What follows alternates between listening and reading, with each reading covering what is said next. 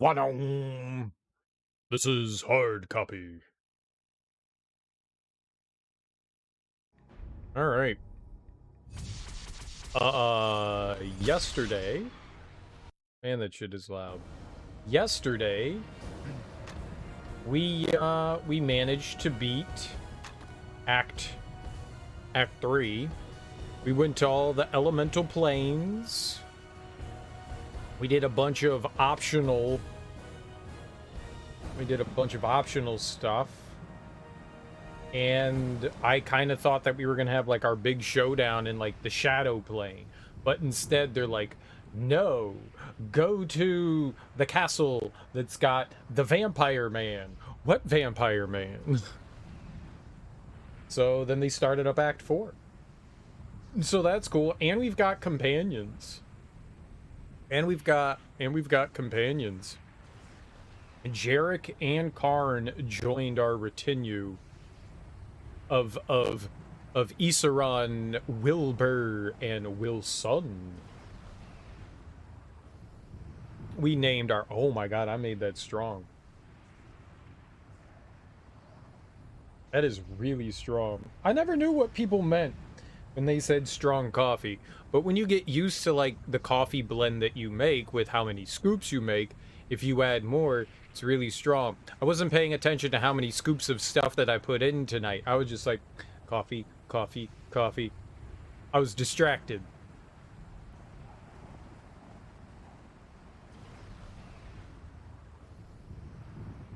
That is a very strong flavor. It's all good. It's all good. It's all good. But I've been having a blast playing this. We unlocked our character class yesterday, too. Well, not character class, but new abilities. I'm guessing that...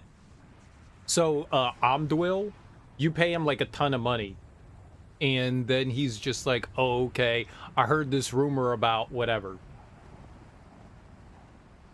I'm guessing there's one for each character in the game. I'm guessing that's how it works, which is pretty cool. So you get through like a big swath of the game and they're like, hey, here's even more abilities that you can have. So we got this shadow spiral spray, shadow spray. It's a ranged attack, but it's fucking everything up.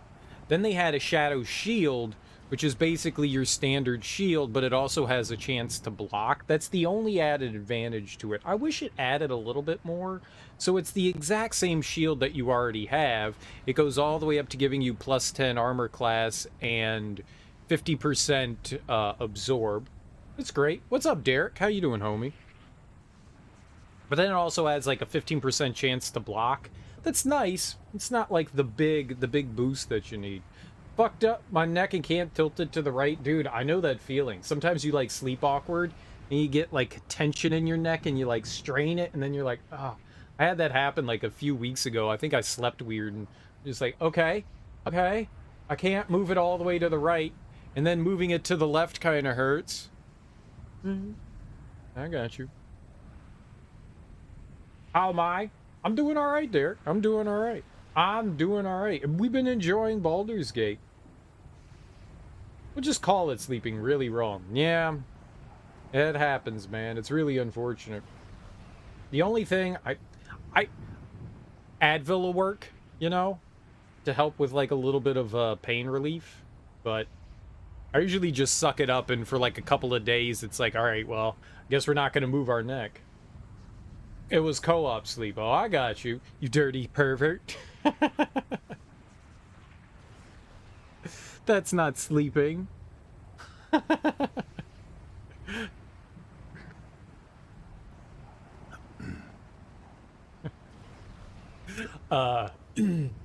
the upgrades that we've got in the game have been pretty cool. We can summon a new pet. When you sleep at the end, it's sleep, for sure.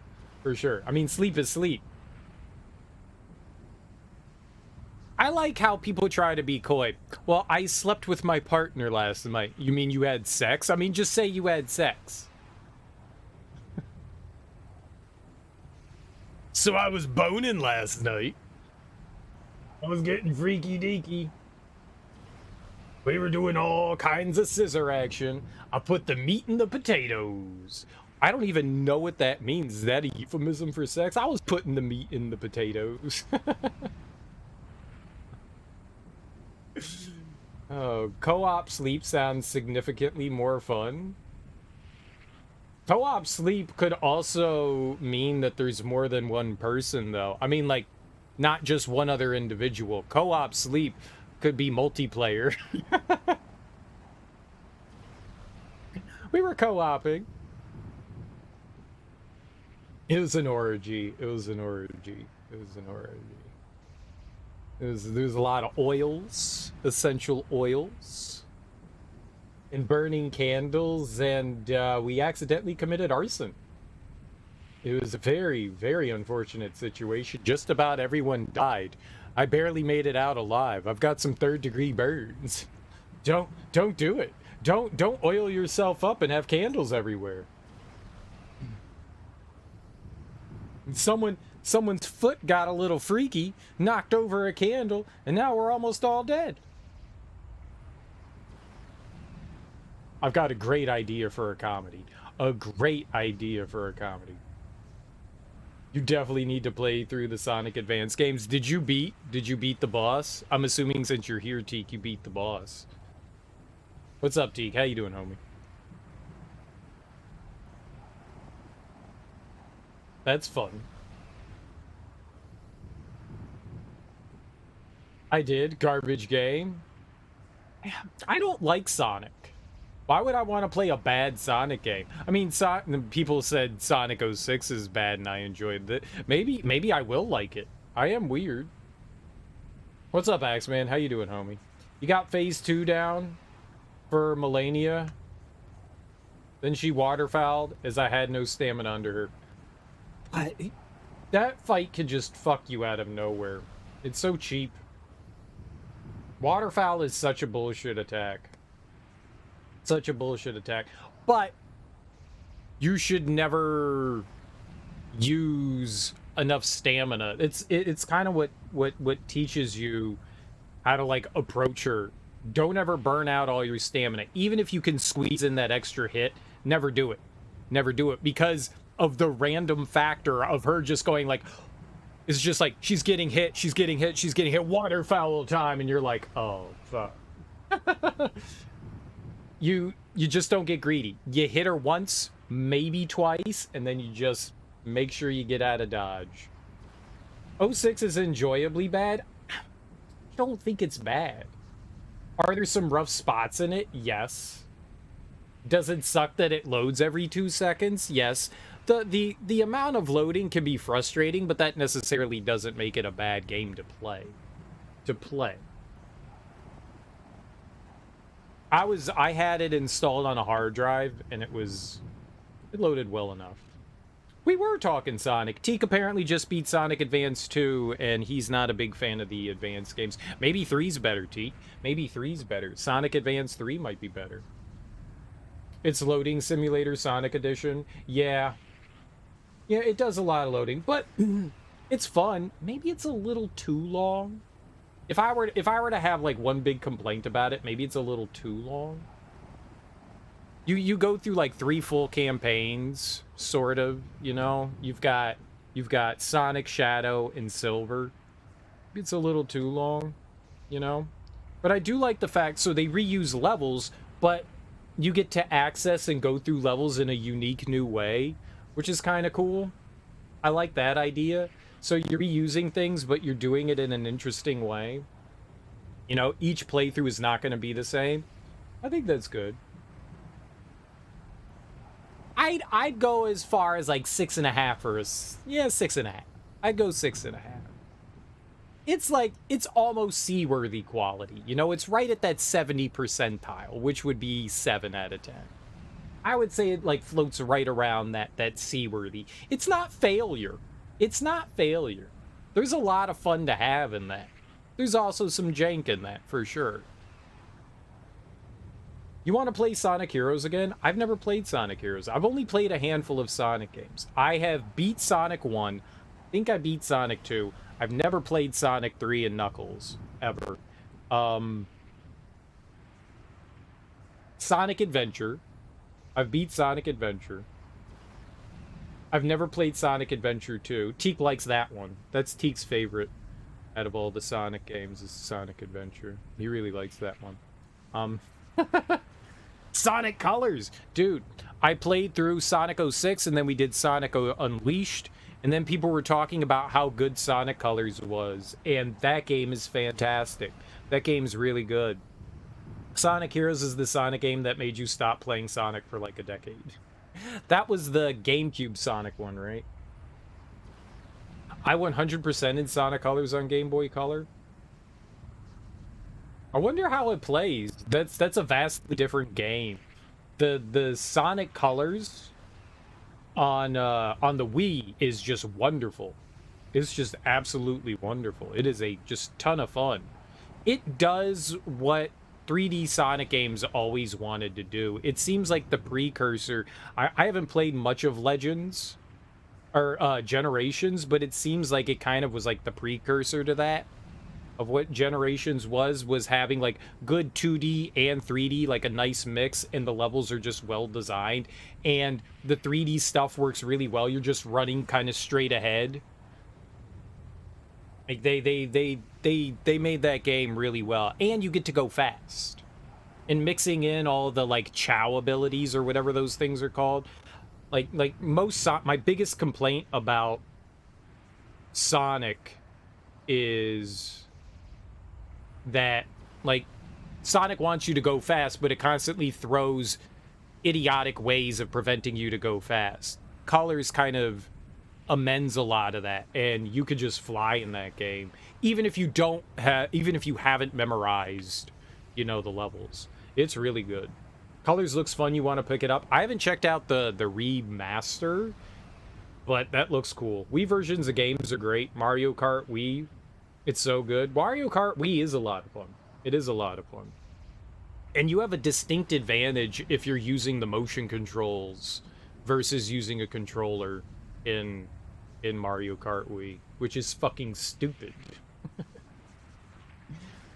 We all just making up Sonic games now? Who's making up Sonic games? There's no Sonic Colors on the Game Boy Color, and there's no game called Sonic Legends. I meant Generations. I meant Generations. I thought I corrected myself. I thought I corrected myself. Did I not? I thought I stopped saying Sonic Legends and went to Generations. Either way, like, it seems like that's what Colors kind of was like the precursor to Generations, because Generations has the 2D and 3D stuff. I only played a little bit of Generations, though, so I don't know how good that is. I port games onto consoles constantly. Uh-huh. Uh-huh.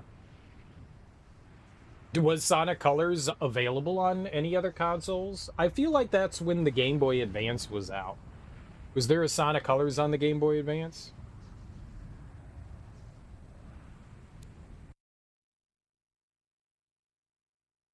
I wouldn't mind trying some of the other Sonic games. I wouldn't mind, you know, trying Sonic Advance.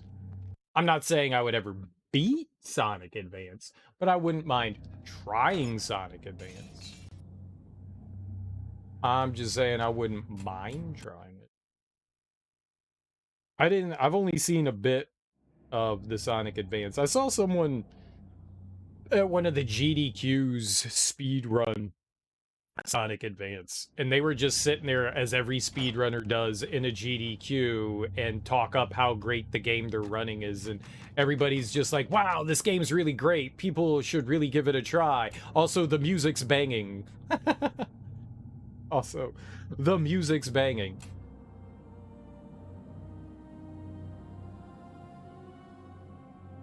Are you winning? We're just looking for some gear. Colors was on the DS. That makes sense. That makes sense. DS or Game Boy Advance. What's up, Zerafuse? How you doing, homie? Brand Scimitar. Remarkable leather. Yeah. Yeah. Yeah. Yeah.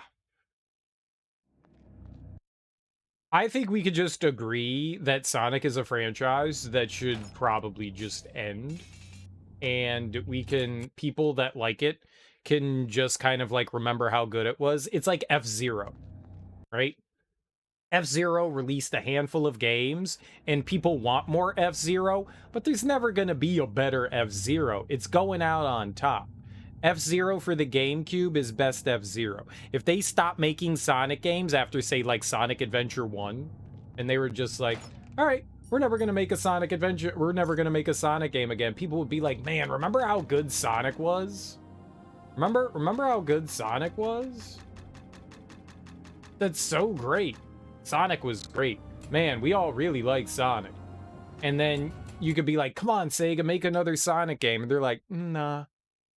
No, we're not going to do that. Because every time Sega makes another Sonic game, people are like, oh my god, these games are garbage. Sonic has always been bad.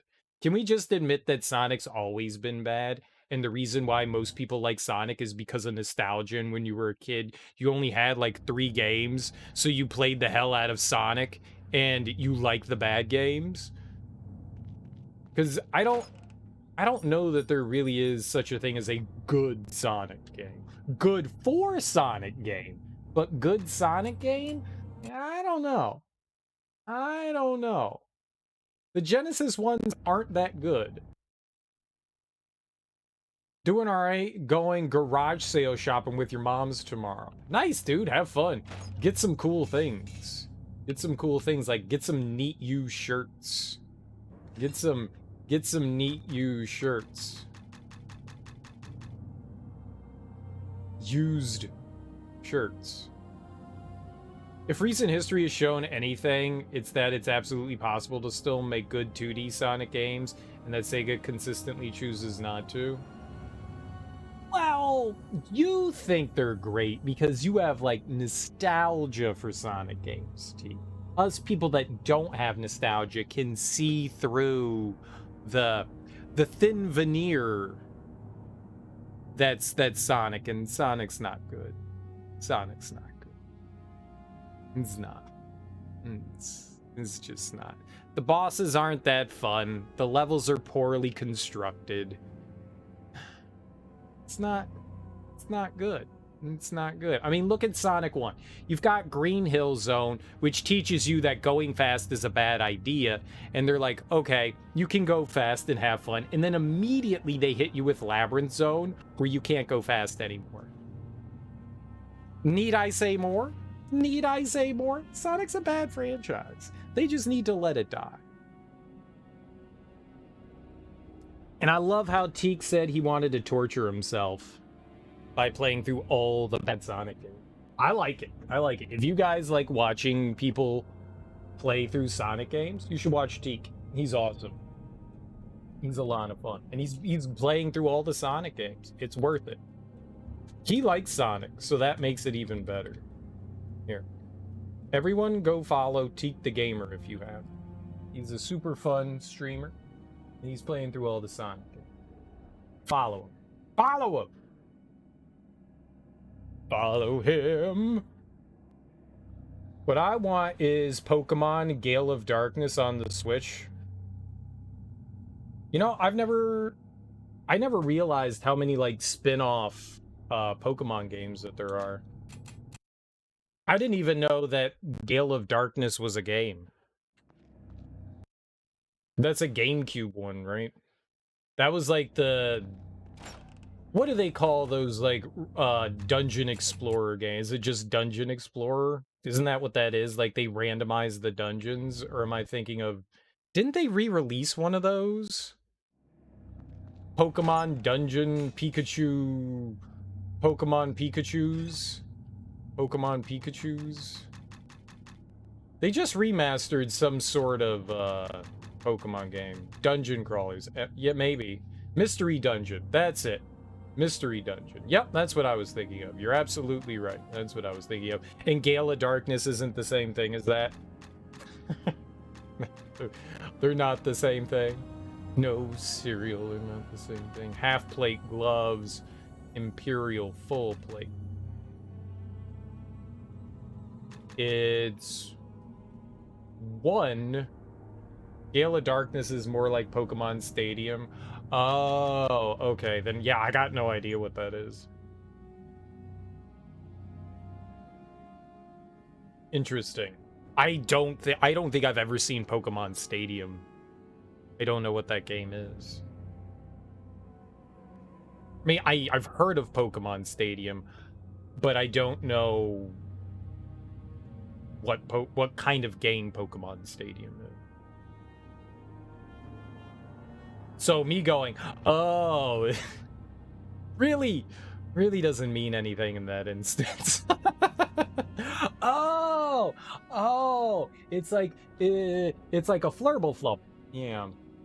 You need to go into some Pokemon spin-offs. We've got a ton of them. I don't like Pokemon. I don't like Pokemon.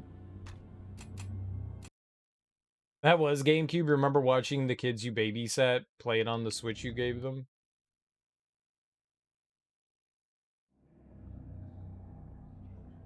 Oh, you mean the mystery dungeon thing. Apparently Gale of Darkness is not on any of the systems other than the GameCube. I thought I saw someone playing through it. I guess I confused the mystery dungeon thing with Gale of Darkness. I've heard the name before. Mystery Dungeon is a nice series. Yeah, if you like the dungeon crawler explorer stuff. Yeah. That thing like randomizes the dungeons and stuff. It has an interesting combat. Okay, I don't think I care anymore. I was trying to look for some better gear, but I guess we'll just take money. Here's a hot take. The best Pokemon spin-off games is Pokemon Pinball. Pokemon Pinball, you say? Is Pokemon Pinball like Sonic Spinball? My nephews played Pokemon Coliseum on the GameCube back when you babysat them. Is Coliseum similar to Stadium? I mean, they're both kind of words for arenas. Is there Pokemon Arena? there's Pokemon Stadium, then Pokemon Coliseum, and then Pokemon Arena, man. When are we gonna get Pokemon Arena? Grand Morning Star. Alright, we'll hold on to that, I guess, so we can sell it. It's actually a good pinball game. I don't think I've ever seen, I don't think I even knew that something like that existed. That's cool. So what's the gimmick? What's the gimmick in Pokemon Pinball? Maybe it's Stadium, been a long minute since those days. Did they make a sequel for Pokemon Stadium? Was Pokemon Stadium popular? I mean, it was a GameCube game. What was Pokemon Stadium? Pokemon Pinball has legitimate side mini games. So you're like playing pinball and then they give you like objectives, like optional objectives. The ball is a Pokeball and you do normal pinball stuff. Do you catch any Pokemon? Yeah, Pokemon Stadium was Nintendo 64, but is Pokemon Coliseum a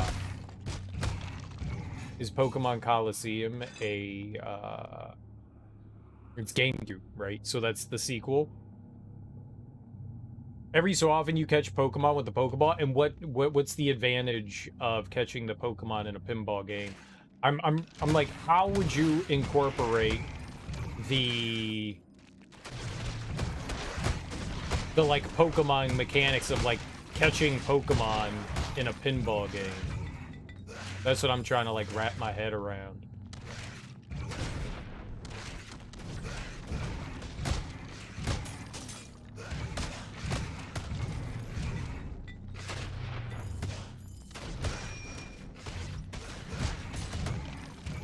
Coliseum was GameCube. Right, we've established this.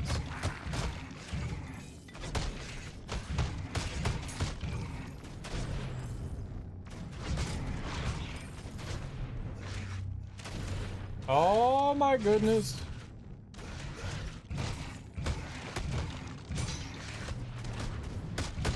This is, stop running off and attacking things. Holy crap.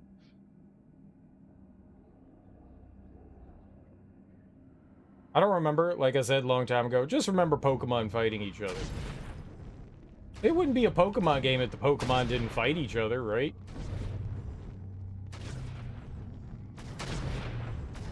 That's the whole point of Pokemon games, is to make them unwillingly beat the shit out of one another.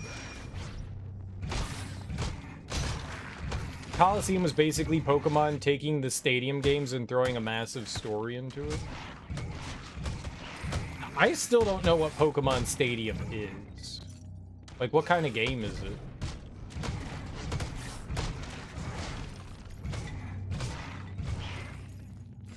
I still am not quite sure what kind of game that is, even.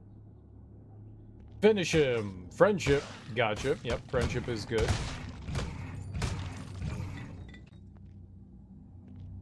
Gale of Darkness was basically that on drugs in terms of story. You guys keep seeing things I don't know.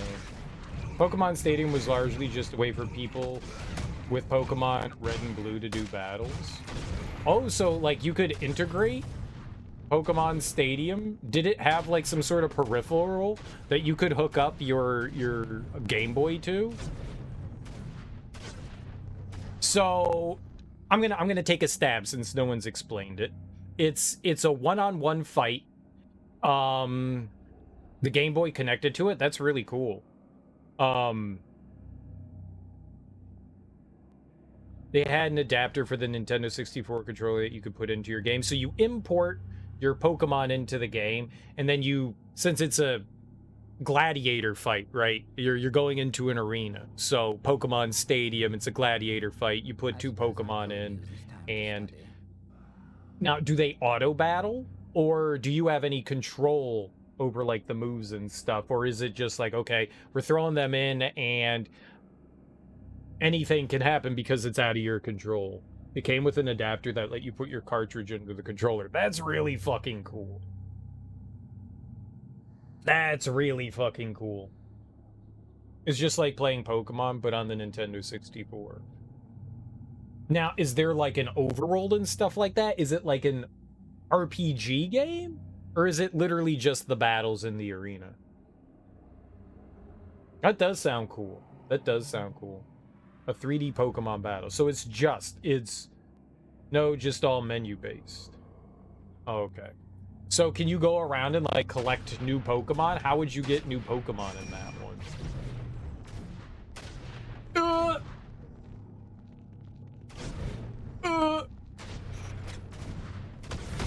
I found a leader.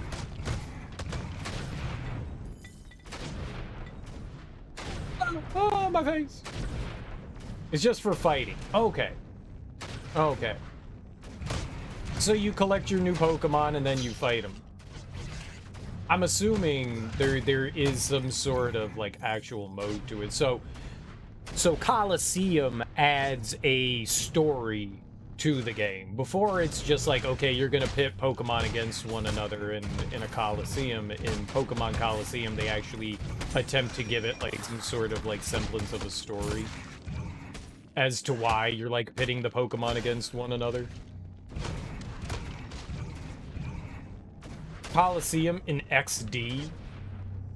I thought you were just adding the XD as in like smiley face. That's actually the title. Okay. Stadium, but they added a story with playable mechanics. Oh, okay. There were pre-made Pokemon to choose from if you didn't have your own team. That's really cool that they let you import them, though. That's like fucking awesome. That's really cool. That's really goddamn cool. I gotta say, that's pretty freaking nifty. Nintendo definitely did some neat things with some like peripherals. Like being able to hook up your Game Boy Advance to your GameCube and use it as like a map for Final Fantasy Crystal Chronicles was pretty neat. Like, and you could use it in Zelda's Link's the Zelda Link Adventure things and stuff. That's really cool that they found like some interesting. Nintendo's always doing shit like that. I didn't even know I wanted this, but this is badass. The whole title is Pokemon XD Gale of Darkness. Oh, okay. XD stood for something. I'm sure it did. I'm sure it did. It also had a very limited Game Boy Color emulator, so you could play your copy of Pokemon on the TV. Dude! You could play Pokemon Red and Blue on the Nintendo 64. See, that's pretty hot to try. That's pretty hot to try. Could you... Man, if it had an emulator on there, that could mean that you could potentially play other Game Boy games. The potential to play other Game Boy games. So it kind of had like a Super Game Boy in it. XD is extra dimension. That's not how you spell extra dimension. That would be ED. ED, not XD. It was sweet because you could raise a Pokemon on Red or Blue from low levels and import them, and they would have better stats if raised with only experience than other Pokemon. Another thing is the normal level was for the fighting Pokemon was 100. So you could take a Pokemon from Red or Blue, put them into Stadium, and then re-import them back into Red or Blue? Can you do that? And then you would just have, like, a really tanky Pokemon?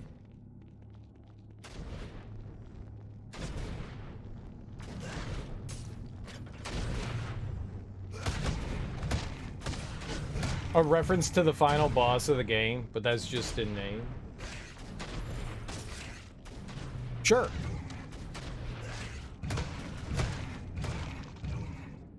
The final boss in the game is XD001. In Pokemon XD, the final boss is that?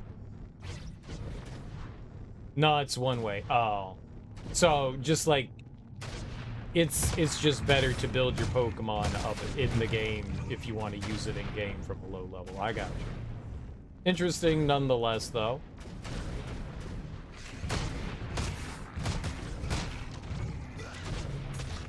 Interesting nonetheless. That's still really groovy. It's still really groovy that you can have that mechanic part of the game. Being able to play Game Boy games on your Nintendo 64 is badass. Man, they should have done that for the Super Nintendo. Here, we'll make a Super Nintendo adapter on the Nintendo 64. They're the same system.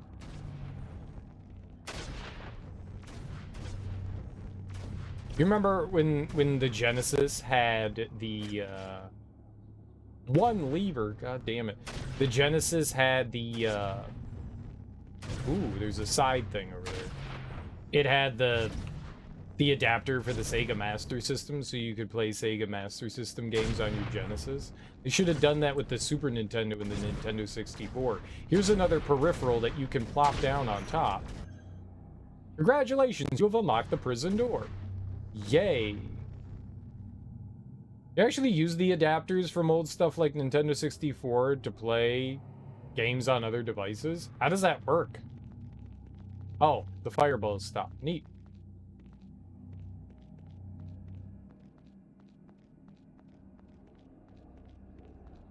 Aw, but how? He did that for the Nintendo 64, but it was only released in Japan? Bullshit. The Nintendo 64 DD? No, that doesn't play Super Nintendo games. Yeah, I know the Nintendo 64 DD. That was the disk drive system. Yeah. But that didn't... I was saying that it was, like, gonna play Super Nintendo games, not the DD. That's not the same thing. That's just like the Sega CD. No, I was talking about like backwards compatibility. With enough HDMI cables and adapters, you could do a ton. It's crazy. Well, give me an example. Like what? That sounds neat. I wonder how we open that. There must be a switch somewhere that opens that door. They did that with the Super Game Boy. Yeah, I have one. I actually have two. I have the US Super Game Boy and then the Super Game Boy 2, which the original Super Game Boy had a timing issue, so things played a little bit faster on the Super Game Boy. And the Super Game Boy 2 fixed that issue. Fixed that issue. And the Super Game Boy 2 looks even cooler than the Super Game Boy. The Super Game Boy 2 has this like kind of like a transparent cover to it. Do I have? Yeah, right here. Yeah, you can like, it's got this like blue sort of like see-through cover. I only have one, it's Pokemon Yellow. I got Pokemon Yellow. That's it. That's what's in there. And it's cool. It's really cool. It's transparent. Yeah. And it works on any Super Nintendo. Well, it works on my Super Nintendo. I think it's region free. I haven't done anything to my like Super Nintendo to make it region free. So it plays on it. So it's not a problem. Just slides right in. Slides right on in. Very cool. Or maybe it doesn't. If I use that on my Super Nintendo.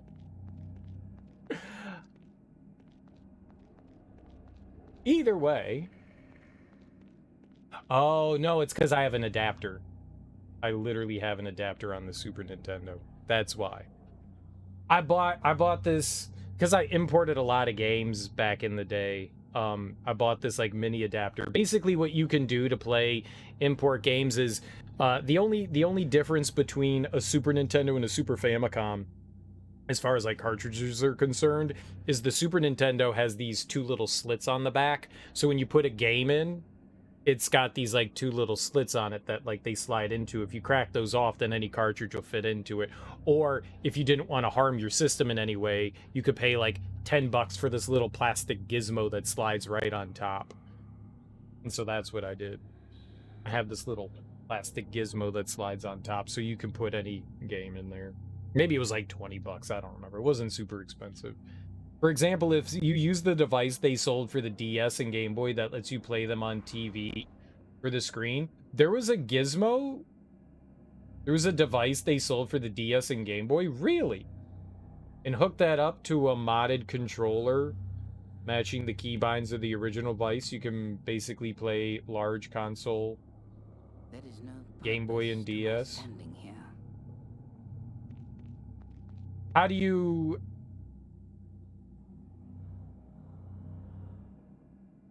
hook that up to a controller though? So the device, you can hook up. The device itself has an ability that you can like mod a controller for it. It's got like, yeah, I'm confused. What is the device then?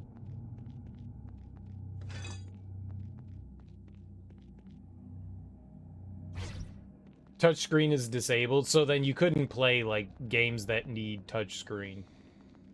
Makes sense. But that's cool that you can play stuff on the big screen because of that. That's neat.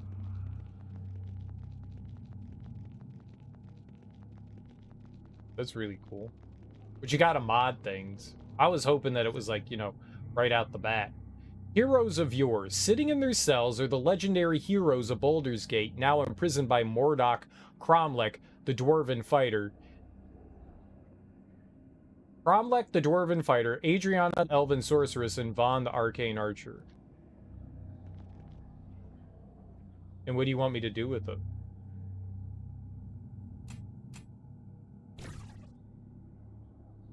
DS HDMI receiver. So it's not something Nintendo released, it's something other people released? Like the, I don't know, the hacking community, the modding community?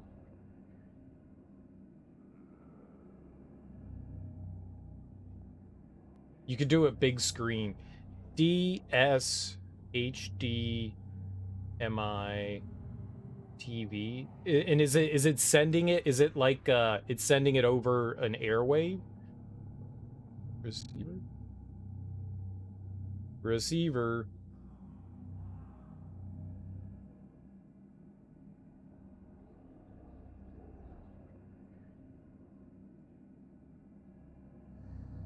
Nintendo One Seg Receiver Adapter DS DSi TV. One Seg Receiver? Digital Tuner Adapter for DS. Digital TV Tuner.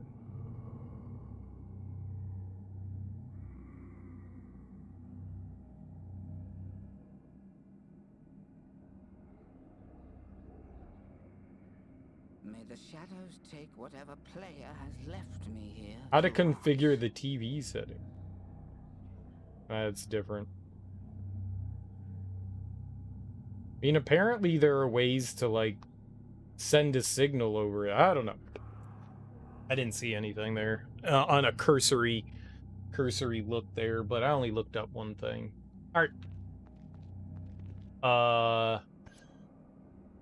Adriana expresses her gratitude, surprised to see a fellow moon elf so far from home. She explains that her powerful magic staff was sealed within one of the sarcophagi in this dungeon, and that if you can recover the weapon before it is corrupted by the keep's lingering evil, it's yours.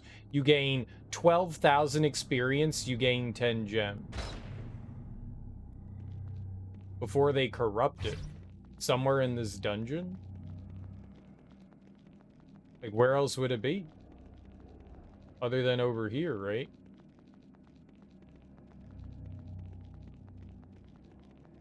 You could probably find some extra info. I'm just curious. That sounds really cool.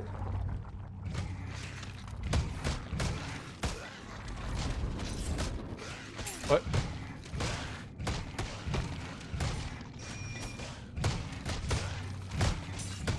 That just sounds super dope.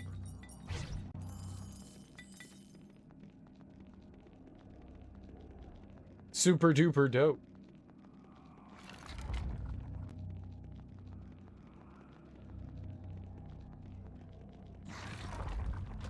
Ah, all the empty sarcophagus.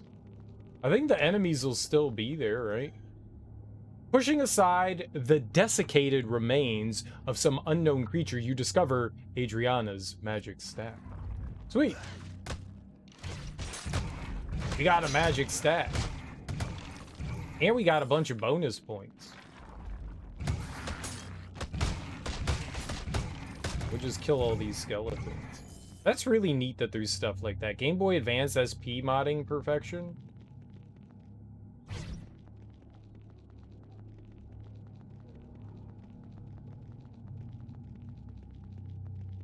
I love the fact that, there's so many cool mods. I recently saw that someone is working on an M2 adapter for the GameCube. That's pretty hype. I mean, there's like a ton of different ways to play,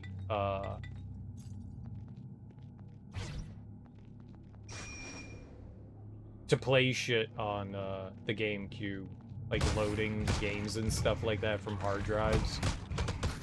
But someone was working on an M2 adapter, which is pretty cool.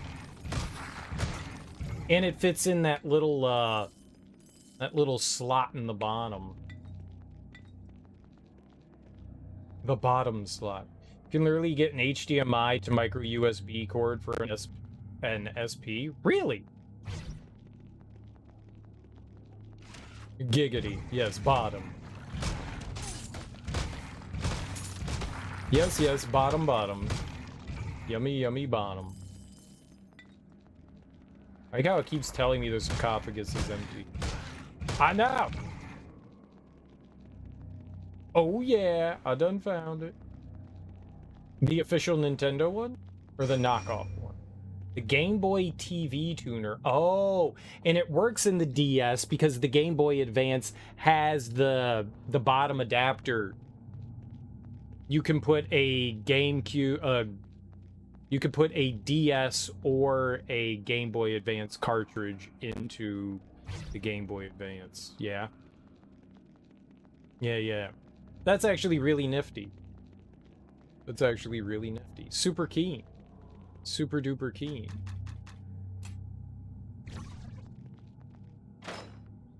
Ha! 'Tis about time someone let me out. Yeah. Thanks for the timely rescue. So we let out our friend there? I wonder if the only one that helps you is the class that you're, like, close to, or if it makes a difference. Hold on. Let's try this. It's why I saved on a different spot. Right? All three of them.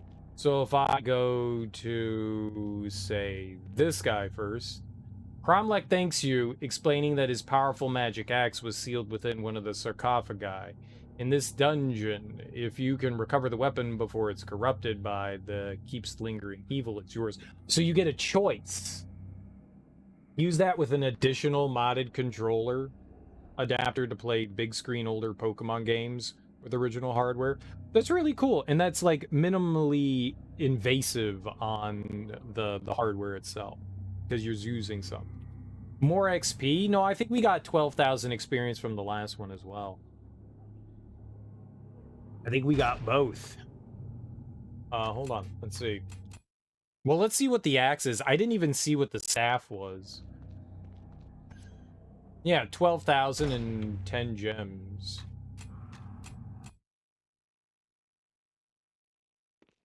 This one we get 12,000. Vaughn thanks you, explaining that his powerful magic bow was sealed within one of the sarcophagi in the dungeon. You can recover the weapon before it's corrupted by the keeps lingering evil. It's yours.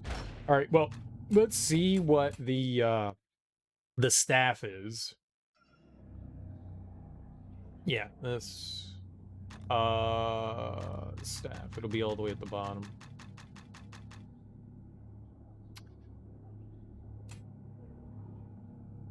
Holy crap, that's really good.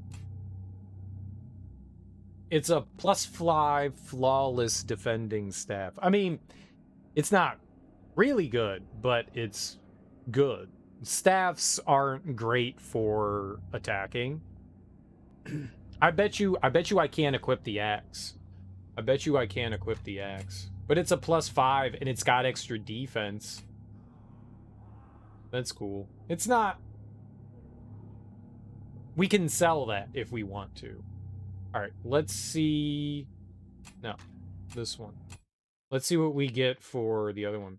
It's official hardware, and you could, in theory, use it as a capture card if you're willing to set up a TV display monitor and connect it to your computer. That's cool. And you said you can use USB to HDMI, right?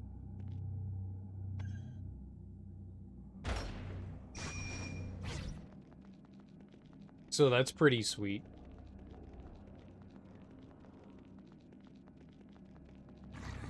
That's pretty darn sweet. I don't know where my Game Boy SP is. I thought I knew, and apparently I don't. I totally misplaced it. I do have a bunch of different DSs, though.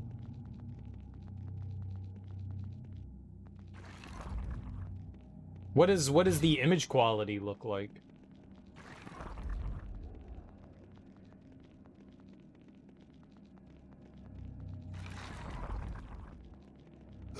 Uh-oh, there's the other sarcophagus. I know it's empty. Oh, is it this one? Cromlech's magical axe. No, look at the... There we go. Stupid level ups. Yeah, I can't equip it. I can't equip it. That's a shame. And it makes sense. That's for, like, your warrior class. So it actually benefits us to take the other one. I don't think I can use the bow either. Game Boy Advanced SP basically had a built-in capture card function. Huh. So they gotta bribe you to take the staff, I guess. 11 point. They were both around the same price. It's Game Boy image quality regardless, so it's never going to be great, but it's function. Fair enough. And then it's like stretching the image because you're using a, you know, HD TV for something that was meant to be displayed on like this tiny monitor Like that big. Now it's gems in the axe? Nope. There's nothing in the axe. It's just plus 16. I wonder if it changes. It technically could change. There might be different gems in it depending. We can try to find out. We can try and see if, like, it makes a difference. It's the last one of the sarcophagi that you check. Oh my goodness. It might change.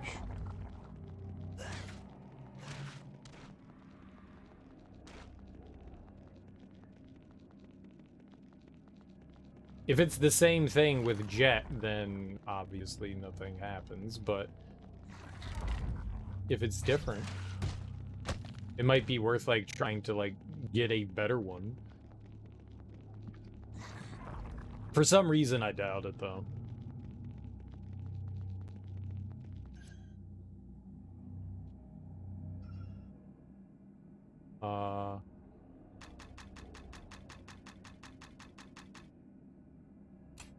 No, it's the same thing every time. That you sell for 16,000 though.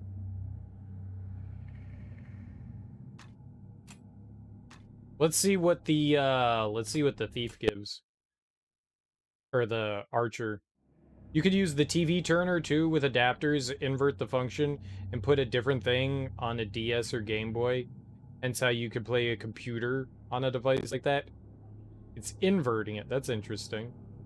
It's kind of how you played Sonic Colors on a Game Boy Color. I got you. See, you needed to specify that. So it was never on a Game Boy Color, but you were able to...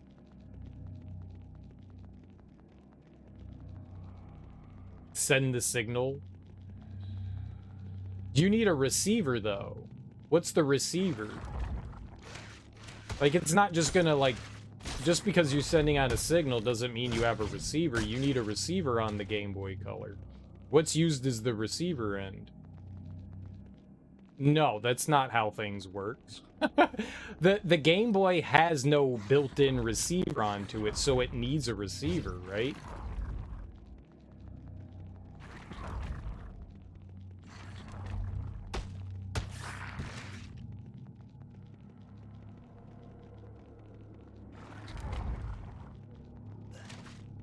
So you need to, like, plug a device into it.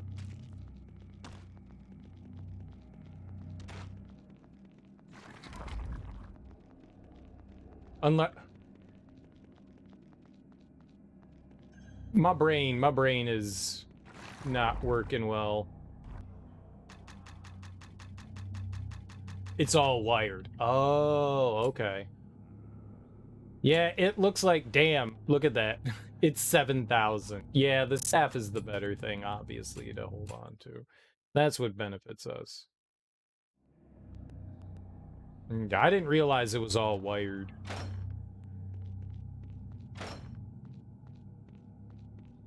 I got you. I got you. I thought it was all wireless, and then I was like, I don't get how that works. But now I got you. That's cool. That's definitely cool. All right, we got another level. We can beef up our... Go for more. There's really not much that I need now. Wireless stuff is for modern console adapting, like the DS and up. Well, I figured with, like, a TV tuner, TV tuners tend to be not wired to anything, you know, that you just have, like, rabbit ears. So that's what I was thinking. But there's a difference between, like, sending and receiving a signal. I guess that's the idea, is that it would be like your... They actually had, you can do the Nintendo The Nintendo has a radio receiver in it, and you can actually play the Nintendo wirelessly. It's not a great signal, but you can actually do that. So you can, you know, like tune to like 3. It's why some people thought it was weird that sometimes like you'd be like flipping through a channel and you could see it. It's not a very strong signal, and it's why there's like a metal box around the Nintendo hardware on the inside. It's supposed to like dampen the signal. But if your if your like Nintendo is close enough, and even though it's not hooked up, it's still sending out like a light signal. So if your TV is like turned to like channel 3, yeah, it looks awful. But you can. The point is, you can.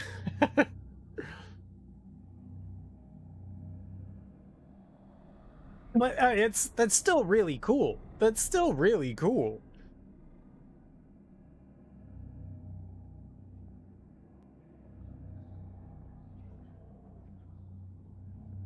Well, it was kind of like a Faraday cage or whatever that they put on top of it to prevent the signal from being too strong.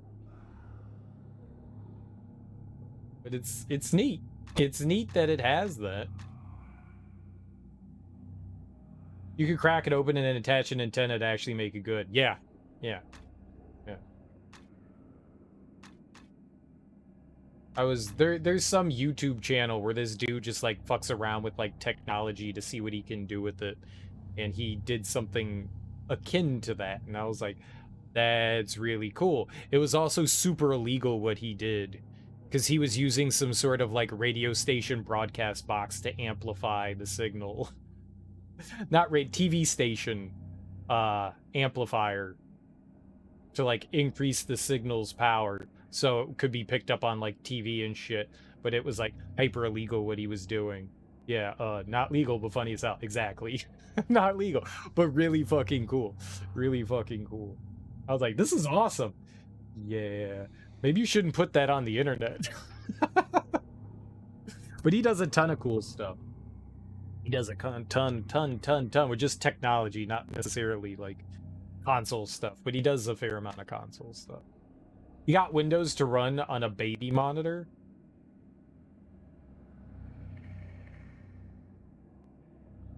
Like you installed Windows to a baby monitor? What version of Windows? I mean, you could get Doom to run on a baby monitor, right?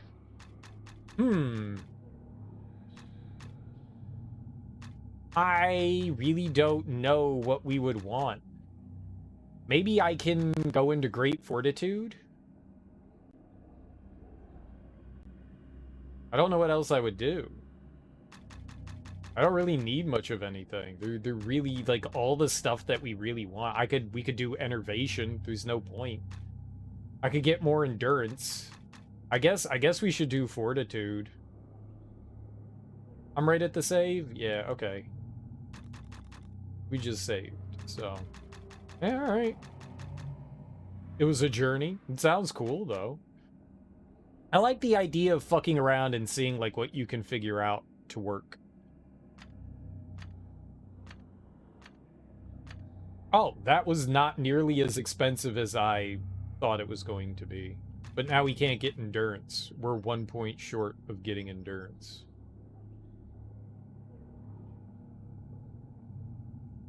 Okay, I have a plan. And that plan is to put the 1 point in endurance and then take everything else. Did you see the Doom on a pregnancy test? I've seen the Doom on, like, yeah, pregnancy test, like, your refrigerator.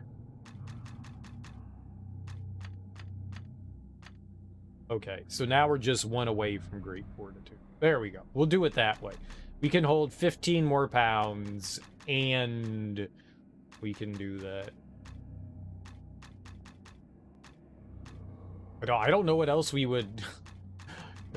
I don't need more magic. We don't need more magic, so... Alright, slightly better health recovery is pretty solid. Here we go. Alright, let's see what we can get from these. Maybe one of the cells? There's got to be a way to open up that door on the eastern wall. Someone ran Doom in the Minecraft launcher. That's cool. Runestone.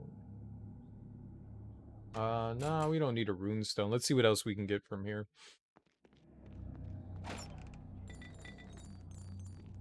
I wonder if that's always gonna be a runestone? It's twice in a row. It seems like it's always going to be a runestone. That's wild. It's not often that you run across a chest that's always going to have... Yeah, that's it. It was a bunch of runestones. Okay, cool. More runestones and a superior watcher's iron shield. We have 400 carry weight. Jet and Emerald. Magic energy, minus 30% weight. Is that really what that does? Emerald lowers weight? That's cool. So you could put Emerald onto like full plate armor and lower the weight of full plate armor? So instead of it being 50 pounds, that says it's minus 30%. 50, that'd be 15 pounds? Ish? 17? That's, it's pretty good. That's pretty good. Let's see what else we get from that chest. Ah, so this is just a good chest. This is just a good chest. All right. I like it. This chest is going to give us some goodies. Let's find something decent from it. Maybe we can get some, like, decent armor or something.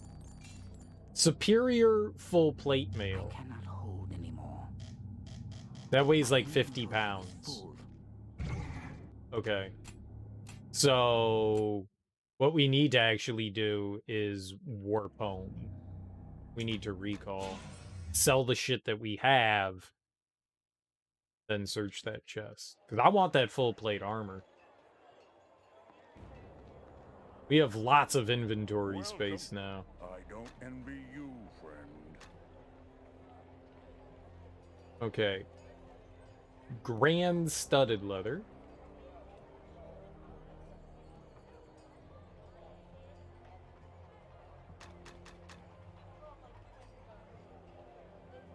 Remember Doom in a spreadsheet? Oh, they got Doom. There are actually some, like, cool hidden functions in Excel. They actually have a... I think, like, one of the older versions of Excel had some other, like, games and stuff hidden inside of it. Like, programmed inside of it. Like, naturally. Like, is it like an Easter egg by Microsoft? Like, on, like, Windows 3.1 or whatever.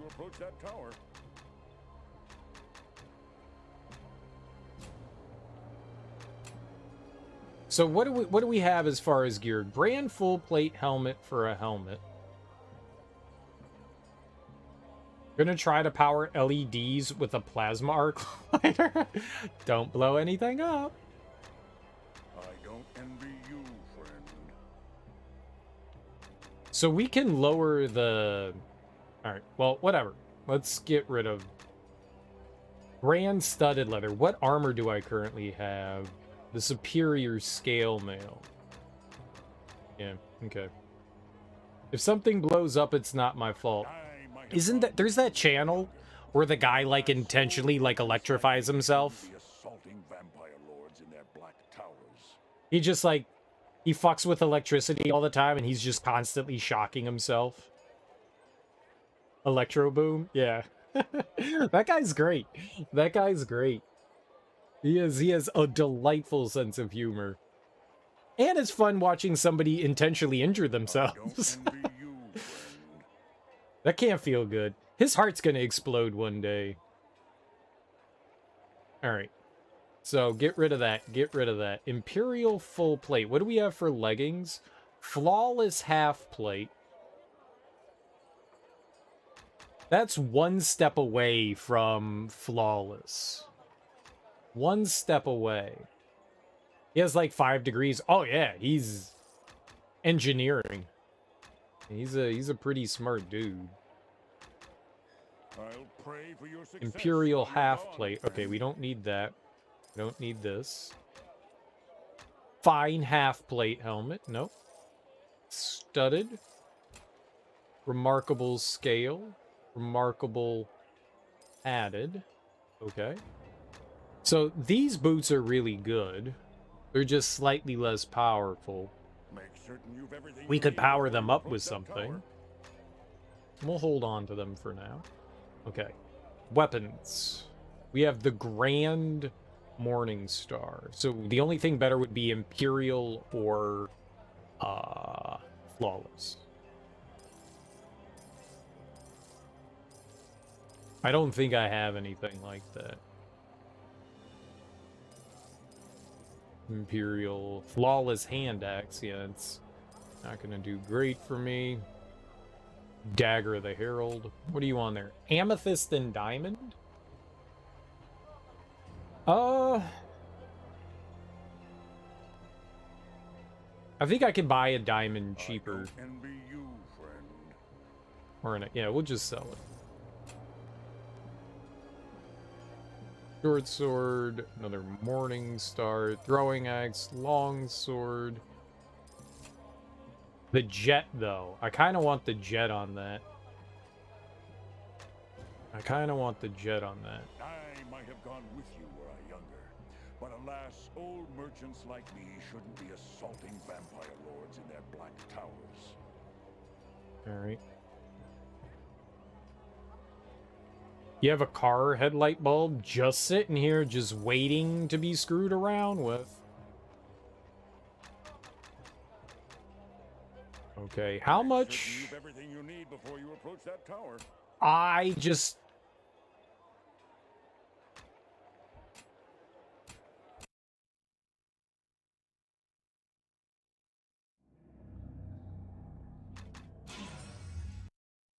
Okay. If you're like, Serial, what are you doing? We have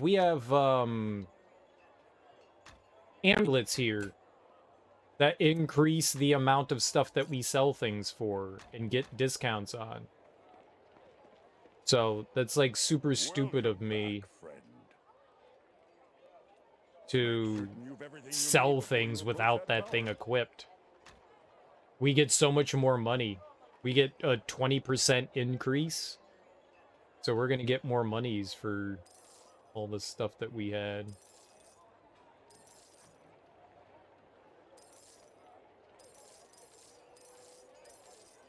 I'll pray for your success while you're gone, friend. Amethyst and diamond, right? See, look at that. We get 5,000 now. We got like 4,700. Now we get 5,000. It was so much better to do that. Not me checking the melting temperature of a penny.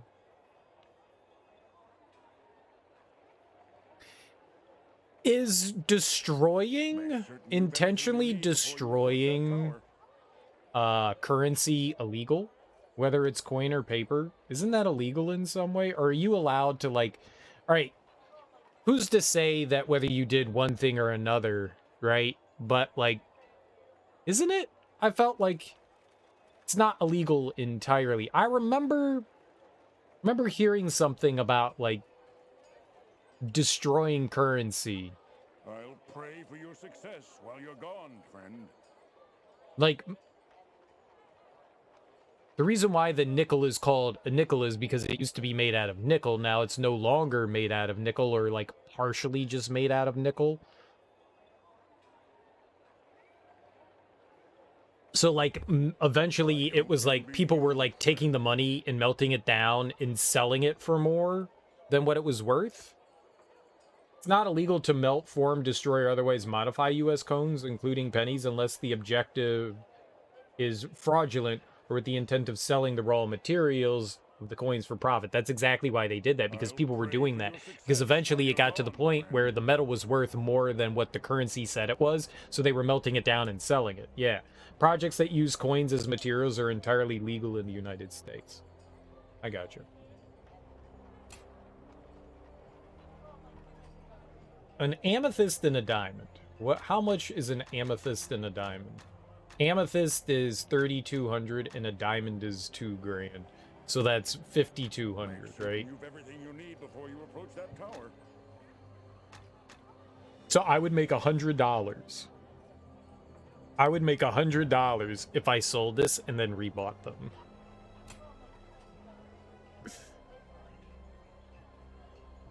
This arc lighter gets hot enough to melt the penny. That's really hot. Melting down coins is basically combating inflation. It is. I wonder if the US is ever going to back away from using coins.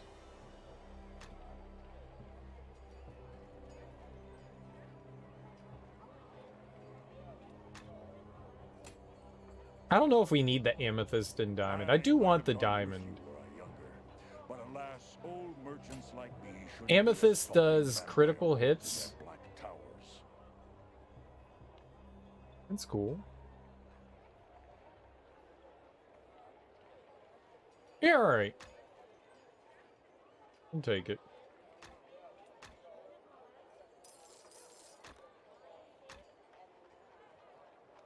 Probably won't have new pennies anymore. Canada stopped doing... It also means that stores need to adapt, like, how they sell things, too. Like, how they price things.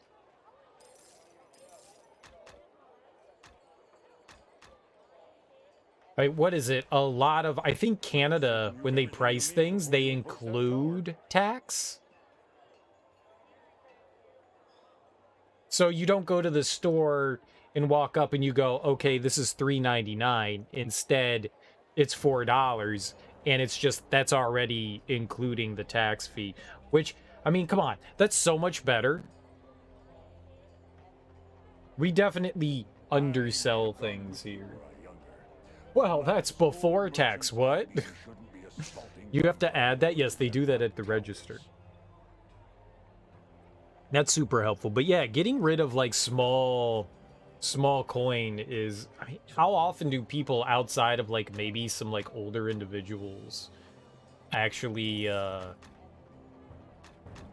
like use coin? Not to say that that would ever stop coins from having a monetary value. They still would, but like turning them into your bank so they can return them to the government so the government can safely get rid of them or recycle them or whatever. Fun fact, a town in Alaska of which is the mayor is a cat has 0 sales tax.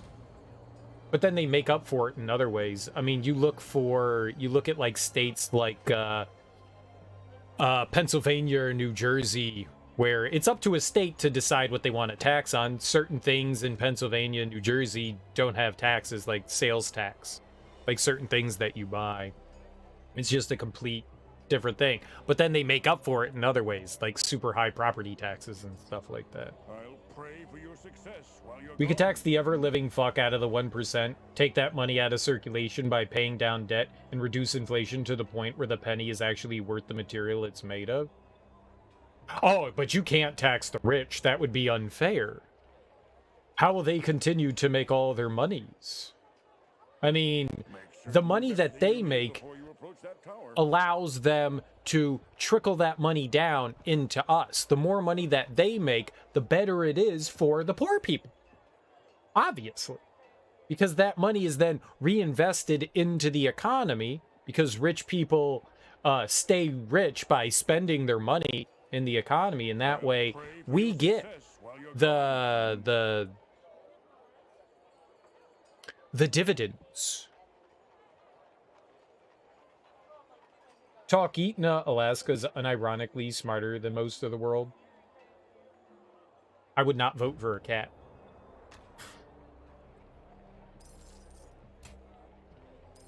I'm not voting for those stupid cats. And you can't make me. Okay, so we want those boots. There we go. Now I feel better. Alright, how many potions do we have? I'll pray for your success while you're gone, friend. We have one superior ring, right? Everything else I can kind of, like, get rid of here. The mayors, despite being animals, have managed to govern a town with great community. Good for them.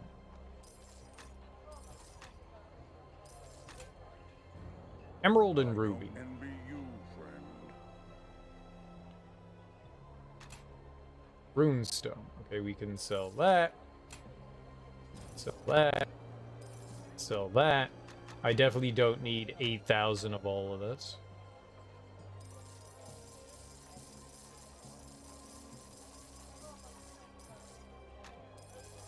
I might have gone with you were I younger, but alas, old merchants like me shouldn't be Dude, assaulted thank by God we have so much carry weight.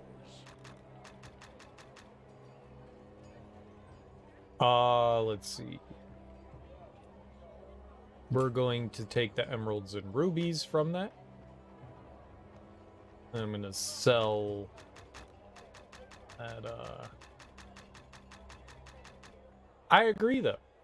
And we're about to default again.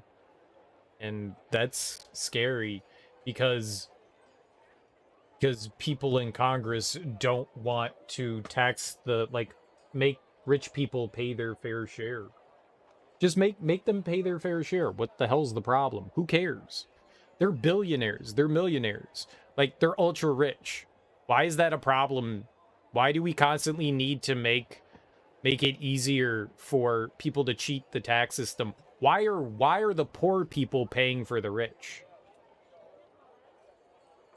There is no purpose I mean, to my standing here. that's just backwards, right?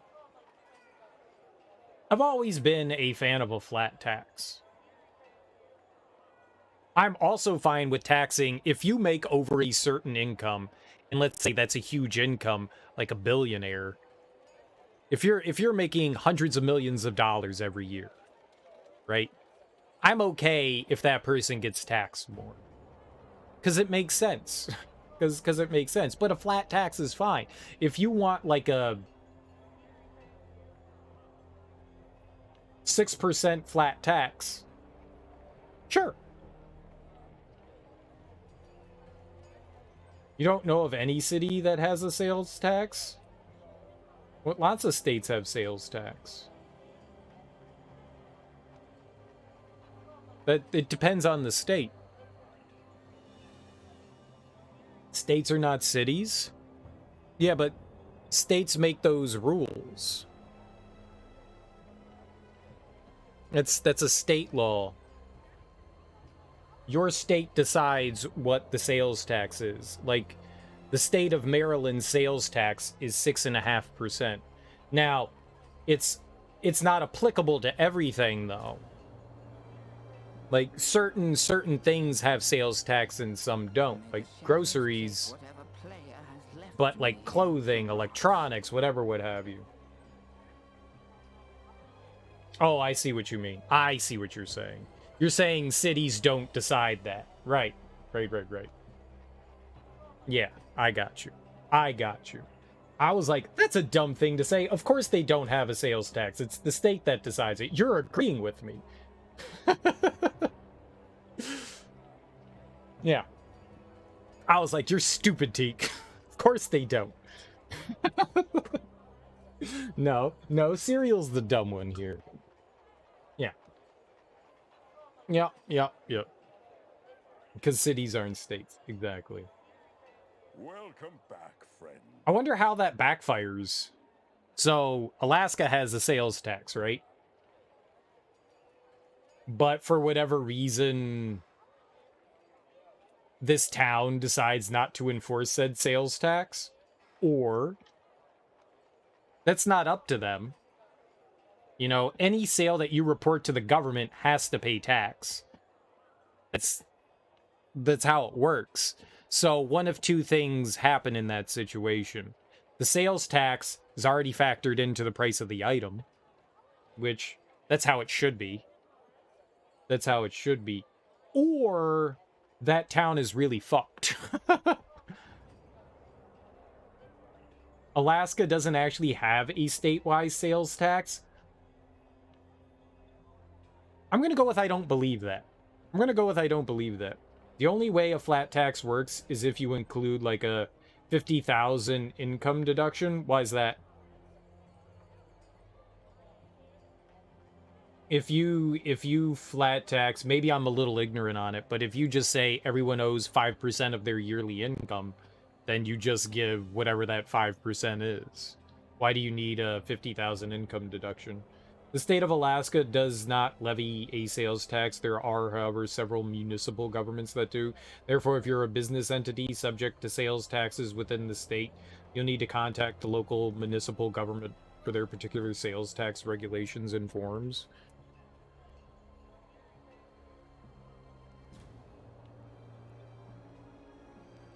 Alaska sales tax.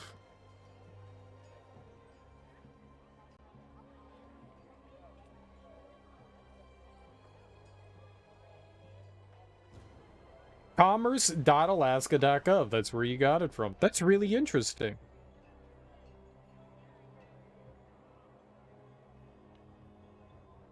Alaska has a 2.0 to 9.4% corporate income tax rate. Alaska does not have a state sales tax, but has a max local sales tax of 7.5%. That's fascinating. It's really fucking expensive. They might not have a regulated sales tax, but because they have to import so much, it's insanely expensive to live there. Insanely. My ex, her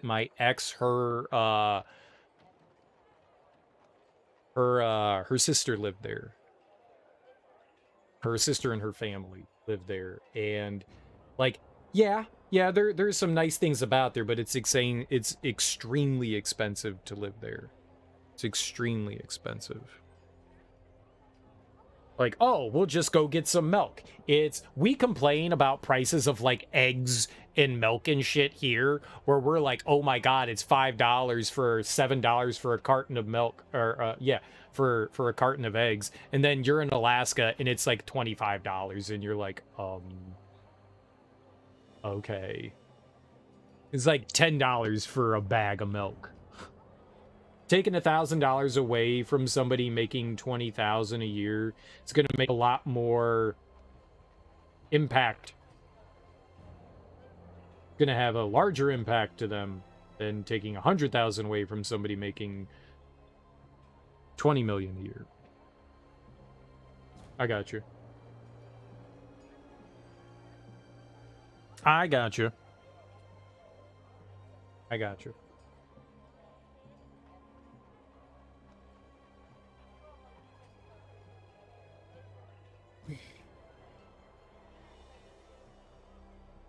Flat taxes only benefit the rich. Well, fair enough. I am still a fan of taxing wealthy people. If you make over a certain amount of money, you get a heavy tax. That's why we have progressive tax systems in the first place. It's fair.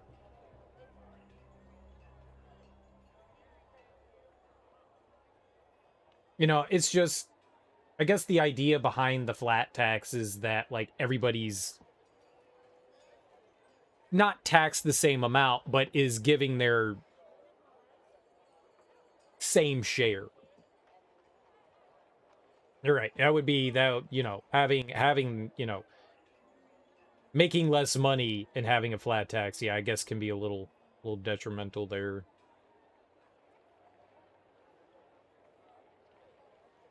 But at the same time, you know, the rich people are paying their same amount. But I got you. I got you. I'm perfectly fine with levying heavier taxes on the more money you make.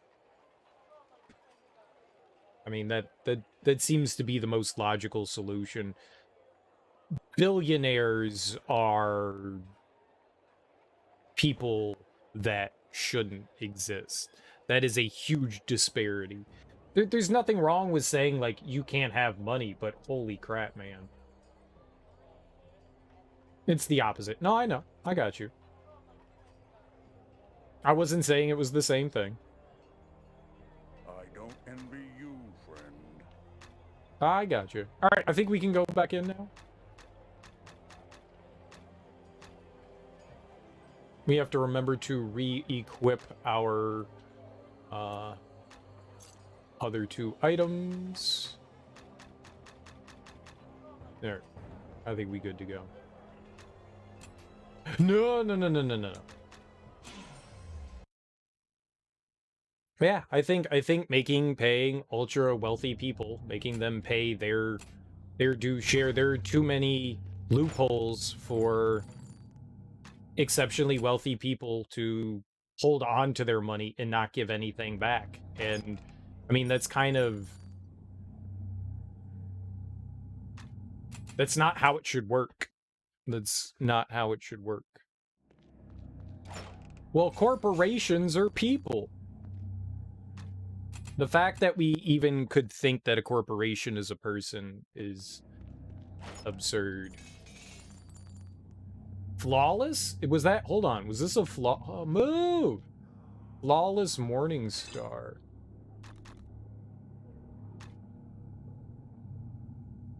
Okay, we could beef up this Morning Star. We could really beef up this Morning Star big time. Beefy. We finally have a weapon. If you want to do a flat tax, you have to account for the fact that cost of living is a thing, and taxing people to live is not great. It's true. It's true. We already kind of do that, though. All right, I'll take the flawless Morning Star here. I'll take that. Flawless light mace.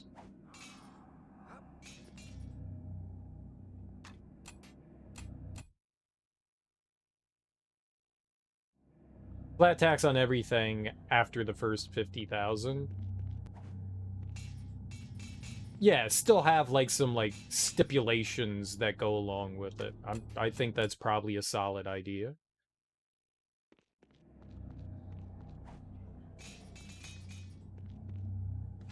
I don't think we really care. Let's just grab a couple of the items and let's try to find this door thing here. There's got to be like a switch somewhere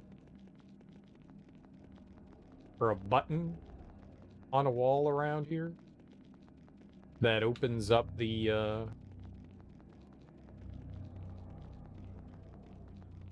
that opens up that door over there. There are definitely goods over here.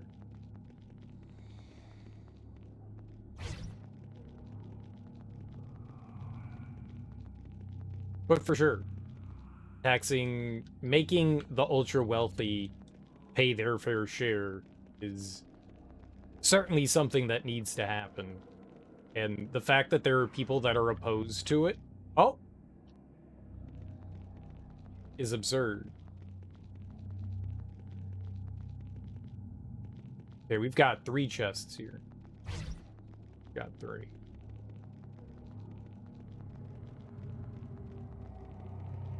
Maybe we get some good stuff from those as well.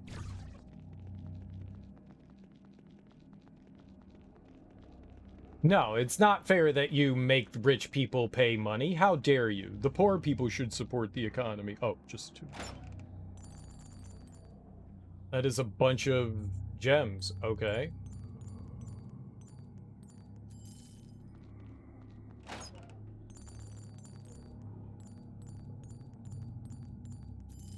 Okay, I think that's all that those are gonna be. They're just gonna pop out gems. That's cool, though.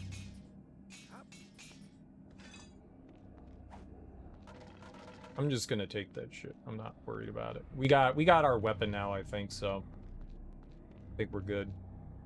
And if the billionaire class has a problem with people who make under $50 not paying their fair share, ignoring the fact that poor are disproportionately impacted by sales tax, then they could just pay them more until they're paying into taxes too. That seems fair to me.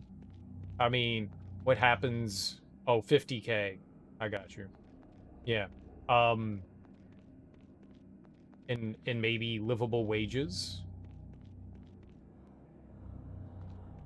Right? That's good stuff too.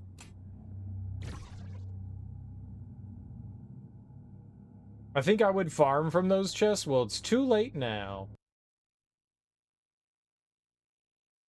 No, those chests only gave, gems, I think. I think those chests only provided gems.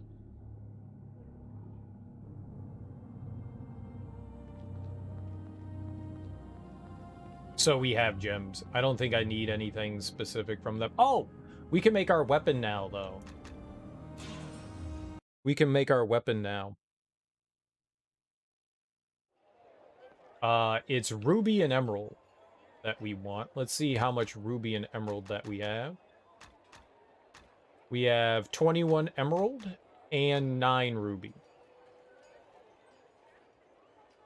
You need 176 gems to get a plus 15. Jesus Christ. What the fuck? Welcome back. I might have gone with you were I younger, but alas, So wait, how many did I say? 9? We had shouldn't be 9 assaulting ruby. vampire lords Okay, in so their we black need towers. 7.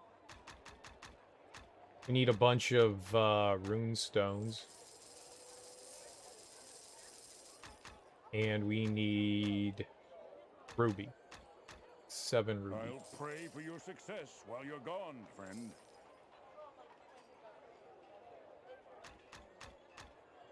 I'm an idiot. I'm an idiot!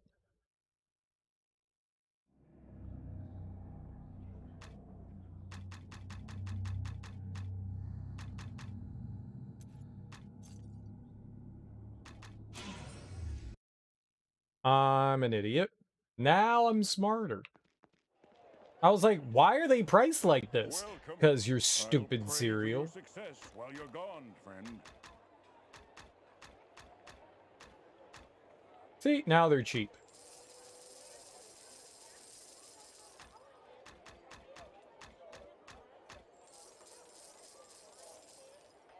Okay, now we go to the workshop. And we go to our flawless morning star. Everything you need before you approach that tower. And we put on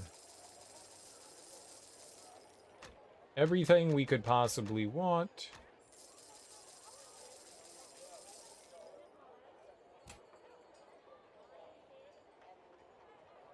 So now, when we attack, we get health back? I don't know how good that is, but man, we have 52 to 68. That's not bad.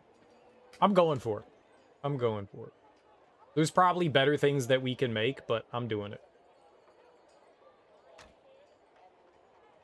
I like it. I like it. Just don't sell it. Just don't sell it. How you doing, Rowan? I'm doing peachy this evening. Just absolutely peachy.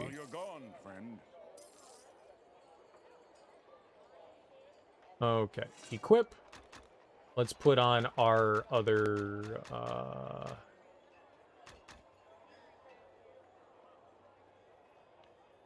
they're right next to each other now. That's cool.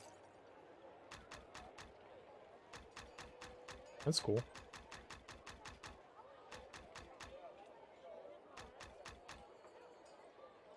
Okay.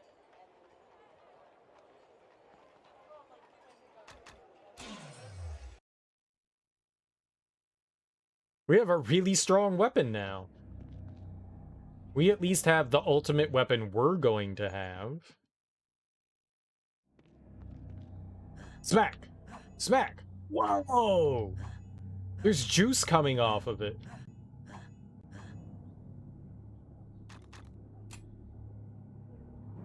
So technically what happens here is my... I mean, I don't think anything's stronger than the magic we have right now. But we can wacky wacky. That's really cool. So 25% of our attacks restore our health. Or 25% of whatever damage we do restores health. And I can use, what was it? The Claws of Darkness. We could be doing a hefty amount of damage here. We'll find out when we go upstairs. I'm excited. How much money did we spend? Not that much. Damn them all. They just keep coming. Go on. I'll hold them here until you're through the gate. Fortune be with you. I knew some shit was like, I was like, when are they gonna stop when are we gonna start losing our companions? When are we gonna start losing them? Now. Meow. Like, it felt too good to be true, right? Felt too good to be true to continue to have them.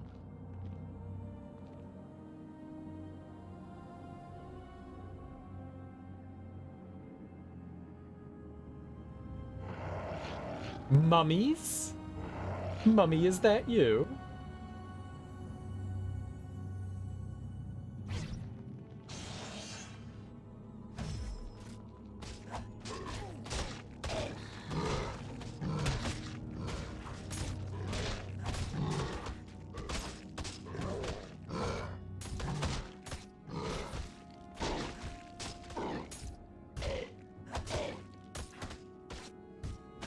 Why do you not attack? That was horrible.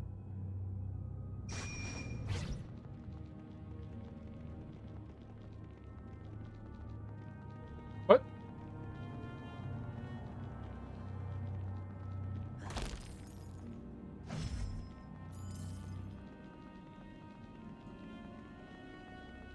Oh, he was gonna do so much more damage than that.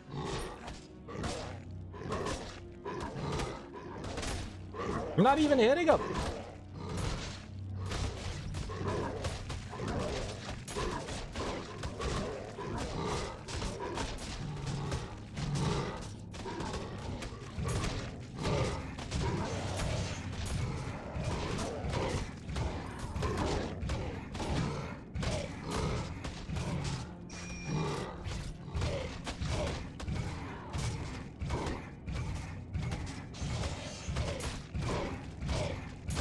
Yeah! The magic still does better. It's cool to have it.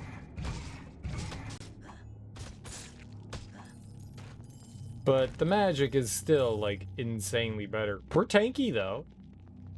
It's good.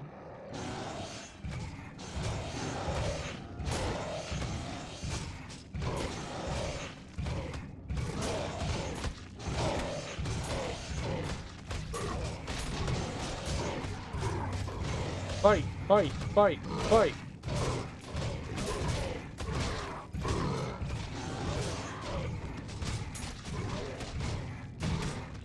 They do hurt, though. I could take some damage, though. I can take some hits. I can take some hits. We have so much health. Our health is absolutely absurd.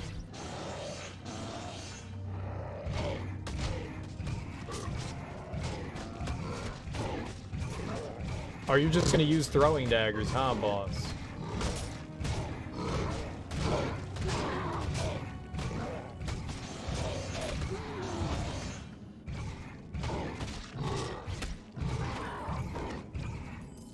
Man, these things are beefy as hell, man.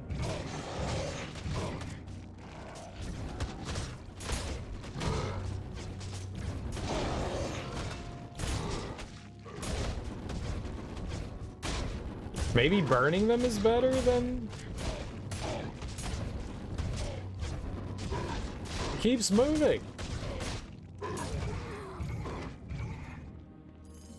The crap hole? No moving. Moving's cheating. Moving is cheating. We got a chest there.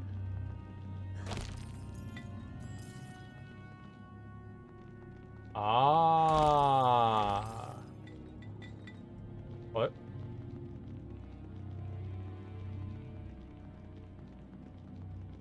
That dead end over here? I just kind of turned around.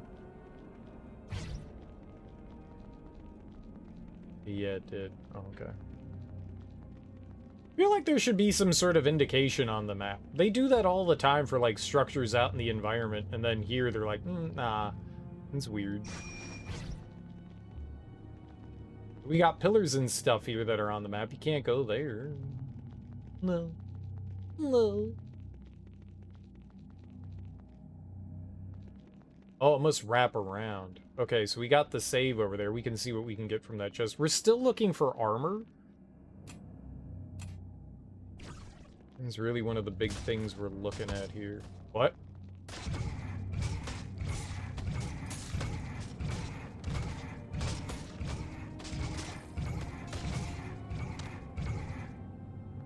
I win?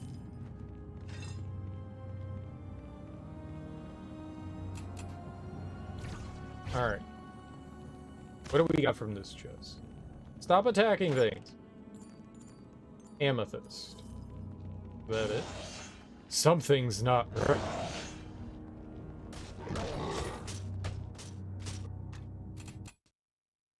Let's see if that's the only thing we get from this chest is like a... The chests have been different in this dungeon than they have in other...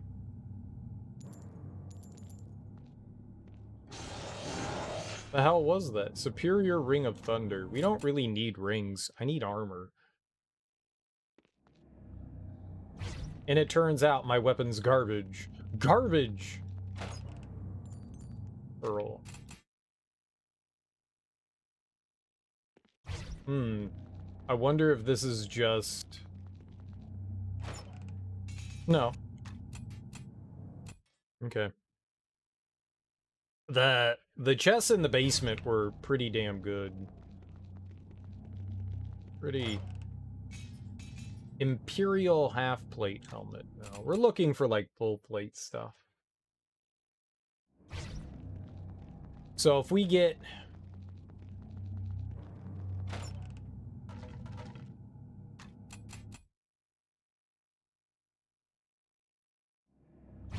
We get, like, full-plate, armor. I can put on emerald onto it, and then we can make it cheap. Added gloves of terror.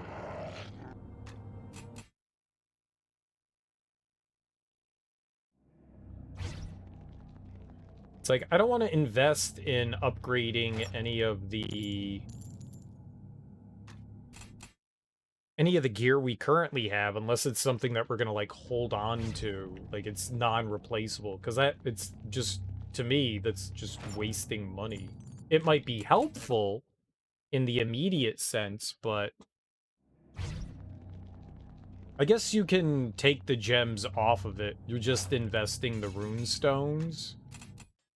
So whatever we put on there, we could just take off. But it's also the cost that it takes to, like, make the weapons as well.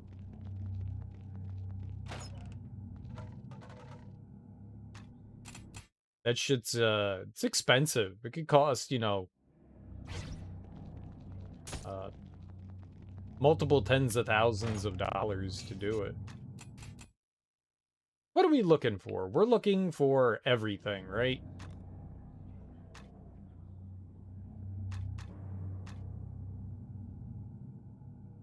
Gloves, boots, armor, yeah, just everything. It doesn't matter what the piece is. We're just looking for best possible thing.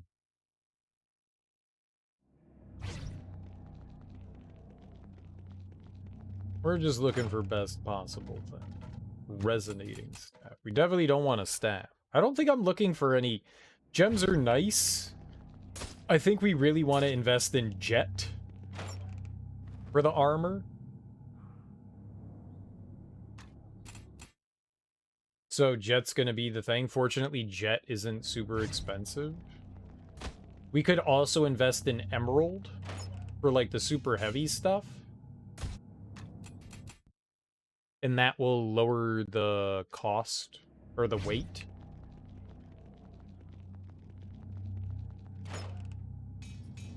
Flawless half-plate helmet. Flawless half-plate helmet. 11. This is also 11. It's grand. Maybe we should just, like, worry about, like, the half-plate. Even though...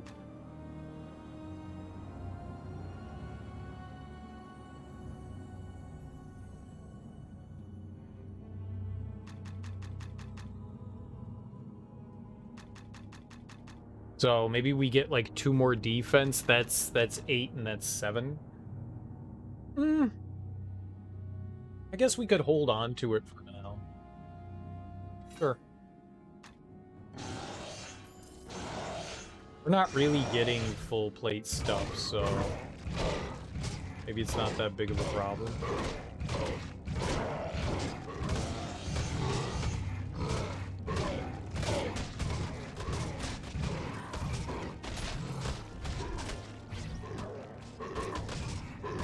Yeah, there you go. Help them out. Man, these things are tanky as hell. These zombies are beefy. They have like a seemingly higher resistance to magic.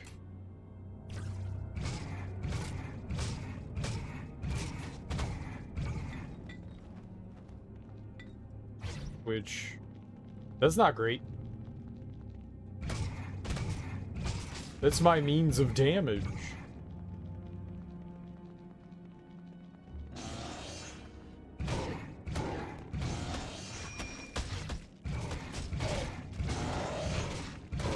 I mean, the magic still seemingly does the most amount of damage. And enemies aren't blocking everything we throw at them.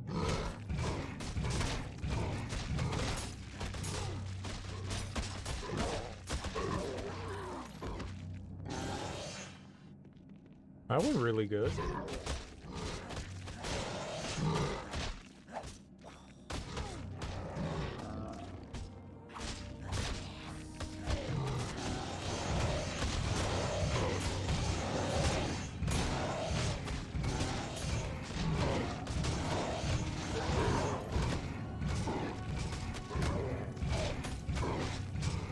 There might be a point in the game where you want to have, like, multiple weapons that are more useful against certain creatures. Yeah. There's a logic behind that. Some creatures are, like, more immune to, like, certain statuses. Like, effects. Whether it's, like, fire, or ice, or, you know, whatever.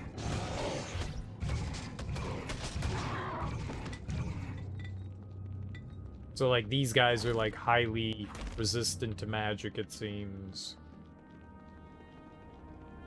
So we would want to use just, like, pure attack on them.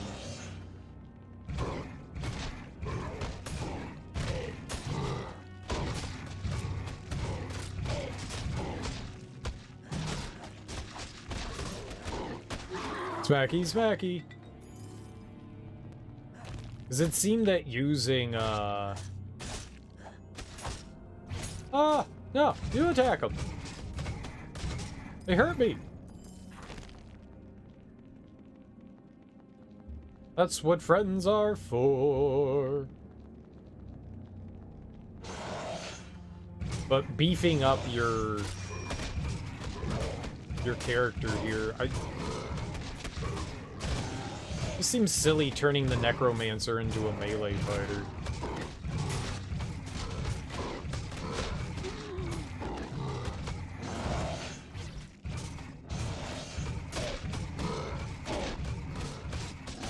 But it seems like that's kind of what they want you to do. But he's not a melee fighter. But it's rough running into enemies that are magic resistant, though. We were tearing stuff up for a good minute.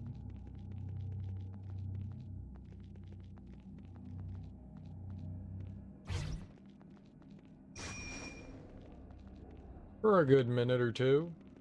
Is that where we want to go? Is up here? Yep.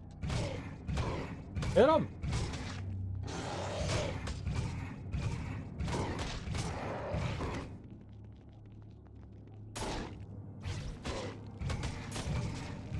Just hit him! Hit him, died!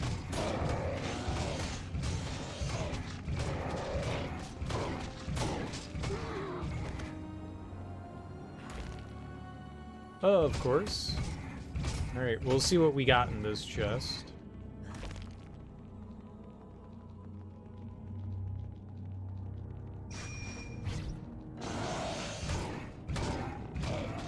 Just want to clear all this out first, and then we can go save. See what we got in the chests. I did switch back, right? Something I tend to forget. Yeah, we did. Good.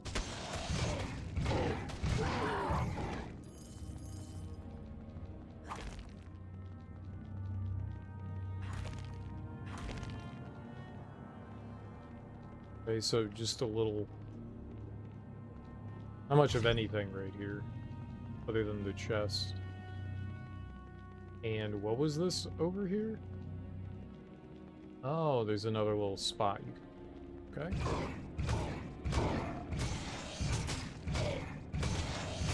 Where's my buddy? Where's Wilson? Wilson!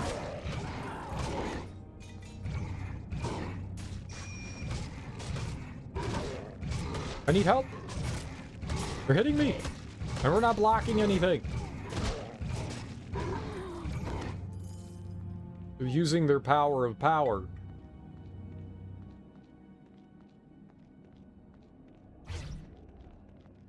Yeah, I don't like the zombies. I'm gonna be honest. I don't like them.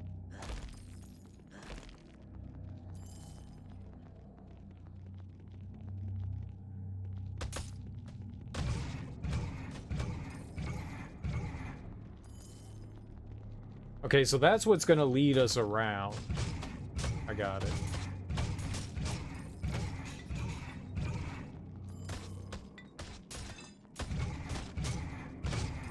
I don't want to go this way yet.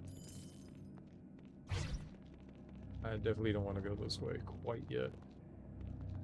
And another chest. There's a chest down there too? Dang. Alright, there's a bunch around here. There are a bunch. Hopefully some of them are just offering, you know, meaningless baubles. Like potions. Yeah.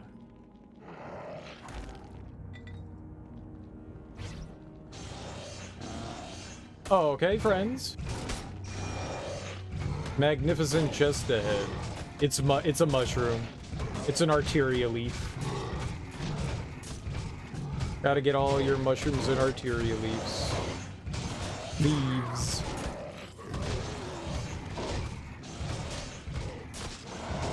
Old Fang. It's the good stuff. It's the meaningful. 2 Old Fang. 7 mushrooms? Oh my god. What the fuck do you even do with a mushroom?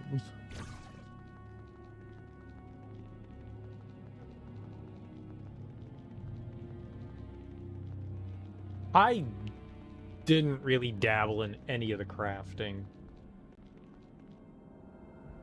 Sell for 10 each, yeah. Okay, that one has stuff in it.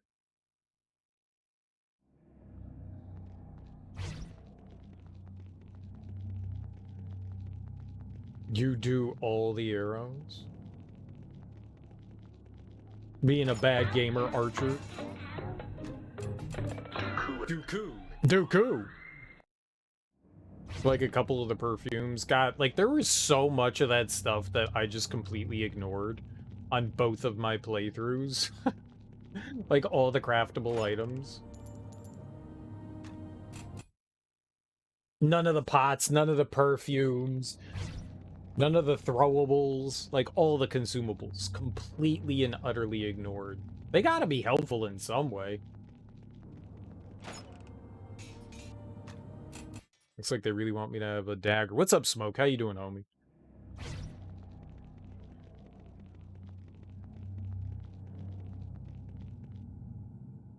Craft Punk? Cereal? Craft Punk? What's Craft Punk? I do use the greases. Most of the weapons I had, I couldn't apply anything to. Like, you can't apply that stuff to, like, your wands and shit. And I had, what do you call it? I was using the Golden Halberd in my other playthrough, so I couldn't apply it to that either. It was just, I never was able to use any of the fun stuff. I totally would have used that. The greases and stuff are super helpful. I don't know what Craft Punk is. Can you explain, Smoke? Maybe I am into it. Maybe it's something I've always been into and had no idea there was a name for it. Craft macaroni and cheese? Right, I like, well, it's edible. You know, you can make Kraft macaroni and cheese good, though. Adding, like, a bunch of different unintended things into it that don't just come in the box.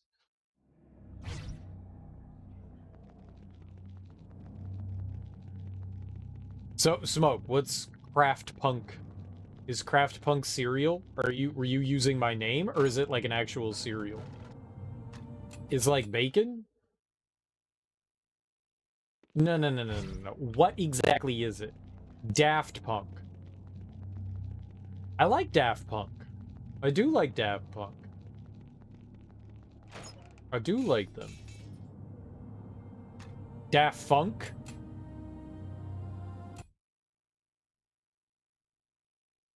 The motorcycle helmet.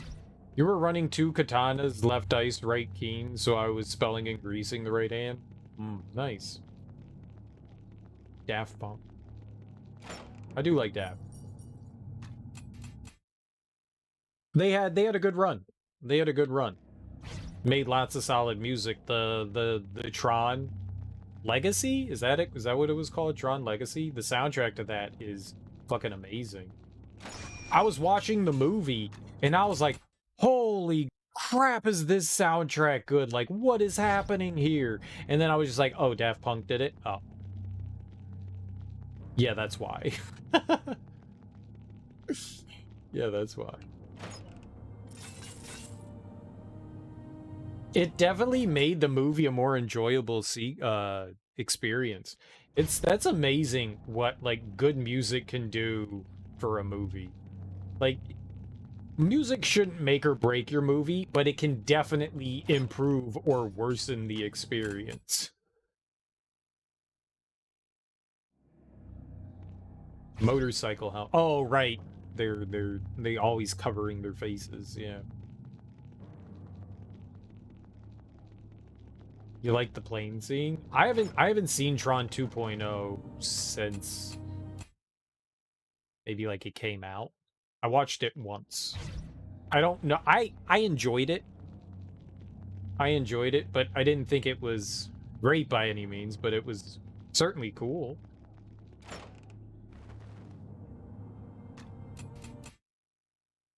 You started to replay Tron 2.0, but wasn't in the mood. The game was dope. I didn't know that there was a game for it. I would assume that's like a 360 game? PS3 game? What kind of game is it? I'm assuming it's all like mini games and shit, right? Or is it just like a beat 'em up? I could see it being a beat 'em up. Raven? A first-person shooter slash RPG. Huh.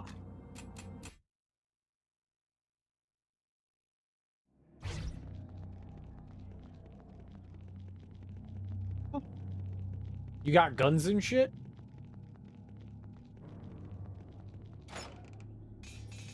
Oh, you were saying like who developed it? I don't know why you were saying like Raven, Monolith. Those you have primitives? What the fuck are you talking? Are you high? It's cool, but you're typing things that apparently have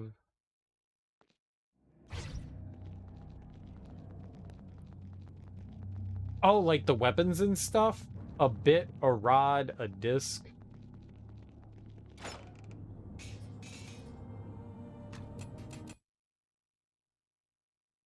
A ball? Well, I guess the question is like, yeah, are you like shooting things? I got you. So whatever Tron's equivalent, the equipment, how it's used, how you're using the equipment. Right. So you have and you load mods into your head and RAM. That actually sounds kind of cool. And it's a decent game. I like the idea behind it. I like the idea behind it. You fight infected programming, that viruses.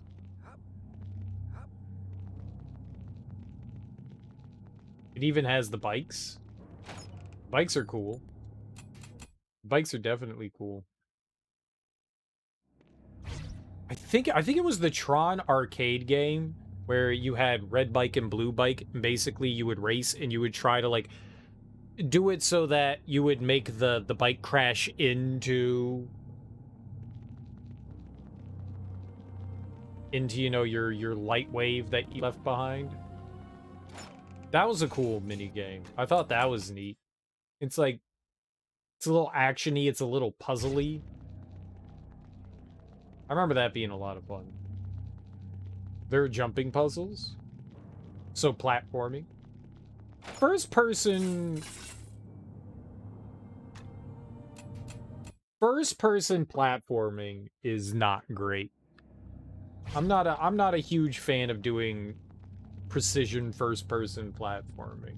I'm sure it can be done decent in some instances, but for the most part, first person games are not built for doing that kind of thing. You need to see your character. You know, if you're doing like simple jumps and stuff like that, it's one thing. But then you play fucking Turok and you're like, what is this thing? You basically have to jump and look down, stare at your feet while you're jumping, and like, that's not how that stuff should be done. It kind of works okay in Destiny, but it's not great. I did play Mirror's Edge, and I liked Mirror's Edge. That game is one of the few exceptions where they did something right with that kind of thing. But I bet you that game gave so many people motion sickness.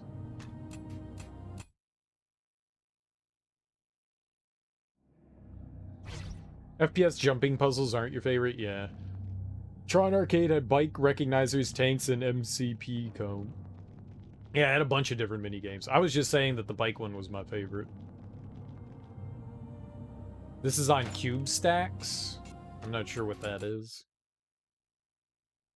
But not like death results if you miss.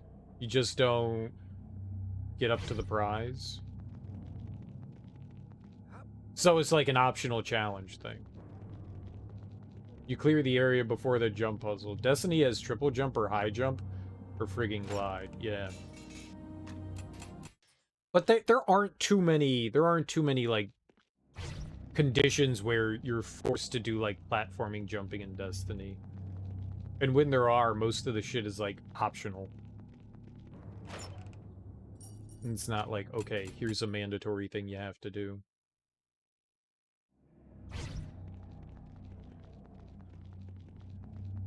Definitely look Tron 2.0 up. I'll try to remember. I won't remember, but I'll try to remember. That sounds neat. And wait, it's on like PS3 and Xbox? I might own it. I have a ton of Xbox 360 games, so I might already own it. I'd have to look through my stuff.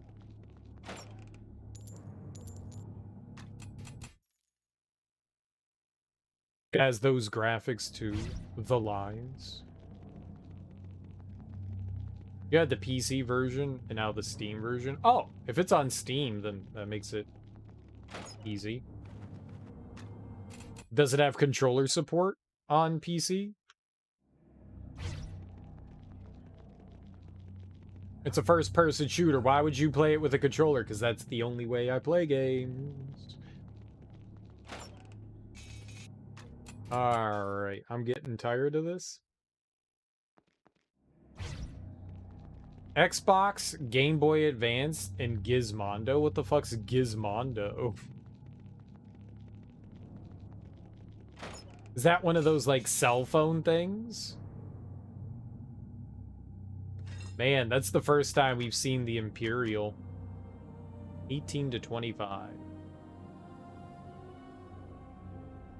I don't think we've ever seen the Flawless Scimitar. It's a Tiger handheld? I didn't know Tiger made a handheld. It's kind of cool. Were they just like the crappy versions of the boop, boop, boop, boop, boop, boop, boop, boop? Just like 3 is like a PowerPoint. Flip mode's Imperial? Flip mode is the Squidod.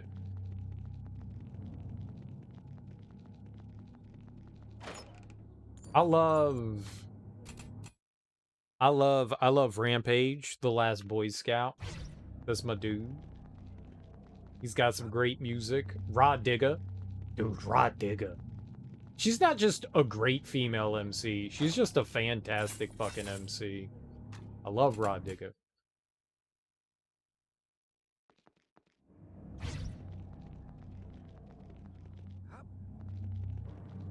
Charlie Baltimore, she was not part of Flip Mode Squad. Charlie Baltimore was not a great MC. Spliff Star. Spliff Star was like the one person from Flip Mode that seemed to just get like completely fucked over. I don't think Spliff was super great. Good name though. We already have Flawless Half-Plate.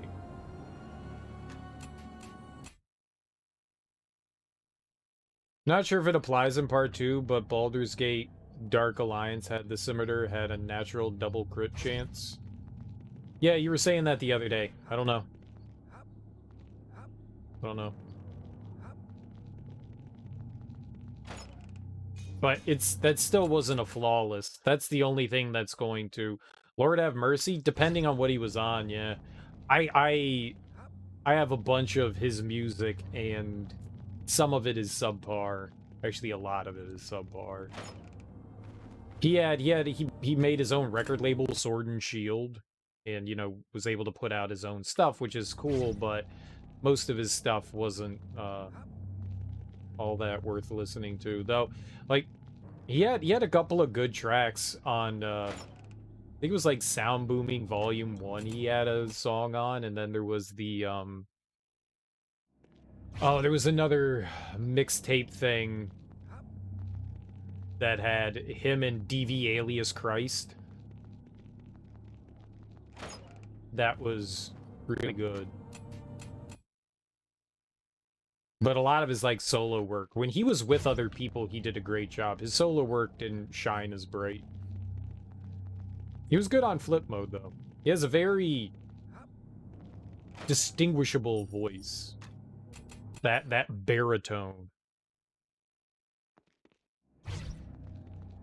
I think out of everyone, I think Rod Digga and Rampage are probably the best that came out of there. Rod Digga might be my favorite. She is vicious. She is fucking vicious.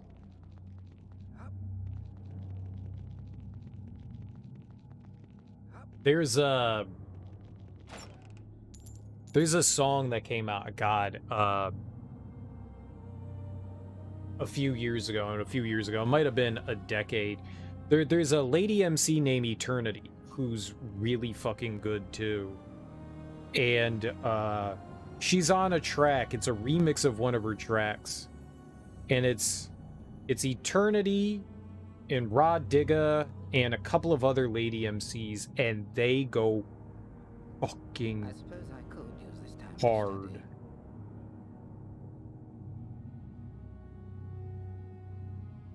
I wanna find the name of that track. I think it was when Moss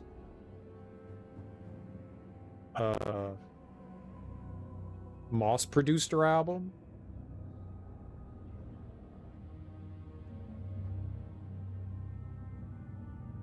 Yeah. Oh my god. And it's got the Lady of Rage. It's got Rage. So, I'm sorry, it's Eternia. Eternia and Moss, and it's called Barbecue. And it's Eternia, Rod Digga, and Rage. And I can't recommend. It came out 13 years ago. Good lord. Listen to that track. Listen, it's called Barbecue. Eternia and Moss produced it. Eternia was the rapper. And those ladies fucked that track up, man. It's so good. It's so good. That track goes fucking hard, man. Oh my god. Eternia is really good. I would highly recommend listening to her. I think she only has like 2 albums, maybe 3. God damn, is that good. Totally worth it. No, I forgot. I saw it there, and I saw it after stream, and I was like, all right, we gotta listen to it. And then I got distracted. I should have just turned it on immediately. It's there. It's not going anywhere. I'll check it out. But definitely check out Barbecue. BBQ. BBQ. Oh, it's so good. And now I just want to listen to that album again. God, man.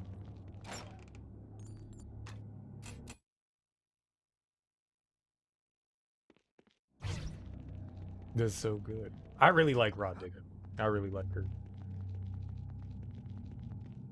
Dirty Harriet. That's a good album. That's a good album. And she married the dude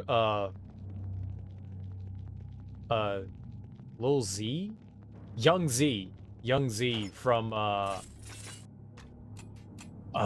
New Jersey, Outsiders.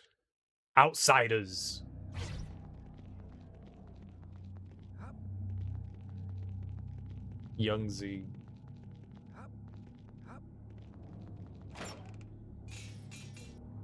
They're good too. The Outsiders just kind of disappeared. They only had really like 2 MCs that came out of it. It was Young Z and oh god, what was his name?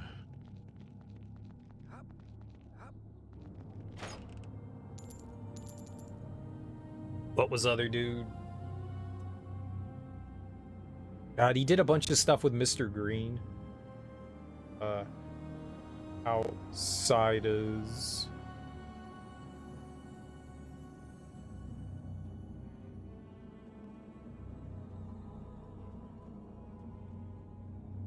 Pace 1. Holy crap, man. May the shadows take whatever Somehow player Rod Digga has was like left me loosely here. affiliated with them. I don't know how that was, but Pace 1 and Young Z were the hands down the shining star of Outsiders. Wait, Angie Martinez died?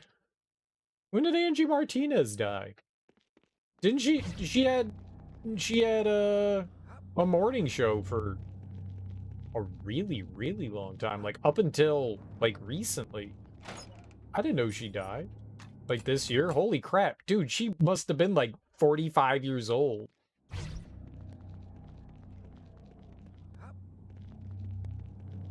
That's unfortunate. Was it like an unexpected... I mean, I'm assuming it's an unexpected thing. Or was it like, dang, she had been battling, you know, like cancer for years and...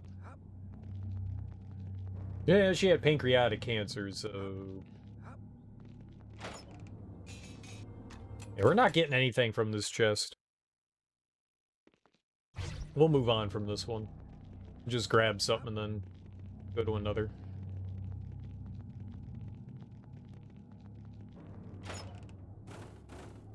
Grand Iron Shield.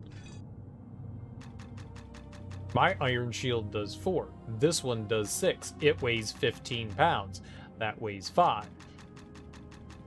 That's only 2 extra points of defense. I'm going to drop it. I don't want it.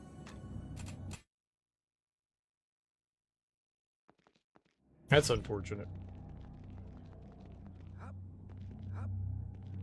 I think I just watched like an interview that she was like conducting not all that long ago. All right, how much can I sell the flawless boots for? Sure.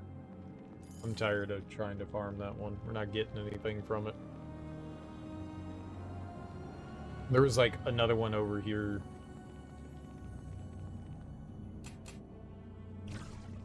Not Angie? Oh my god. It's like Rodiga always spits bars when she on for sure. Mm-hmm. She's vicious. She's vicious.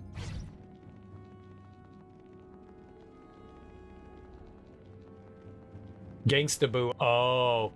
Yeah, I never got into Gangsta Boo. I never got into her. There's no question that she was a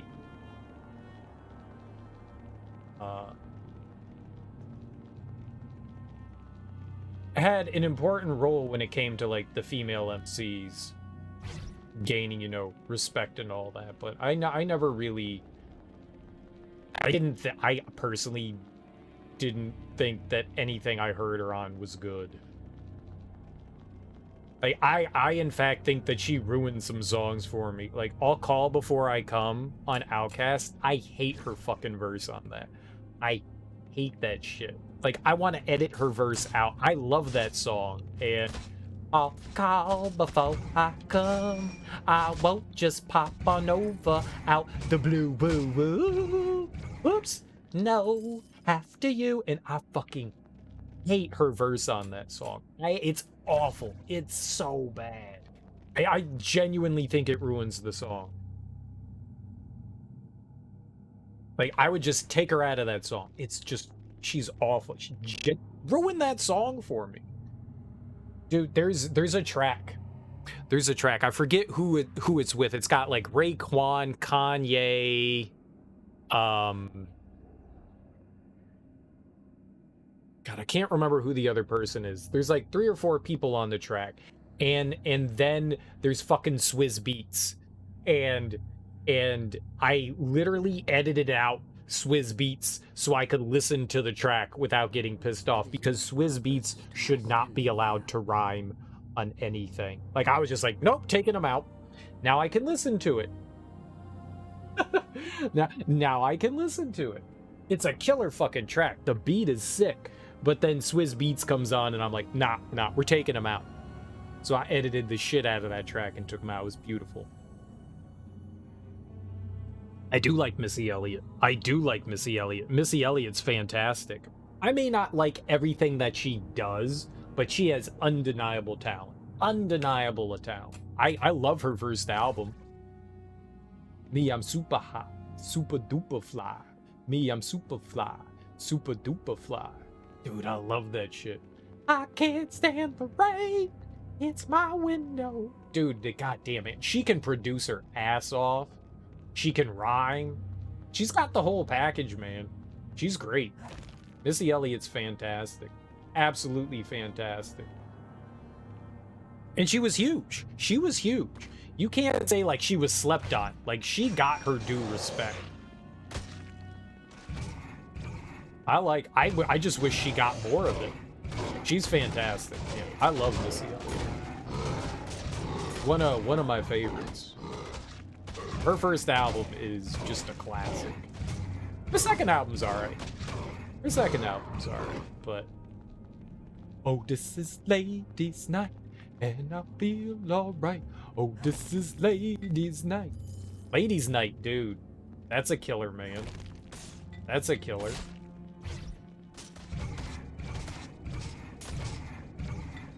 Lil' Kim, who's not a good MC, but this I had a bunch of people on it. DJ Premier Classic featuring Rakim, Nas, and KRS-One. Well, why would that have Kanye on it? They were just like, okay, but we need someone from the new school on this track? Was his verse that bad that they just cut him out? What was that Kanye track? Not rock him, Jesus Christ. Rock him along. Kanye, Raekwon, Swizz Beats. God, he sucks. The user took him out? Charlie Wilson, that's right. Lord, Lord, Lord. Yep. The track is called Lord, Lord, Lord. And it's got Mos Def. That was the other MC. All's Charlie Wilson does is sing Lord, Lord, Lord. He doesn't do any more than just say Lord, Lord, Lord. Uncle Charlie. That track is nice. Look up Lord, Lord, Lord. That's a really nice track too. Everyone kills it. And then Swizz Beats comes on and you're like, oh my God. Why did they let you have a verse? Why did they let you have a verse?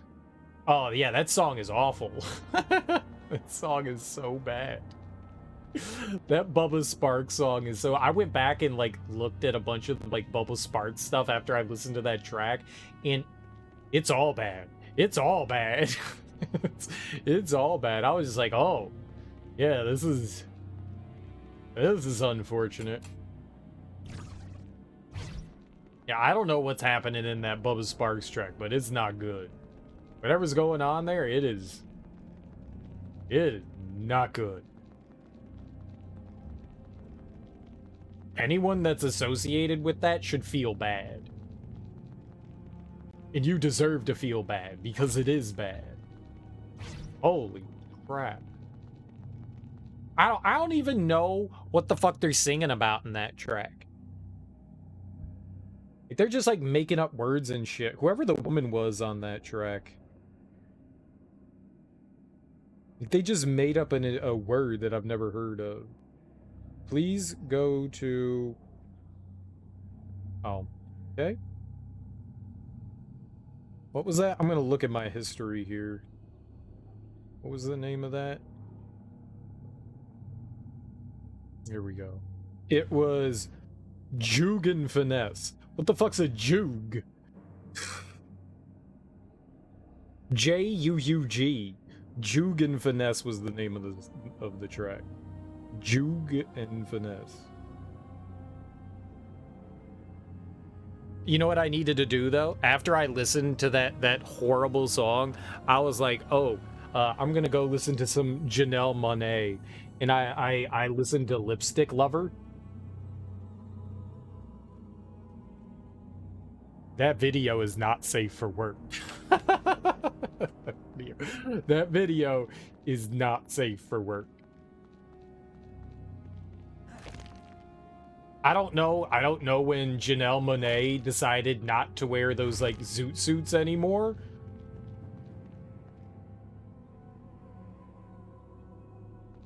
She's very thick.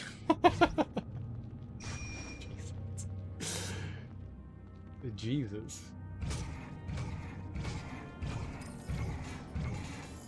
Jesus.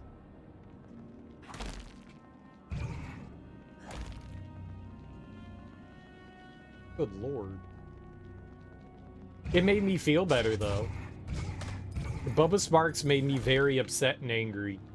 And then Janelle Monáe made me go, I'm happy now. I'm happy now. I'm happy now. She was one of the decent parts of Glass Onion. Glass Onion was not great, but I like Janelle Monáe in that.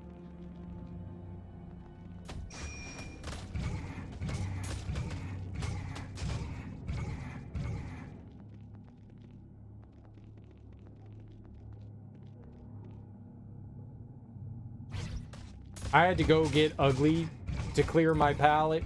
Yeah. Ugly's okay. That's a decent Bubba Sparks song. That's a decent one.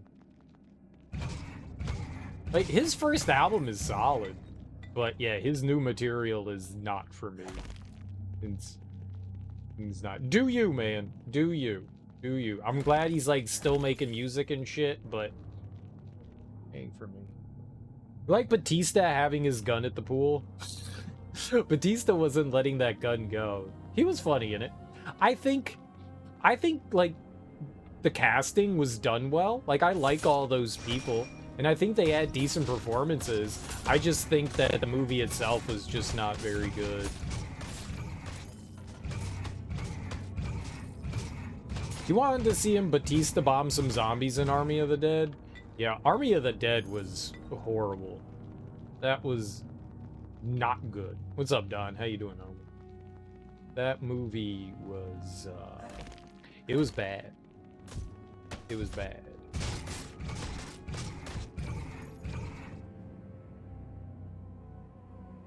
It's the version with Missy? I'm not sure that I ever heard a remix to Ugly. Or if I have, it's been such a long time that I have since forgotten. Which would not be surprising. Mordok's Sanctuary. Okay.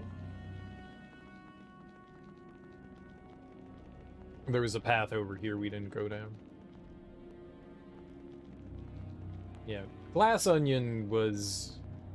I like Daniel Craig. And I like that character. You know? Him doing the Louisiana accent. I mean, it sounded good to me. Oh, we got another organ going on. Okay, well, we just saved. Let's play the organ. Alright, where are the treasure chests?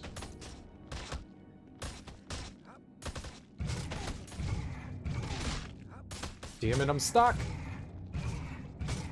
Get out of the way!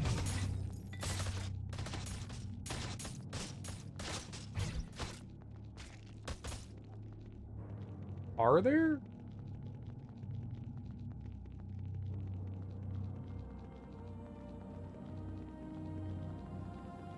Well, what was the point then?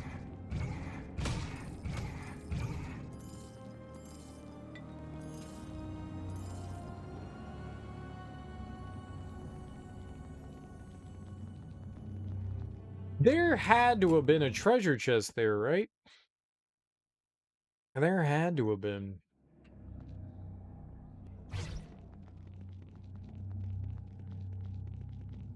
I kind of like the question of, what is a song that you think, with the removal of that one person, you would enjoy it a whole lot more? Like, who do you think, like, absolutely ruined a song?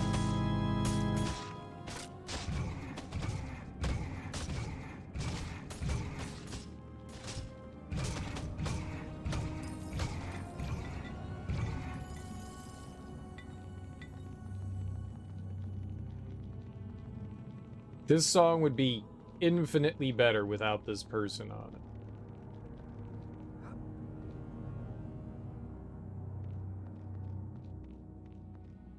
it. It is intolerable. Intolerable? Intolerable.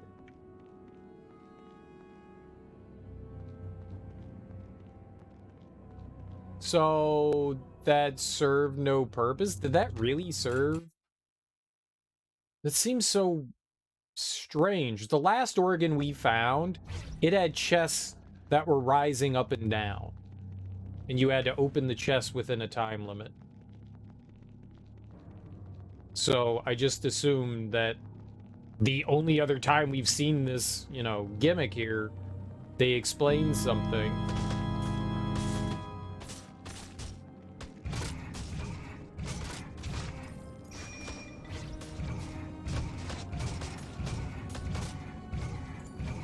Kind of stuck in the corner here.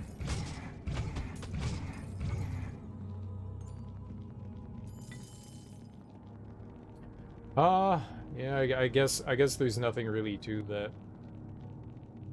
Or whatever the organ did, it doesn't have the same effect. Maybe it just summoned those enemies. Maybe that's all that that organ did. Okay. Sure. Let's go say hi to Morty. Alright, well, let's see what's in the chest. Health. Okay. Alright, so I'm assuming we're gonna leave Karn down here. It seems this is as far as I'm going tonight.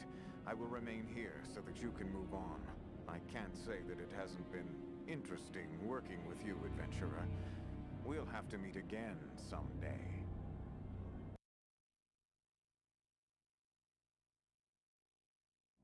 Welcome, friend, to my home. Please forgive my servants below for giving you such trouble. They can be an unruly lot, I know. Enough talk, Mordok. Must it come to blows, then? Are you so naive, thinking this all some storybook cliché? That with me defeated, all will be right with the world? Bend the knee, serve me, and know what it is to live life eternal. Never! Yeah, it's not his hand. I thought the... What do you call, like, the little shield around the hand on, like, rapiers and stuff? I thought that was like his fingers like wrapping around, because he's a vampire, so he has creepy hands, you know. I thought that's what was his hand. That's not what that is. I should Never. have known. You have a stubborn look about you. So let it never be said that I was cruel or without chivalry.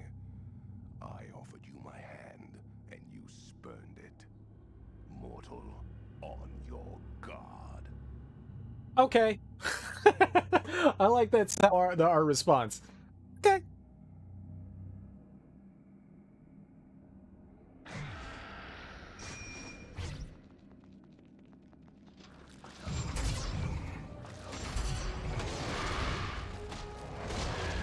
Ah, I'm frozen.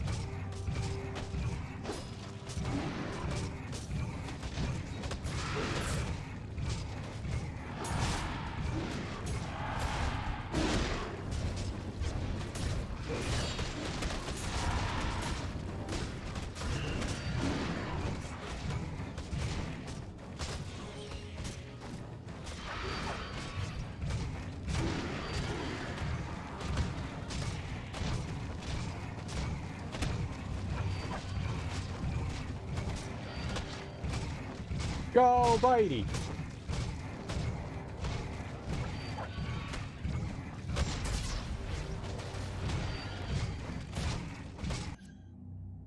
Mordok escapes. The defeated vampire turns into mist and flees. Oh no.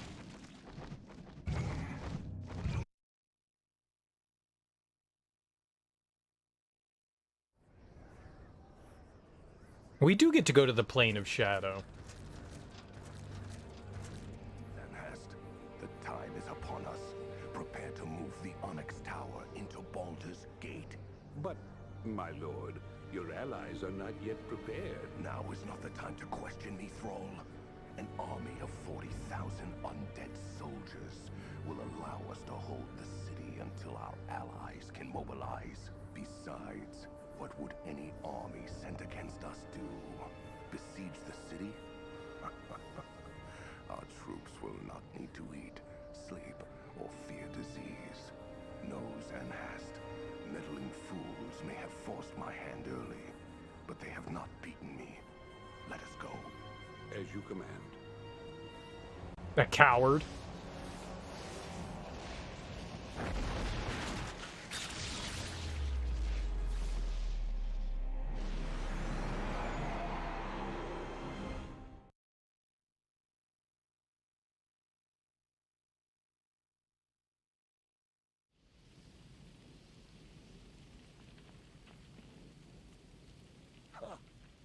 Praise Joaquin, and Helm, and Lathander, and Torm, and any other god who'd care to take credit. You've returned! What's happened here? I don't know rightly, but it's a disaster, that's for certain. I was riding back up the road from Beradust when I saw a great black tower just appear in the middle of the city and send out a great ring of black lightning. Neat.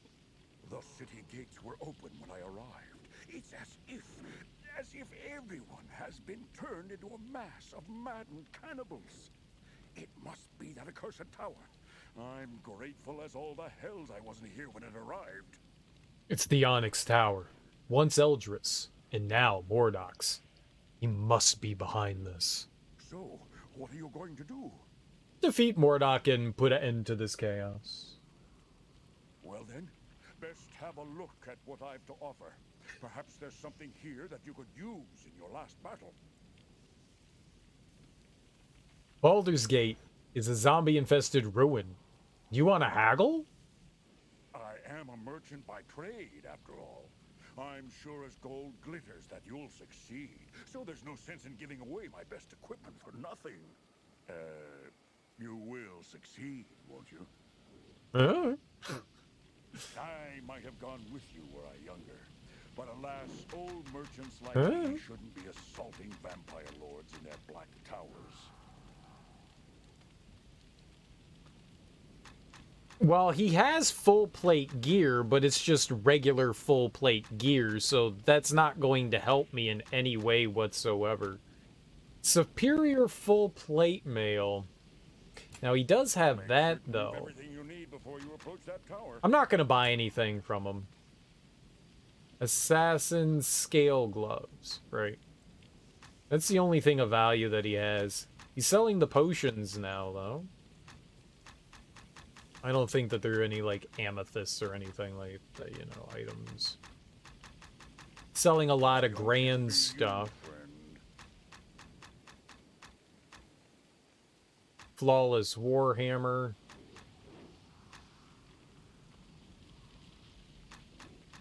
There really isn't much of anything.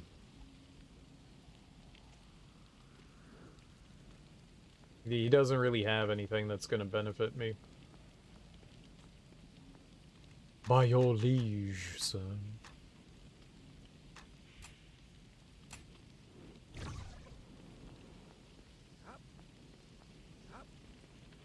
Oh.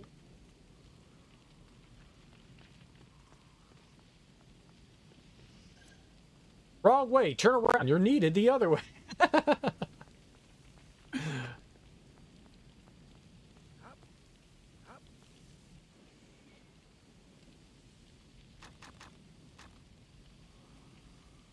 Okay.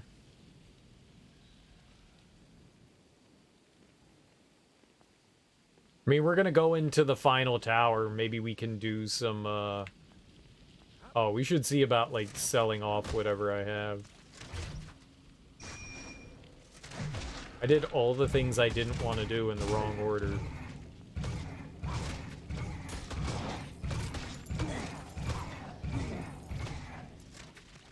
No, don't go charging into combat.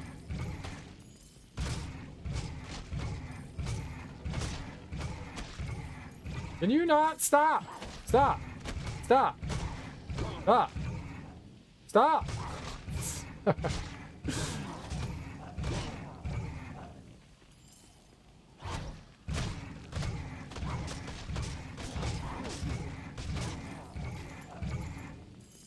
Okay, no more. It was enough.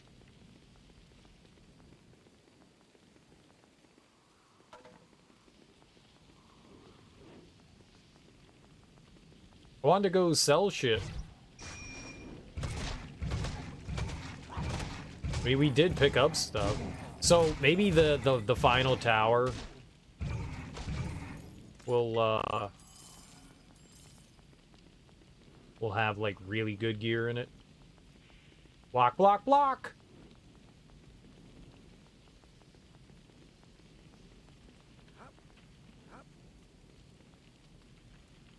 Let's see here. Let's put on our bartering pants. Welcome. I'll pray for your success while you're gone, friend.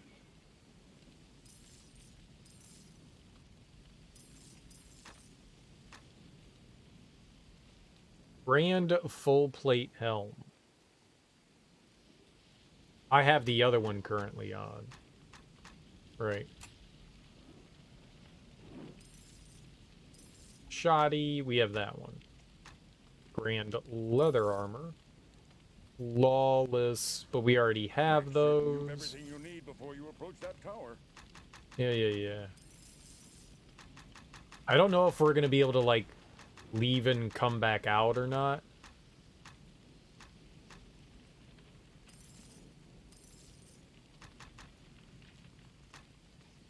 I might have gone with you were I younger, but alas, old merchants like me shouldn't. I don't know how much we're gonna need in that regard.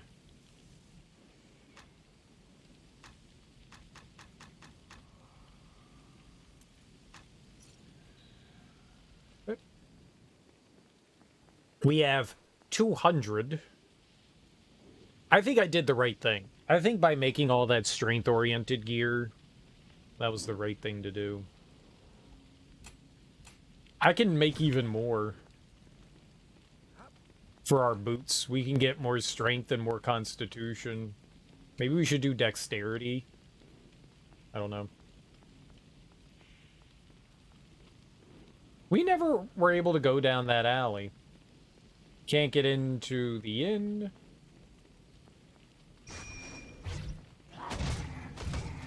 Fortunately, the zombies are... So these are supposed to be, like, the denizens of Baldur's Gate, right?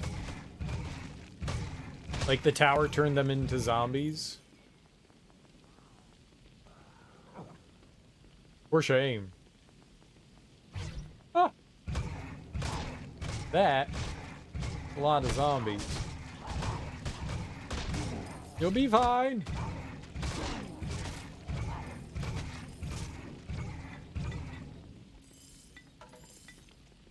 Easy. Easy peasy. I kind of thought the game was going to end there. It just keeps going. His house, we can't get in there? Dang.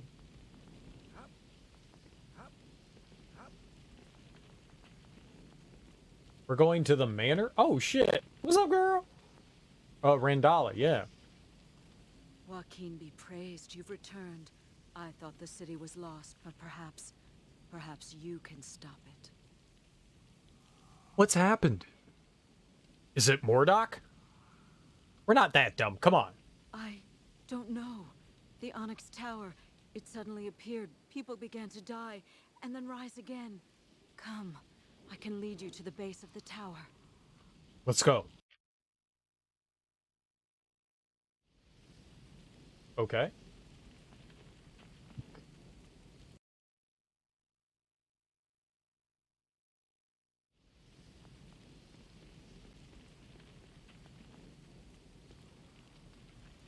Joaquin be praised.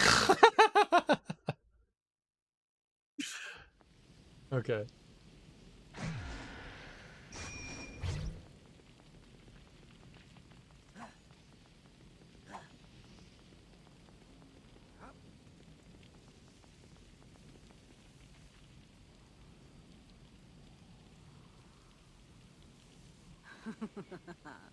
Here we are, the shadow of the Onyx Tower.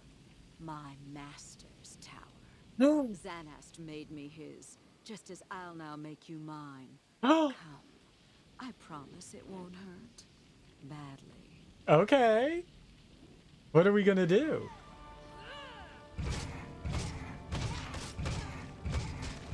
Like, how badly won't it hurt? Is she nasty?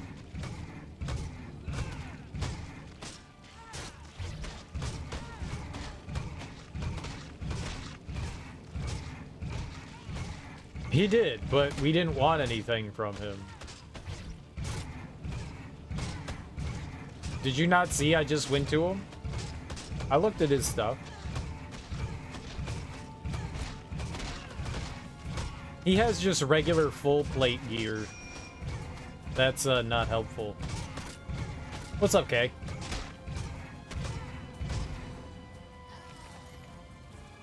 Die, Rendala! Forgive me. hunger.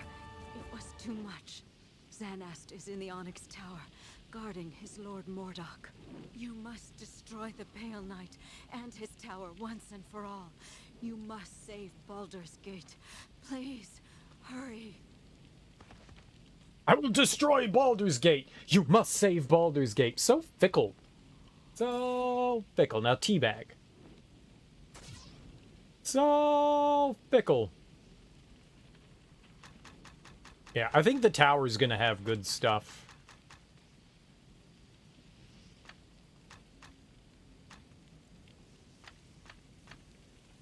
There.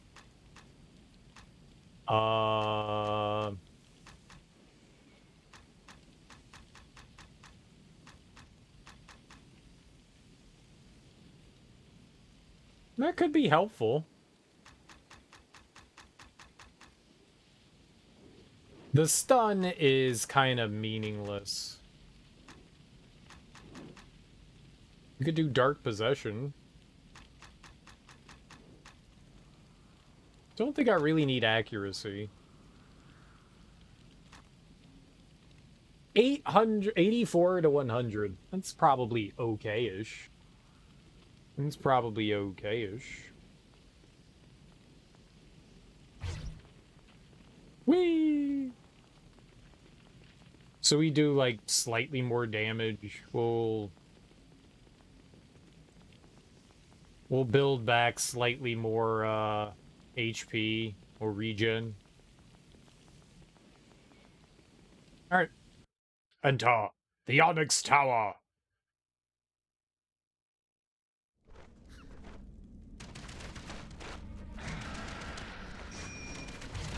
Oh god, these things again. I remember you. I remember the Onyx Tower. What, we're just redoing the same things we've done? Ow, why does everything hurt?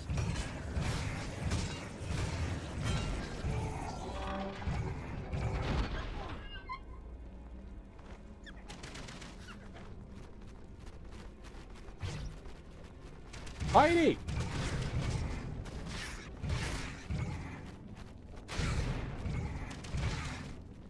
Heidi! Wilson! Smash! Smash? No? Smash? No? Smash? No?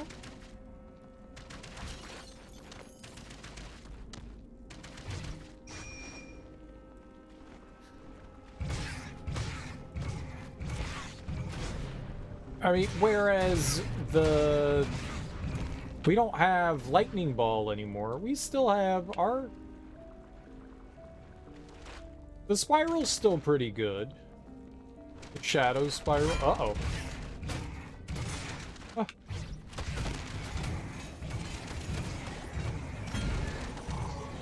Yeah. I bet you we could get some good gear from here.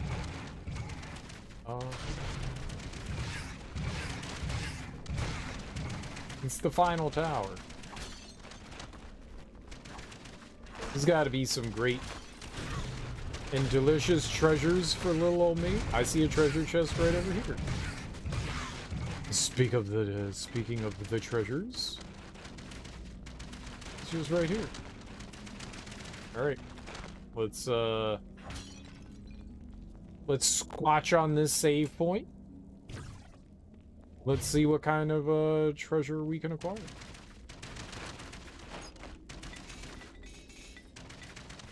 Imperial Bastard Sword. I don't want that. They gotta have some decent equipment in here. It's the final dungeon. Maybe. Maybe? Maybe.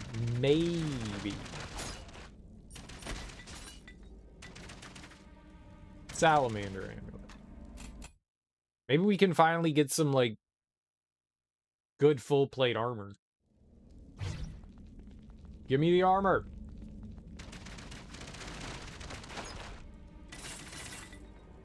Fine scale boots. Here's some scale boots. Remember the last game and it was just like, here's a bunch of great equipment that you can have all the time in The Onyx Town.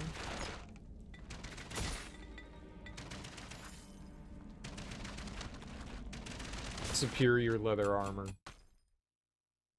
I think the chests are far more tedious in this game than they are in from Dark Alliance. Dark Alliance, they were a little annoying. They feel worse in this one. Ruby. They feel worse.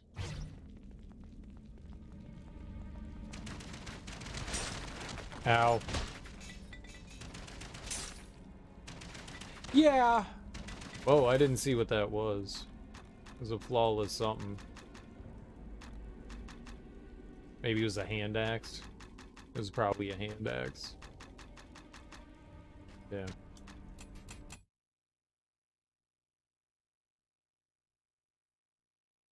You could definitely beef your character up.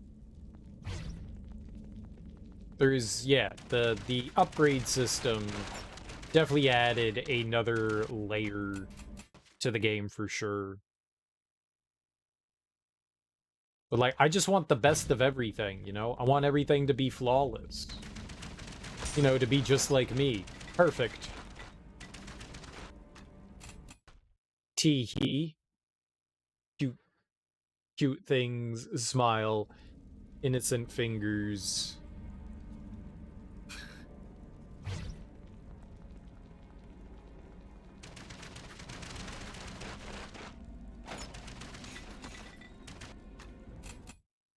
Man, the only thing we're looking for right now is defensive stuff. We may not have the greatest weapon. I think it's an okay weapon.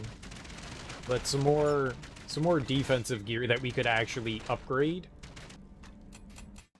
Like I want my final endgame gear. Endgame gear. Metal Gear. I need my Metal Gear. Metal Gear. Metal Gear. Metal Gear. Metal Gear. Metal Gear. Metal Gear. There we go. There we go. There we go. I'm Solid Snake. Sturge Ring. Metal Gear. Colonel. Colonel. Metal Gear. Colonel. Colonel. Metal Gear. Box. Cigarettes. I want to see you try Metal Gear Solid 5. Fine full plate boots.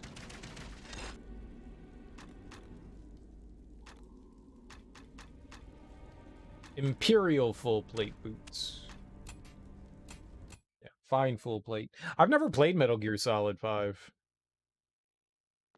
It's the... I played a little bit of Phantom Pain. Played a little bit of... Wait, what's the demo? Whatever the demo was. That wasn't Phantom Pain, right? That's the game. I played a bit of the demo. I never finished it. And, Ground Zero, thank you. Yeah, I played a bit of Ground Zero. And then I bought Metal Gear Solid 5. And I was like, oh, I'm gonna play the shit out of this, and then I never played it. I've played 1, 2, 3, and 4. I've never played Peace Walker. Never played Peace Walker. It's only like 15 minutes. That's bullshit. It's much more than 15 minutes. I mean, maybe if you know what you're doing and you like sprint towards the end. No, it's definitely not 15 minutes. I played that for like a half hour or so, and I didn't beat anything. It's definitely not 15 minutes. Dude, they charged you like $30 for that game. If the game was only 15 minutes long, I would have been furious. It's not exactly a demo. It's like its own like stage from the game. It is a demo, but it's like it's more than just like a 5-minute like trial run of the game.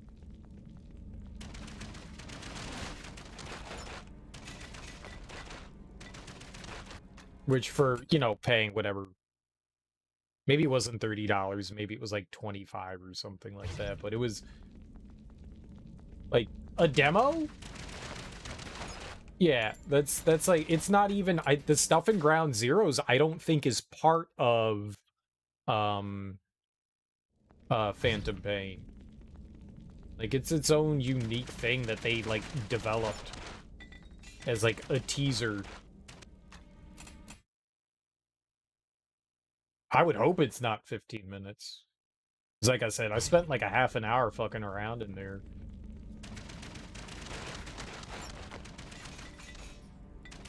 That would make me angry.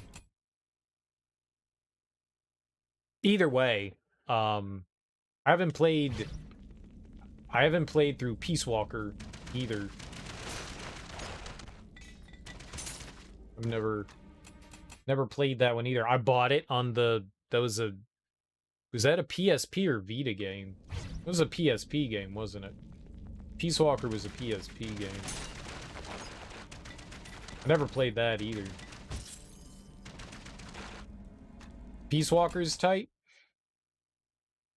I bet you it is. I wonder how well it plays. I've got it for the 360 and the PS3.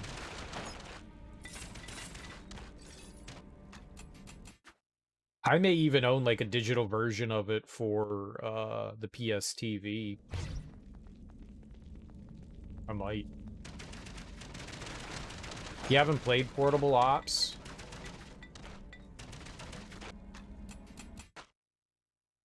Is that Metal Gear Acid? The card game one? Is Portable Ops the card game one? I played a decent chunk. I played a decent chunk of Metal Gear Acid, and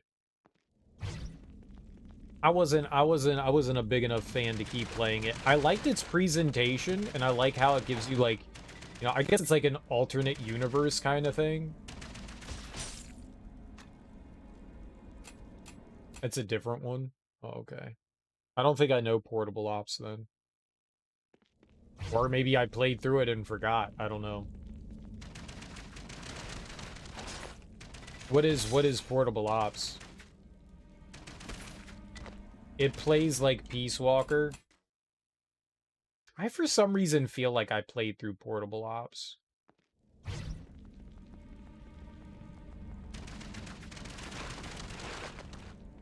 It came out before Peace Walker. I feel like I played through that.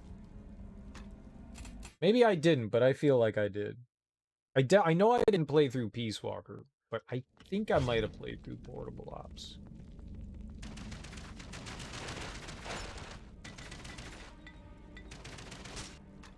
I'm not sure, though. I'm actually not sure.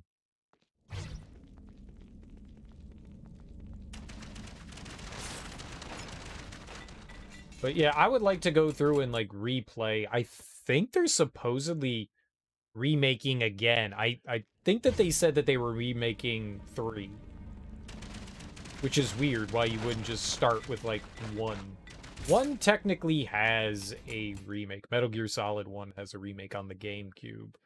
But not modern.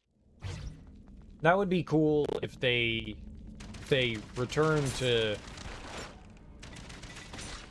Metal Gear Solid 1 and kind of like started at the beginning. Flawless assassin half-plate helmet. I think we already have a flawless. Yeah, I don't need that. I would just like to play through those games again. Play through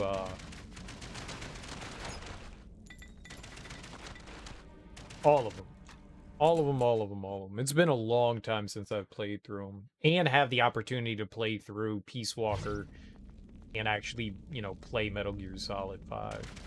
Those stories are so unnecessarily convoluted and long-winded and preachy. I remember Metal Gear Solid 4 having like an hour-long cutscene.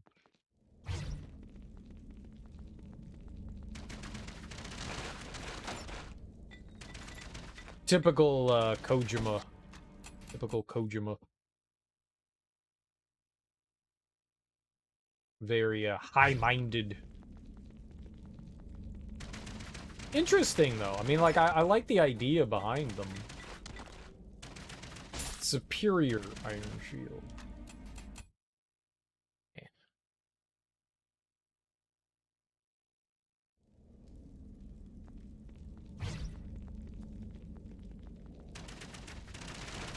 I would like some full plate. Flawless Vile Dagger. Neat. I also want to play through the original. I could never, when I was a kid, a friend of mine had the original Metal Gear game, and we were convinced for an extreme. Oh shit! What the hell did I just pick up? We were convinced for a long time that it was just the one level, like the beginning level where you're walking around outside and there's guys like smoking and there's dogs around and stuff like that. We were convinced that that was the entire game because we couldn't get by any of it. We couldn't figure out what the fuck to do in it. And then one time, like, I found my way to, like, the trucks, and I got into one of the trucks, and it drove off, and we were like, what the fuck? There's more to this thing? It blew our little minds. There's more to this game. This game is so hard. It's stupid. And so I convinced myself that the original Metal Gear was a dumb game, because I couldn't figure it out. I would like to go back and actually play through that, and I think that the Metal Gear collection, the one that has, Metal Gear 3 on it. Grab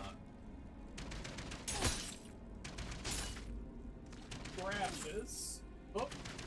Oh. Oh. Oh. Oh. Oh. Oh. Your idea, do this. Uh-oh. Hear that.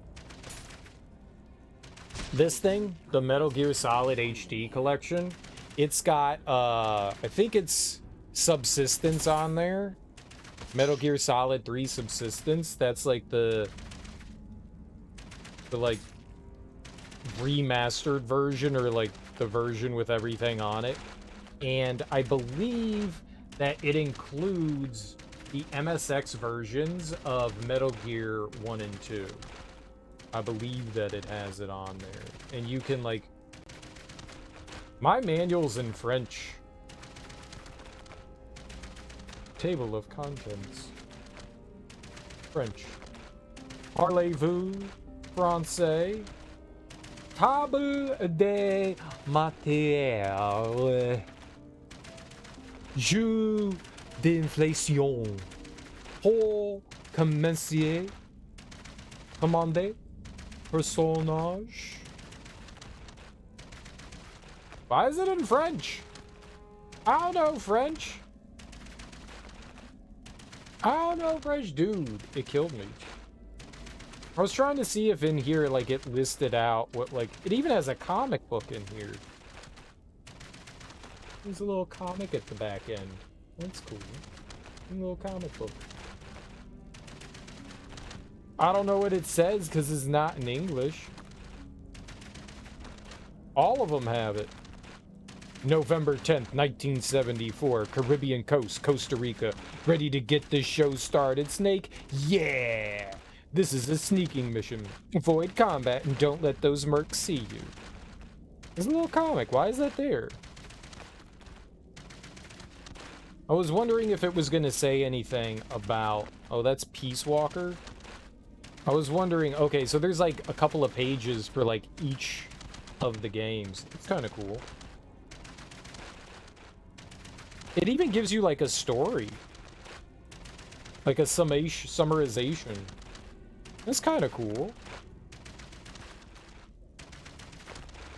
It doesn't say anything about the version that's on there though. I think it is, and I think that they're supposed to have the MSX versions of Metal Gear 1 and 2 on those, I think. I'm not positive, but I think. And that would be a fun way to play through those.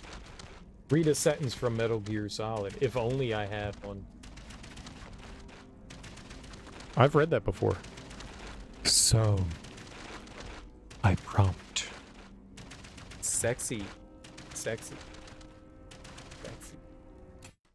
Very sexy. So I prompt. So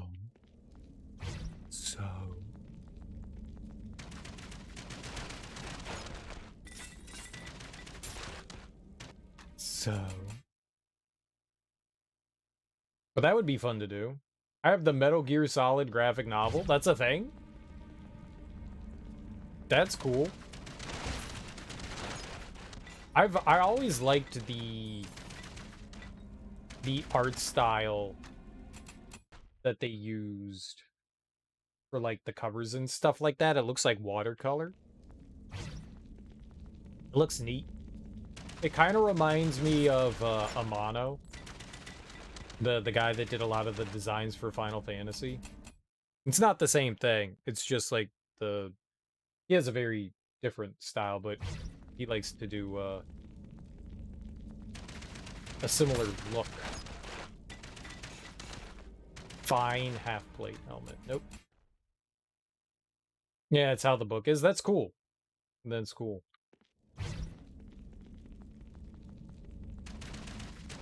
Very neat.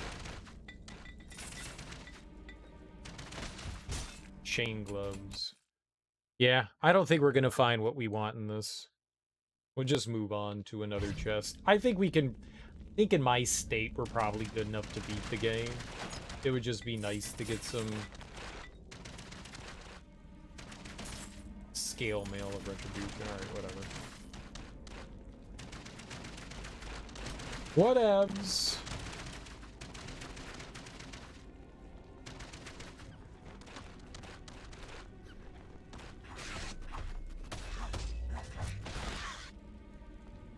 Fuck that thing up. Ah!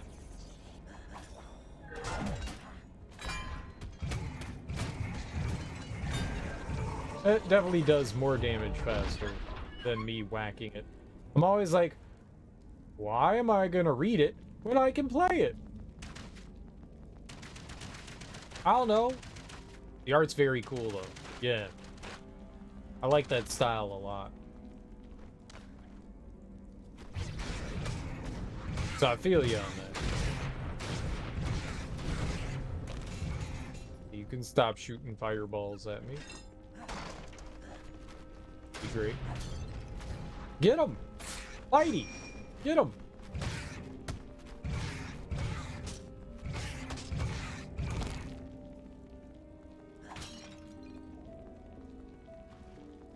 Alright. I wonder how complicated this tower is going to be as compared to the last one. You might as well read it. How long can it take? Comic books are pretty short. Like what? 5 minutes? 10 minutes? 15 minutes max? Unless you read as slow as I do, then like 6 weeks.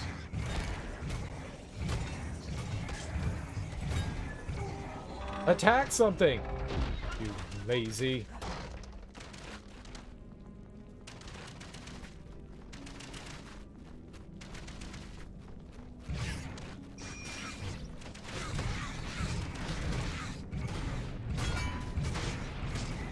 Oh, attack!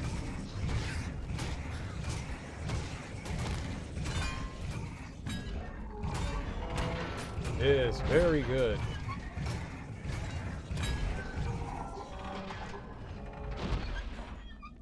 Very good.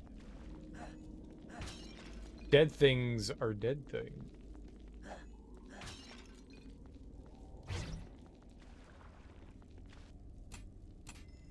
How is the graphic novel? Is it hardback or is it paperback? I like me graphic novels with the hardbacks.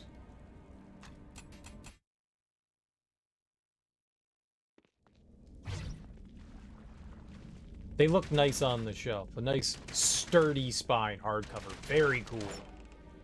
Very cool. Yeah, I'm all about that. I like the hardcover stuff. Did it also have a jacket? I like it when they have jackets, but I always take the jackets off and then, like, lose them. Superior, sacred, iron shield. 9% Fire, cold, shock, acid, poison, resistance. No jacket. That's cool. I don't want it. That's cool. I like that. I like having the resistance stuff. I want to put that on all the gear. All the gear.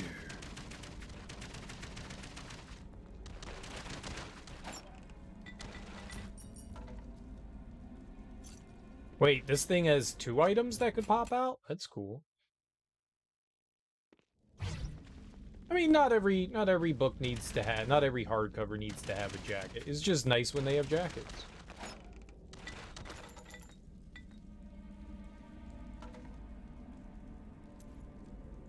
Yeah, it looks like it's got 2 items in it. Okay. I dig that. That means we have a higher chance of getting something we want, maybe, potentially, or not.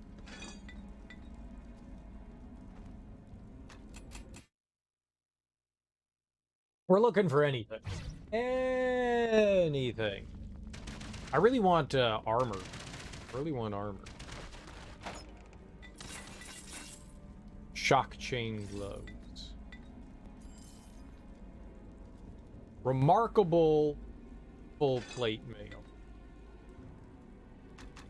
Well, remarkable is hands down better than what we have. Okay, we'll hold on to it. No more nipples. No more nipples. No more nipples. No nipples, guys. No nipples. Sure, we'll roll with it. We can always find better later, but if that's what we're gonna get for now, then... Ah! Cool. Attack! Wilson! Attack!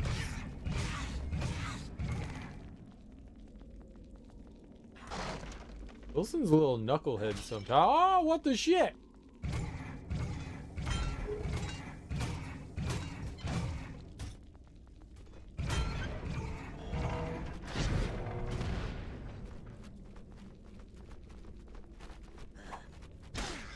Ow! I'll probably give it a read and then play the game. You could do both. Why not have both? It's about time a year to play through. Yeah, I was gonna say, you seem to play that often. You really like yourself some Metal Gear Solid. I played through that game a bunch. On the PlayStation, it's probably the game I played the most of. I played the shit out of Metal Gear. I played the shit out of that game.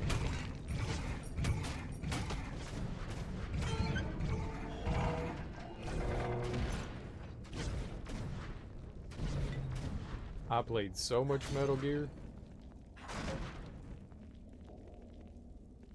I think you have to get the, is it the tuxedo or is it the bow tie? It's one of those where you, like, turn invisible and you pretty much have to, like, beat the game under, like, a certain time period. You have to, like, speed run it. It's, like, the only time I've ever done that in a game. Funny thing is you always forget how to play every time. Nice. So it's, like, a new experience every time you play. Jade. Leather. Okay, this is another one that has 2 items in it, so this could be good. This could be good. I would like... maybe better gloves. Maybe some better boots. A helmet. I doubt we're gonna get flawless, but... maybe.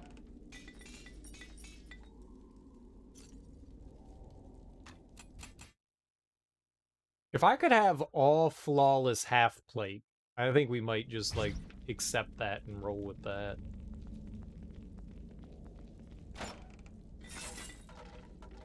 Superior chain boots.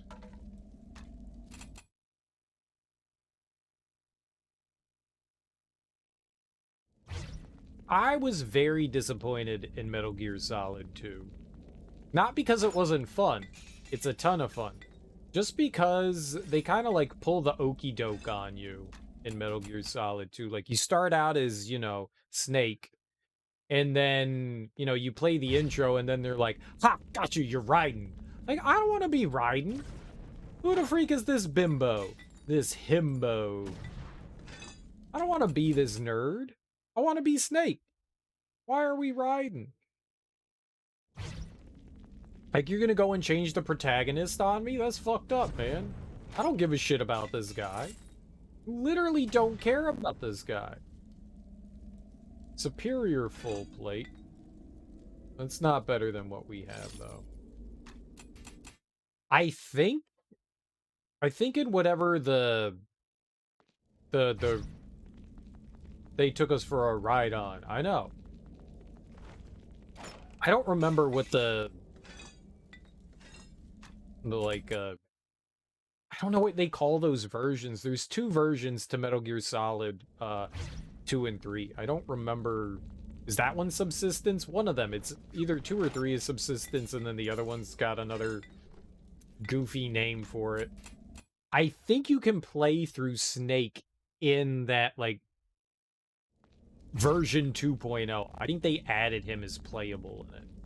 I'm not sure if it changes, like, how the game is played, like, as far as, like, dialogue stuff, if they, like, re-added or, like, gave Snake his own, like, dialogue and stuff in that one. I wouldn't be surprised if they did. So you can play through the full game as Snake versus Raiden. You say his name? Raiden. Remarkable half-plate gloves of wounded. What are they called? What's Metal Gear Solid 2 and 3? I think Metal Gear Solid 2 is Subsistence. Metal Gear Solid 2 Substance? It's Substance? Substance. Metal Gear Solid 2 is Substance. May the shadows take whatever And 3 player is has left me Subsistence, here right? So to it's rot. Substance and Subsistence. So Substance, you can play through as Snake, I believe, in that one. I think there was also, like, skateboarding. Like, you can grind some rails for some reason. For whatever reason, they were like, oh, you know, the X Games are popular. Let's put in skateboarding. And I think you can, like, grind on the half pipe or some shit. Metal Gear Solid Sussy Tints. Sussy Tints. You know what's up there. Grizzly Bert. You know what's up. I've never played through those, like, version 2.0 games. I bought all those games when they first came out. And then was like, why would I buy it again? I already bought it and played it. Like, I'm not doing this. You can't get my money. But for a replay, I totally would want to play through those. See what kind of stuffs they did and changed. Oh my god! How you doing there? Gizly. I'm sorry, Gizly, not Grizzly. Gizly. Gizly. Gizlibert. What? How do I do that? How do I do that? How do I do it? Libert? Liber. Liber. Jizz. Is it Jizz?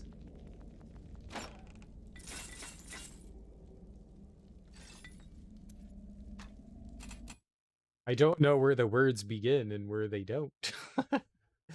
Jizz. Like Gizmo.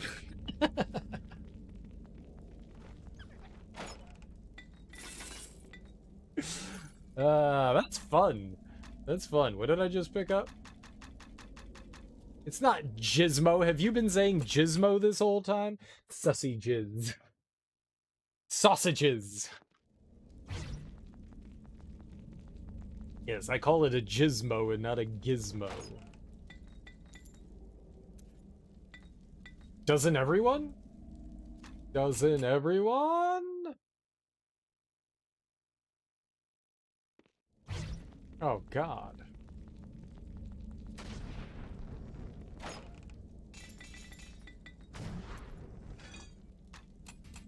We need to check out, there apparently, which I don't think I know, there were Siphon Filter games that came out for the PS2. Apparently there were like 2 or 3 that came out for the PS2. We played through those Necromancer's Throwing Axe. What? We played through all the PlayStation 1 Siphon Filter games, and apparently there's a few on the PS2. I think we should check those out at some point, right? See how wiggity whack they are. Flawless Shield of the Herald. Okay, Flawless Shield. What is that? It's just a shield? Flawless Iron Shield. It has diamond and amethyst. Okay. I think we keep that one. I think we keep that one. That one's flawless. We'll go with it. It's only 8 though. For, well, oh, but that one had jet on it. So my defense possibly went down? Let's see. Armor, 86. 90. Okay, whatever. I know how the game works. Shut up. I don't. I don't. I just want my sausages. I just want to eat all my sausages. I want sausages for breakfast. Delicious sausages.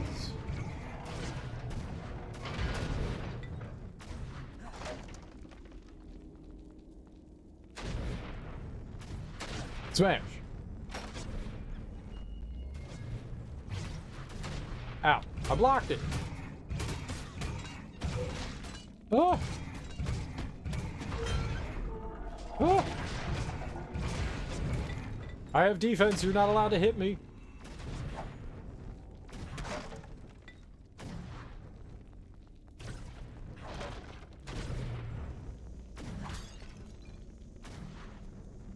The Memphis Jizzlies.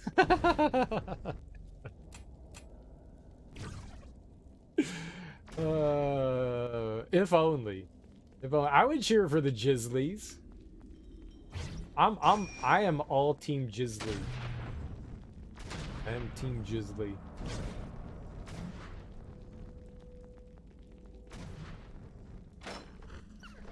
Hey, how could you not be Team Jizzly?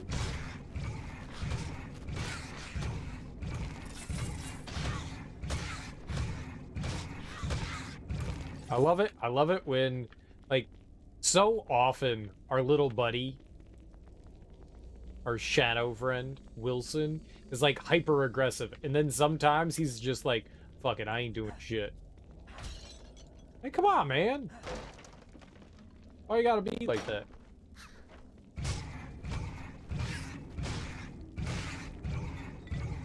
Why you gotta be like that sometimes?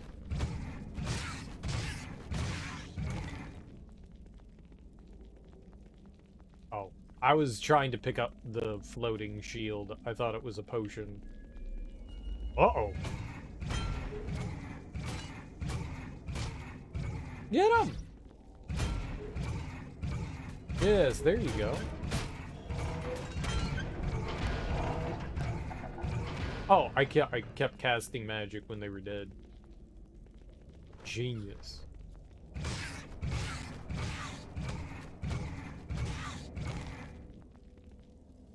It's just weapons in here? Okay. What do you got for me?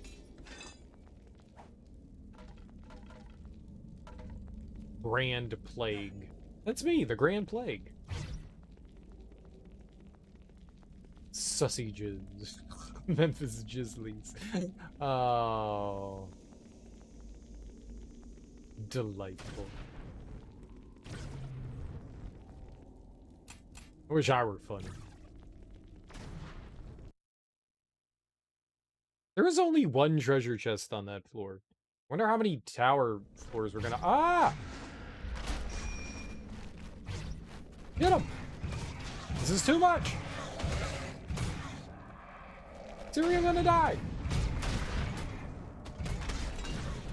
Love it.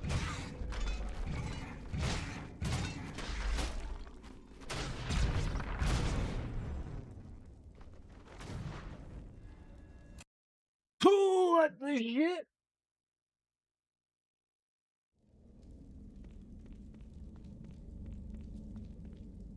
I'm not immortal anymore. They know my weakness. Hitting me.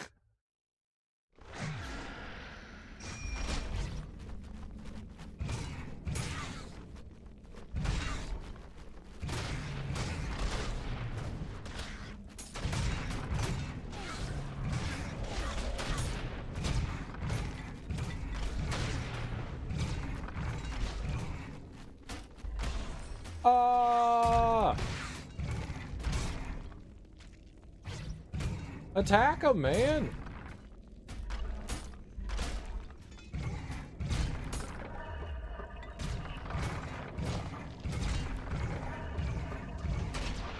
Oh! That was mean. You actually made me use a potion.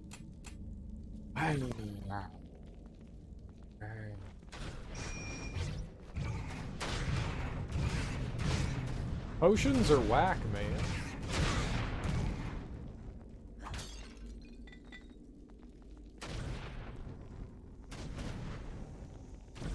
Bruh.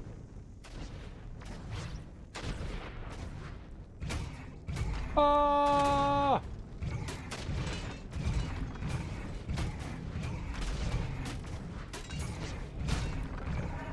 Ha! Sucker. Totally kicked that idiot's ass. What a dummy.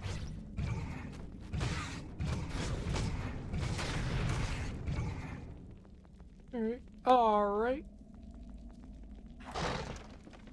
Okay, there's a treasure chest here. That's good. We love treasure.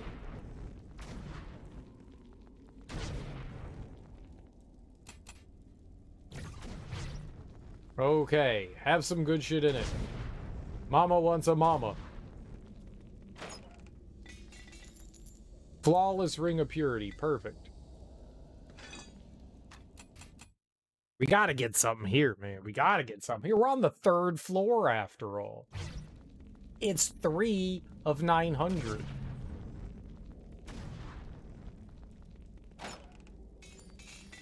Just in. A flawless scamator. Wow. I kind of like the flawless scimitar. We've wanted one of those the entire game. I could take all the garbage off of this one and then put it onto my scamator. Granted, I mean, that does way more damage.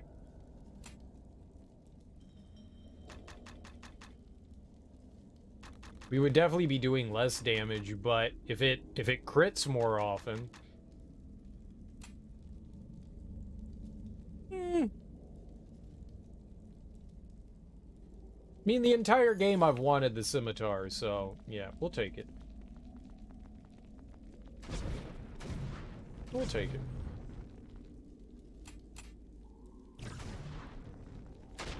it. It was my dream. It was my dream to own a scimitar of flawless purity, and we have accomplished said dream, so...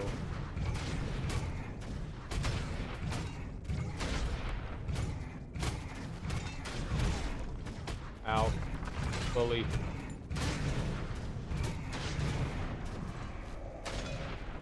The dream has been fulfilled. I thought I killed him! Is clocked in, but playing Tears of the Kingdom, so if I miss something, I'm sorry. Well, I mean, as long as you're having fun playing Tears of the Kingdom, as long as you're having fun playing that, then no worries, boss. But you gotta be having fun. You gotta promise me you're having fun. Just a lurky pervy. The old lurkin' jerk. The old lurkin' jerk. I'll have fun. Alright. Then lurking permitted.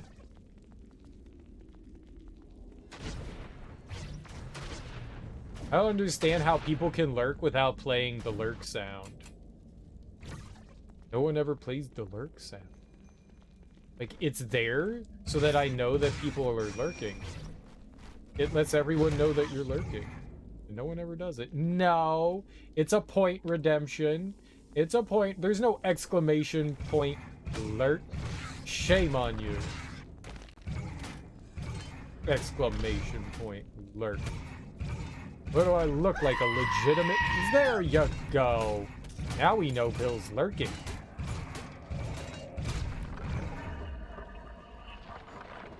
That was very important. No, it's just a weapon rack. Okay. Everyone now knows Bill's lurking. Glad I helped. You did help. You did help. You announced your lurk. Praise be the lurk. Ah.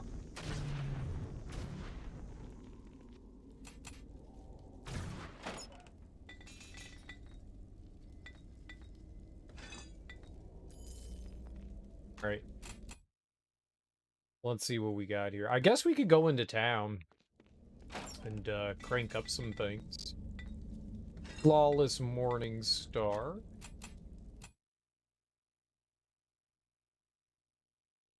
I got a lot of money. It's just burning a hole in my pocket. Money hole. Stay away from my money hole. Very special hole.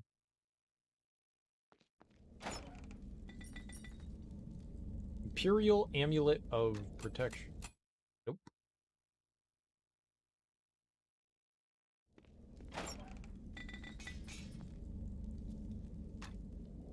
Yeah, I think we're only getting, yeah, one item from this chest. Let's get some armor. Mommy wants some armor. Not an axe of the Mune. How do you get a Mune axe?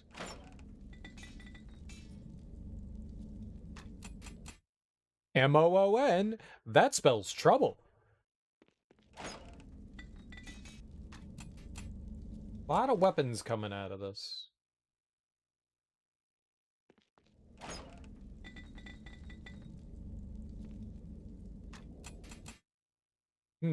Not great.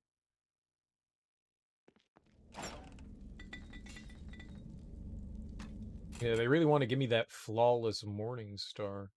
You can shove your flawless morning star in your... Oh, hello. You can't fool me. M-O-O-N, that spells fool. I take it you haven't read The Stand by Stephen King. There's that one character that I forget their name. M-O-O-N. It's a good book. It's a good book. It's one of my favorite books of all time. It's very well done. It's one of those books when I finished reading it, I was just like, God damn it, I want it to keep going. Why does it end? Yeah, Dauber plays him in the mini-series, that horrible mini-series, but it's got Gary Sinise, right? And who is the young woman from those like 16 Candles?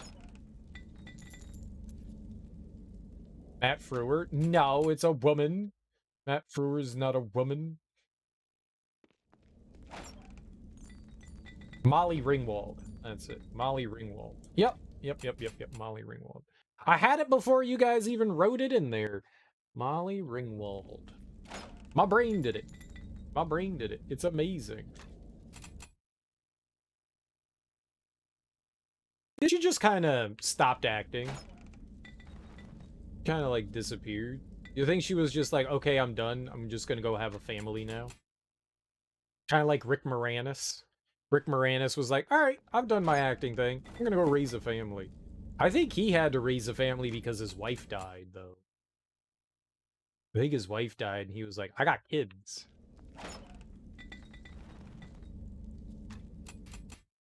But maybe she was just like, I'm gonna have some kids, and I'm gonna stop acting.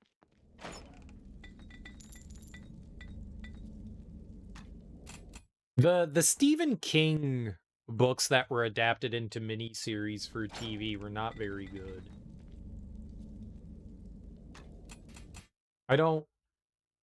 I think out of all of them, I think I like The Stand the best, but like the Langoliers and... My inventory is full. I'll give you something full. Okay, so I guess we have to go back to town then, huh? Are we really that close to having full stuff? Yeah, we have about 20 free pounds. We can go back to town. I'm correct. Oh shit. I just made a guess. I just made a complete guess there. It seems like a solid reason to like give up the old acting. Like, I'm gonna do my family thing.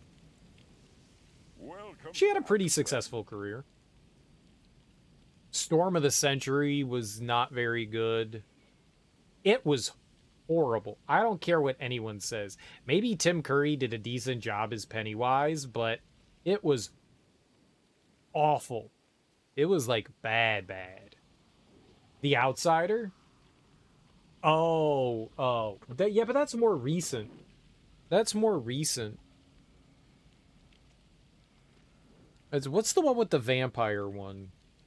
That one wasn't very good either. Stephen King made for TV series. Salem's Lot. Yeah. Salem's Lot's a fun book. But wait, they redid The Stand? And they made a modern Salem's Lot. Holy crap. I didn't know there was a new The Stand. I'm gonna have to watch that. And they did The Mist? I didn't know they did The Mist. The Mist is... Frank Darabont's The Mist is freaking fantastic. I love that, that short story novelette of Stephen King. Yeah, it's bleak, it's fucked up, the story is, and it stayed true to it. And you can actually watch it in two ways. They have a black and white version of it and I actually like the black and white version. I think it suits the theme better than the colorized version. I actually thought that was really cool. The Dead Zone. I forgot that he did that. I forgot that that was a TV show of his. The Dead Zone was okay. The movie had Christopher Walken, and they have two endings. Yeah, they have an alternate ending as well. One that's, like, not as bleak, and then one that's, like, really fucked up. Rose Red. Oh, yeah, Rose Red. Ooh. So they did another Salem's Lot in 2004. Yeah, the Langoliers was not good. It was not. Under the Dome. I've never even heard of that. 94, The Stand. It. Yeah, it was awful. Storm of the Century. 11/22/63. I've never heard of that. James Franco was in that? It was directed by Stephen King, J.J. Abrams, Bridget Carpenter, and Brian Burke. Was that a TV show? It was on Hulu. Nightmares and Dreamscapes. Interesting. And Castle Rock? I didn't know that that was his. The 79 Salem's Lot was what I was thinking of. That was Tobe Hooper. It's not great.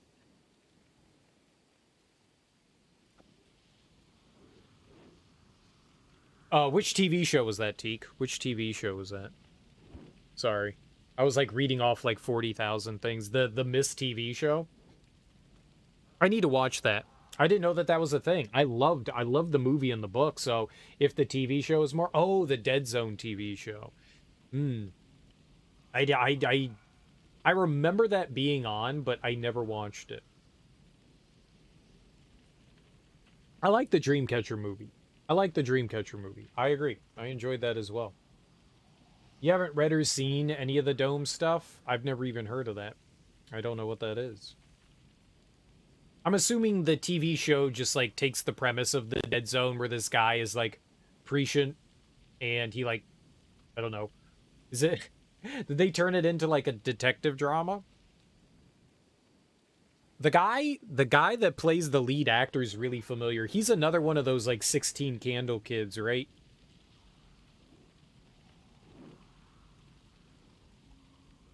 The Brat Pack. Anthony Michael Hall. Yeah. Yeah, Anthony Michael Hall. Yeah, he was part of that whole Brat Pack. Solves crimes with psychic powers. Yeah, so they turned it into like a detective kind of show. I mean, how else are you going to serialize that? So that makes sense. That makes sense. Hold on. Did I equip my magic stuff? My sellable? Yeah, charisma. Okay. Friday the 13th TV series. I remember the Nightmare on Elm Street one. I do not remember Friday the 13th. I didn't know that the Friday the 13th had one. I remember Nightmare on Elm Street. That would come on like late night on the Sci-Fi Channel, and that thing freaked me the fuck out as a kid. It was like it was a lot like Tales from the Crypt, but it seemed more fucked up than shit on Tales from the Crypt for like made for TV stuff. But then again, I was a kid when I saw that, so. But I'm assuming Friday the 13th is similar vein. Make certain you've everything you need before you approach that tower. Where it's just, you know, Twilight Zone-esque. Tells like a bunch of stories. Okay, so we could get rid of the flawless wooden shield. Actually, we could dismantle the flawless wooden shield. I'll take the jet. I don't envy you, friend. Okay, so we have a grand full plate helmet. What's the helmet I currently have? A flawless half plate. They're the same though, right? So I can sell the grand full plate because we're looking for a straight up. Make certain you've everything I don't you think we need need the before you approach boots that tower. or the helmet here, so I think I'm gonna sell those. 'Cause we're looking for the ultimate version of those, the flawless version, so that's one step away though. And that's one step away. Friday the 13th was like the niece and nephew of Uncle Charlie, who owned all the evil artifacts like Freddy's claws, Jason's machete, I don't and they were envy stolen you, from friend. his Arcana store. Every week they chase a lead to another cursed item. That sounds cool. That actually sounds really cool.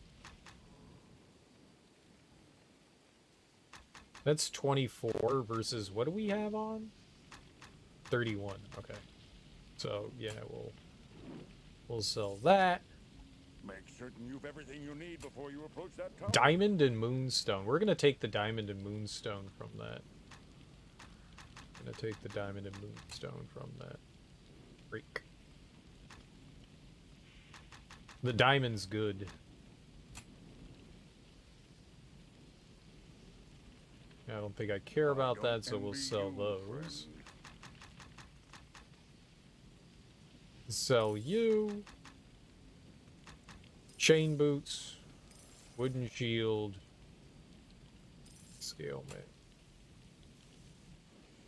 So what I think we want to... I think what we want to do with the shield is throw a bunch of rune jet on there. I'm not going to do that now.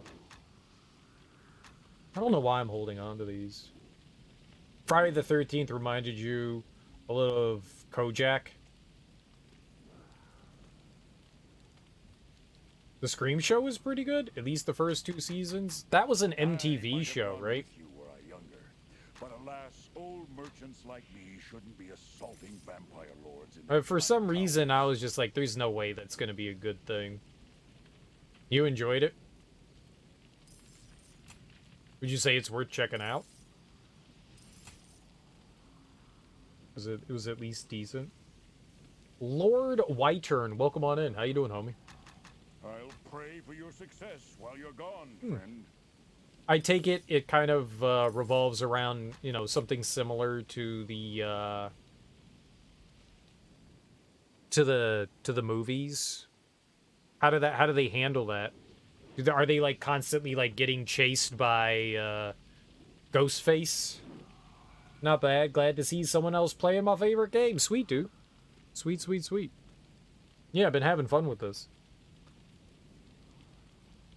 It's been a fun experience. I think we're closing in on the end. Old merchants like me shouldn't be assaulting Jade and vampire lords in Sapphire? their black towers.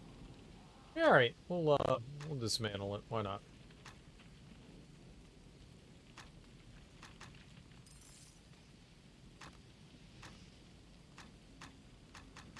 The big thing that we have here now I'll is pray for your success while you're gone, friend. I really don't think that we need. Hey, this could be good.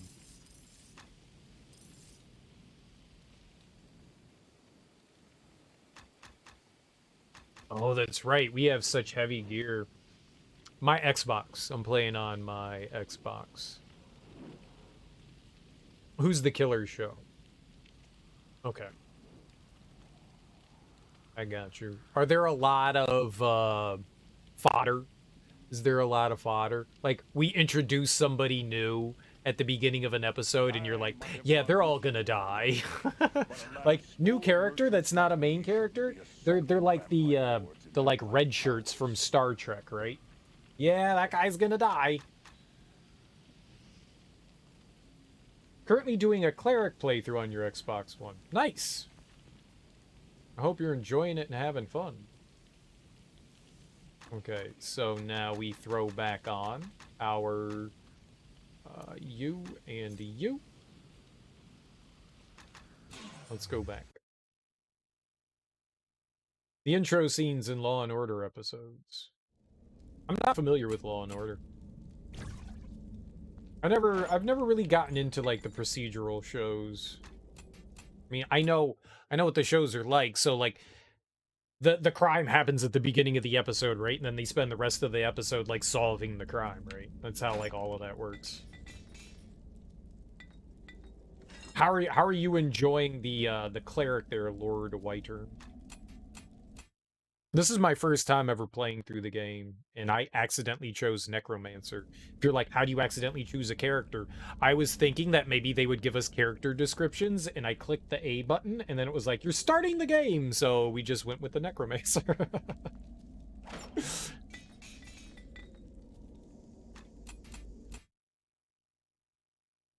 Is it gonna be that guy missing? Is it gonna be that girl missing? Yeah, kind of thing. Is that how they do it with Scream? Like, someone dies at the beginning of the episode? Not bad, currently level 23. What level are we at? I'm at 26.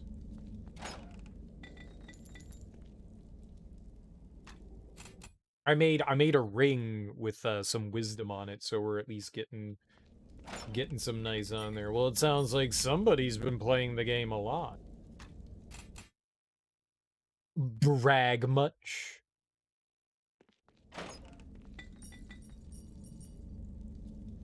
Fire amulet. Guilty. Very guilty.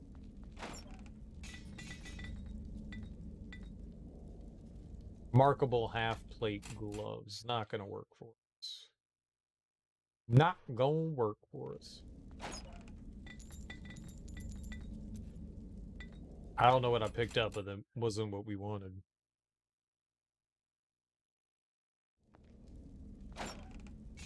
Horror TV shows are not an easy thing to do. I think I am more a fan of the, like, one-off things where you have, you know, what would you call a show like Tales from the Crypt? I like those where it's like maybe one, possibly two episodes. That's a rare thing where you just kind of like tell one story and then it's on to like something new the next week.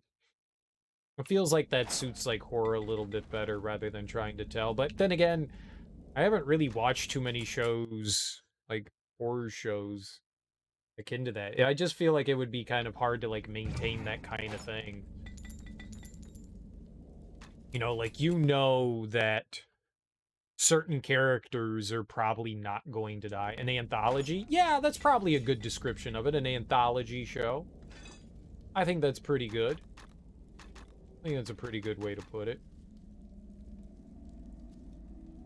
Well, this is better. It's superior. We'll take those 3 extra points. Sure.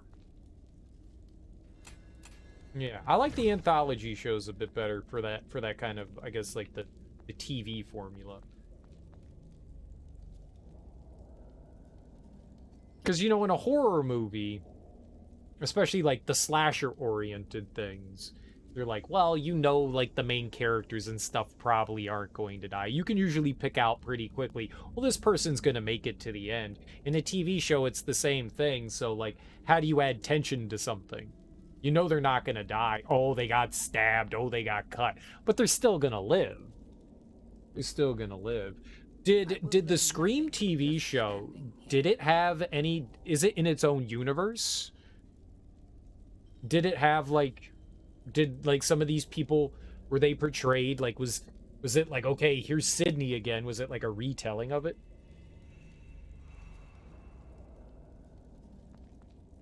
I'm intrigued by this. The tower top. Really? That was it?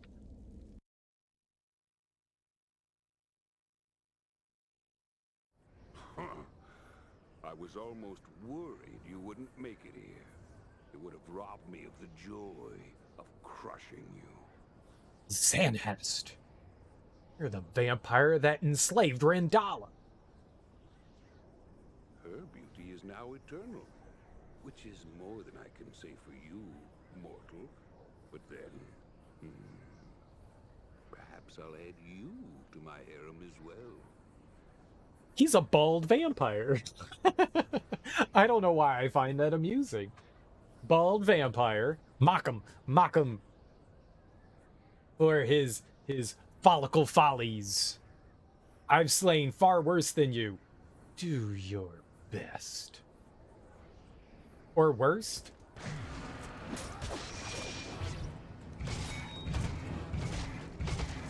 Magic. Magic. Magic.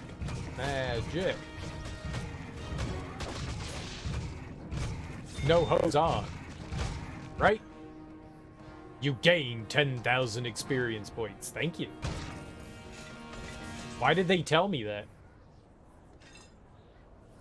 Flawless full plate gloves. Nice. Plane of Shadow. Cool. Mr. Clean with a nibble. I like that. I like the nibbles. The Scream show is pretty much about every so often reminding you that nobody was safe and that the killer could be anybody. That's a good way to do it. That's a good way to do it. I want flawless from him. He never even touched me. He hit Wilson a bunch, but he never even touched me. All right, well, we can actually upgrade those gloves into something useful.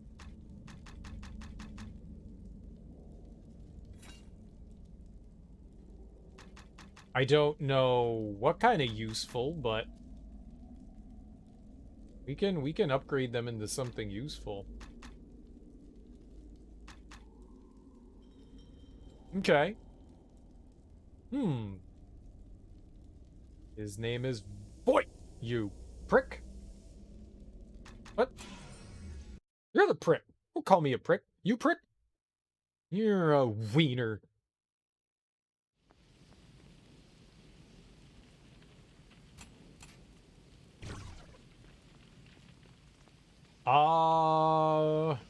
Hmm. Well, we definitely want jet on our gloves. I was just thinking that we put diamond on there to get some extra resistance, right? I really don't know what else we would do. I think that's a good idea. We get some jet and some diamond. Charles? Shut up and jam?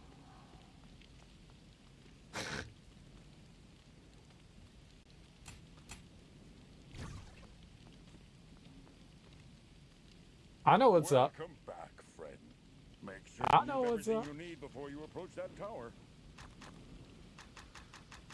Okay, we can get some, we need runestone. How many diamonds do we have? 22? And we have enough jet? Okay, we're in good position here. It's terrible.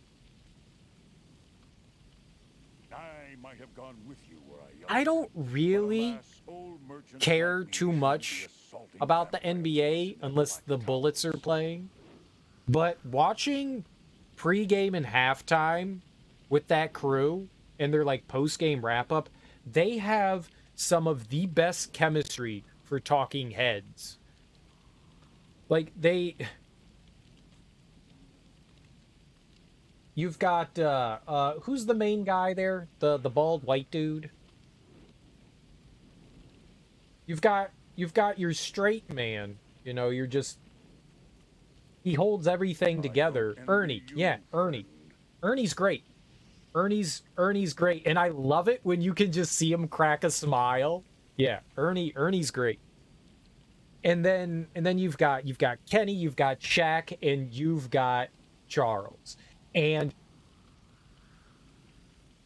Kenny's supposed to be there for analysis. Like he's there for analysis. He tries to keep things straight. Every once in a while, he'll say something edgy, you know, and then Charles will just go off on a rant on how Kenny's wrong. But they have such fantastic chemistry.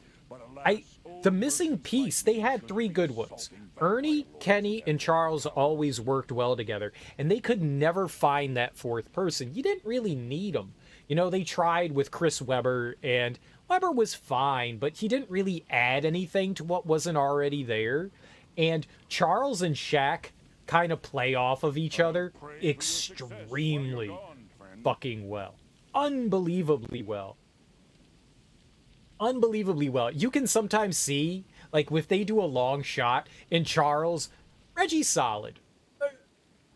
Reggie's not bad. He's not my favorite, but he's not bad. He can definitely joke around, but he still fills that Kenny role. You don't need two Kennys. Reggie likes to say some off-the-wall shit, too, where he's giving analysis, but his analysis is just kind of like stretching. He kind of does that too. Yeah, I don't think he's bad. I prefer him on play-by-play than I prefer him in the studio. I prefer him on play-by-play. He's solid for that, you know, like, hey, we've got Marv Albert and we got Reggie Miller. I'm okay with that. But in the studio, they just never were able to find that fourth person. And I love it where Charles will go off on something, and you can just see Shaq sitting there doing this. You have everything you need before you approach that tower. Like, he's like cracking the smirk, and he's just taking a sip, and you're just like, oh man. You know during commercial break, he's going to say some shit to Charles. You know it. And that's the kind of thing that just makes me giggle on the inside. I'm like, oh man, these guys are just great together. They are just great together. I don't envy you, friend. It's some of the best chemistry, and I don't think you're ever going to find that. Like, anytime soon. There are a bunch of stations that are trying to emulate those two. Like, ESPN cannot compete with them. Thank you so much for that follow. ESPN can't compete with that. It's too fucking good. ESPN can't even come close to that. It's just like Charles is unique. You're not going to get another Charles, you know? Like, you can... Oh my god, what did I just do? I didn't move over to the right. No. You're just not going to find that anywhere else. And it's beautiful. And it's amazing. +3 armor class for each armor piece worn. And 75% disintegrate undead on critical hit. I want that. That's what it does on shield. So diamond is worthless on shield. Combat reflexes. I don't know what that is. Minimum damage unarmed. That's not helpful. Cleave, not helpful. Hold damage, unhelpful. Damage inflicted added to... No. Oh, these are gloves. These are gloves. Improved critical. I don't envy you. Acid damage. Yeah, none of that's helpful. I don't want any of this. Fire damage. We don't need that. Shock damage. Yeah, I don't need any of that. Interesting. I think the only thing out of this is the defense. Make certain you've everything you need before you Yeah, that's not going to help. So apparently, gloves are good for the monk. That's why they have these like that. That's why this is added on to it. It's good for the monk. But we don't have a monk. So any of these like added, you know, attack stuff is not going to help me. Combat reflexes, right? I thought the diamond was going to give us resistance, but it doesn't, because that's not what it's for. So, yeah. We just do jet. We just do jet, and that's it. That's the only thing on there that we can do. Okay. That's fine. That's all we got, though. I'll pray for your success while you're gone, friend. +18, though. That's good defense, you know? We can upgrade our shield as well.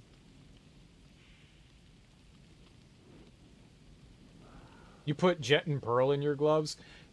And so, but you said you're doing a monk, right? So that would benefit you. That would benefit you.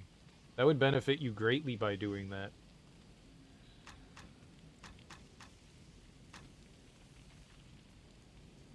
So I think my defense would go up if I put on the full plate, right? Nope. Okay. Yeah. Oh, cleric. But how would that help you? If it's on your gloves, it only helps if you're... I don't see how critical would help you if it's on your gloves.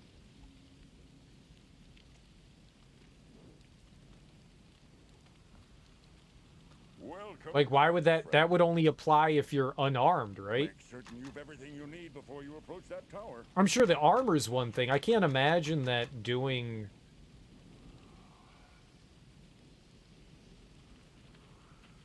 Yeah. I can't imagine that would help.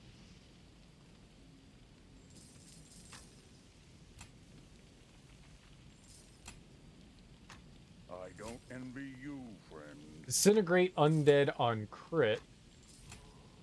Minimum damage. Leave. Cold. I don't see anything that adds crit.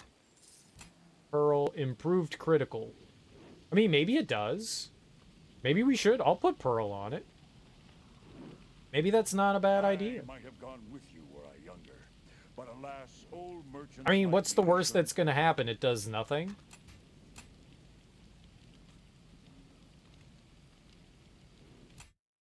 It does nothing. We could throw some Pearl on there.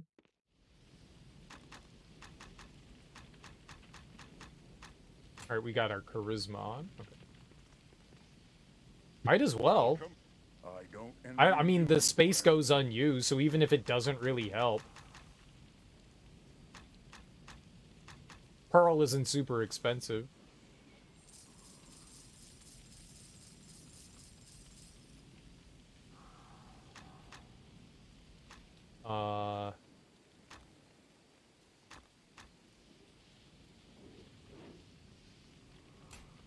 Oh, because it already is. I was just trying to see.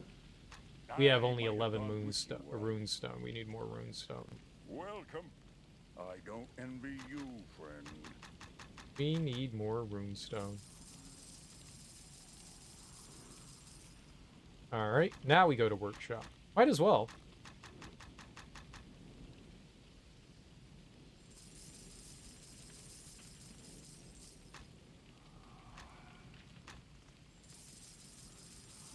I mean, if it does help with critical, then might as well. Everything you need before you approach that tower. I forgot to hit the other button. There we go. Improved critical and +3 armor for each class. Okay. Why not? If it does help, then cool. If it doesn't help, whatever. It's just a couple, you know, it's just some monies. It's just some monies. Why not? Why the heck not? How much did that go up? So I took it off. So that's at 34.8. This is at 18. We equipping it, it's at 21, 37, 11. That's good. Yeah. Who cares? It's all good. It's not going to hurt me in any way by having it, so I'm down with it. I'm down with the sickness. Wah, wah. 76 to 92. Why was I all the way up to 100 before? My damage went down. Oh, because I'm an idiot. Let's sell the rest of the stuff we have. I forgot. Because we took off our shit that boosts stuff. Since we're here. Okay. Is there anything here I want to get rid of? Yeah, the other male. The remarkable. Because we now have superior. So we sell the remarkable. And since we have gloves, we don't need those gloves. A charisma amulet? Yeah, we have the charisma stuff on. So I can get rid of these gloves. But alas, old merchants like me shouldn't be assaulting vampires. Remarkable full plate, imperial full plate. So we can get rid of these boots. Okay.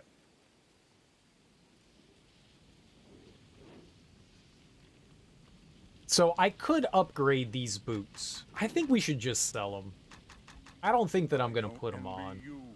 I want the flawless. You're a huge fan of putting coral in weapons, which increase the bottom amount of damage you hit. The problem with that is, I bet you I think it's a false flag. I think coral is a false flag. I think that if you put on increases for elements, I bet you do more damage overall than if you increase the bottom side of minimum damage on coral. I think it's a bait thing. I don't think coral actually has a good use. I haven't tested anything out. I'm just thinking that I like the idea behind it. I agree. Increasing your minimum damage, very cool. But I think that, like, the added damage that you get from adding, like, lightning or whatever on there is probably better. I don't know. Because the only thing I added on mine was I added the ability to absorb HP.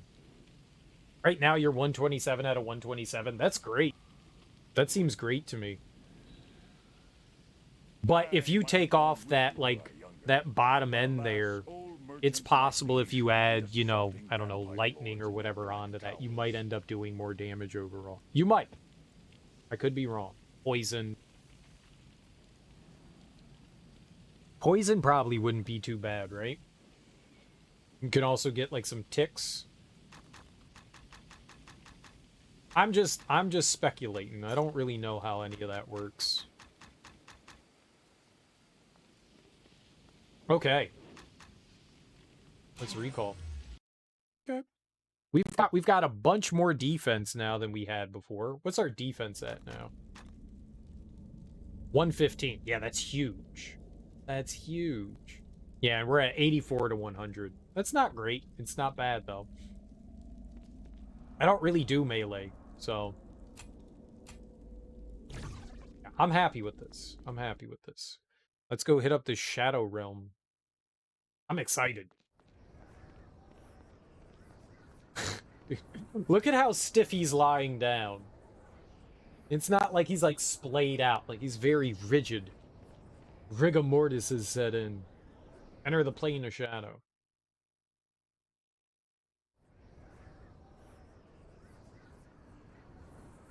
Wait, we're just fighting him now? You meddlesome wretch. How can you be here? No matter. It is over. The tower's core is mine. I alone can draw on the power of the Onyx Heart. Now, bursting with the souls of 40,000 dead, you cannot possibly defeat me. Probably not. But I'm gonna try.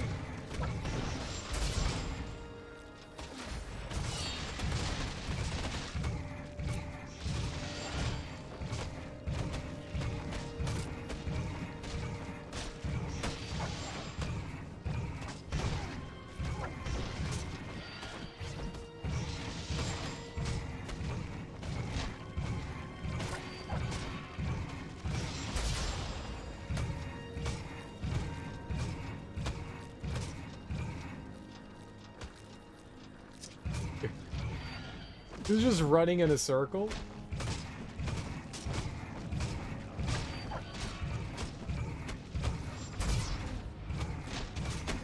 Ah, no hitting me! Hit him!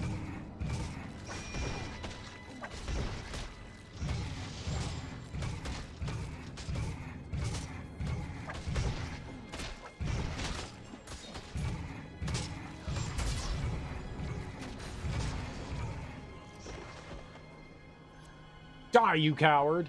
You've destroyed Mordok, Salan Mare. Shatter the Onyx Heart to destroy the tower, and free the citizens of Baldur Gates from its curse.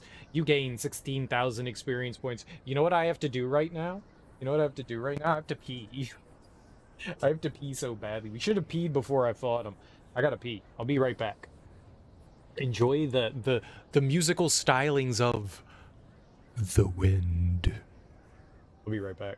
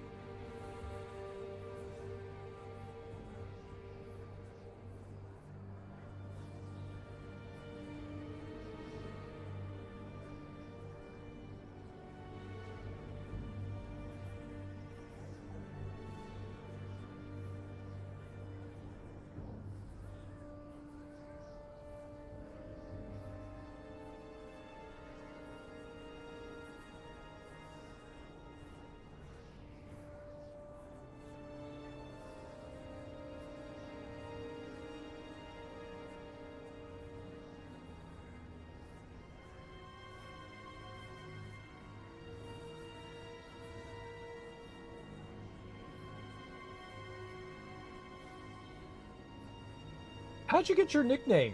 They call me Lucky because I slipped on PP down at the Gas and Go. What? What? 16,000, so we got a level. Oh, I can save?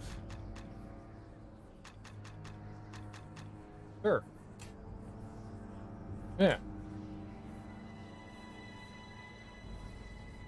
Interesting. Smash.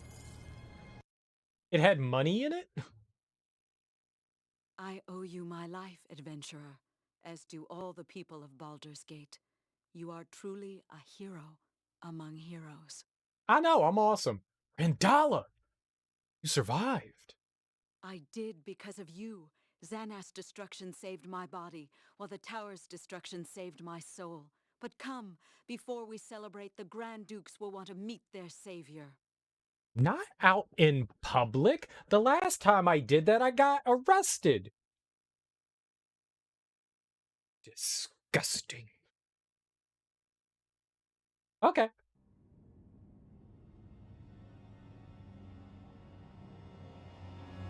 The vampire's gambit has failed, giver of eternity. Baldur's Gate still stands strong. And what of Mordok, priest? Utterly destroyed Almighty Pharaoh in an attempt to hold the tower. His failure cannot be allowed to hamper my sacred mission. We will leave Mulholland and see to the matter ourselves. Raise the tomb soldiers and prepare my sun barge. As my God King demands. I don't know what a sun barge is, but I want it. They never made a Baldur's Gate Dark Alliance 3, did they? Cliffhangers that don't get resolved. Why? I like the game. I like the game. I think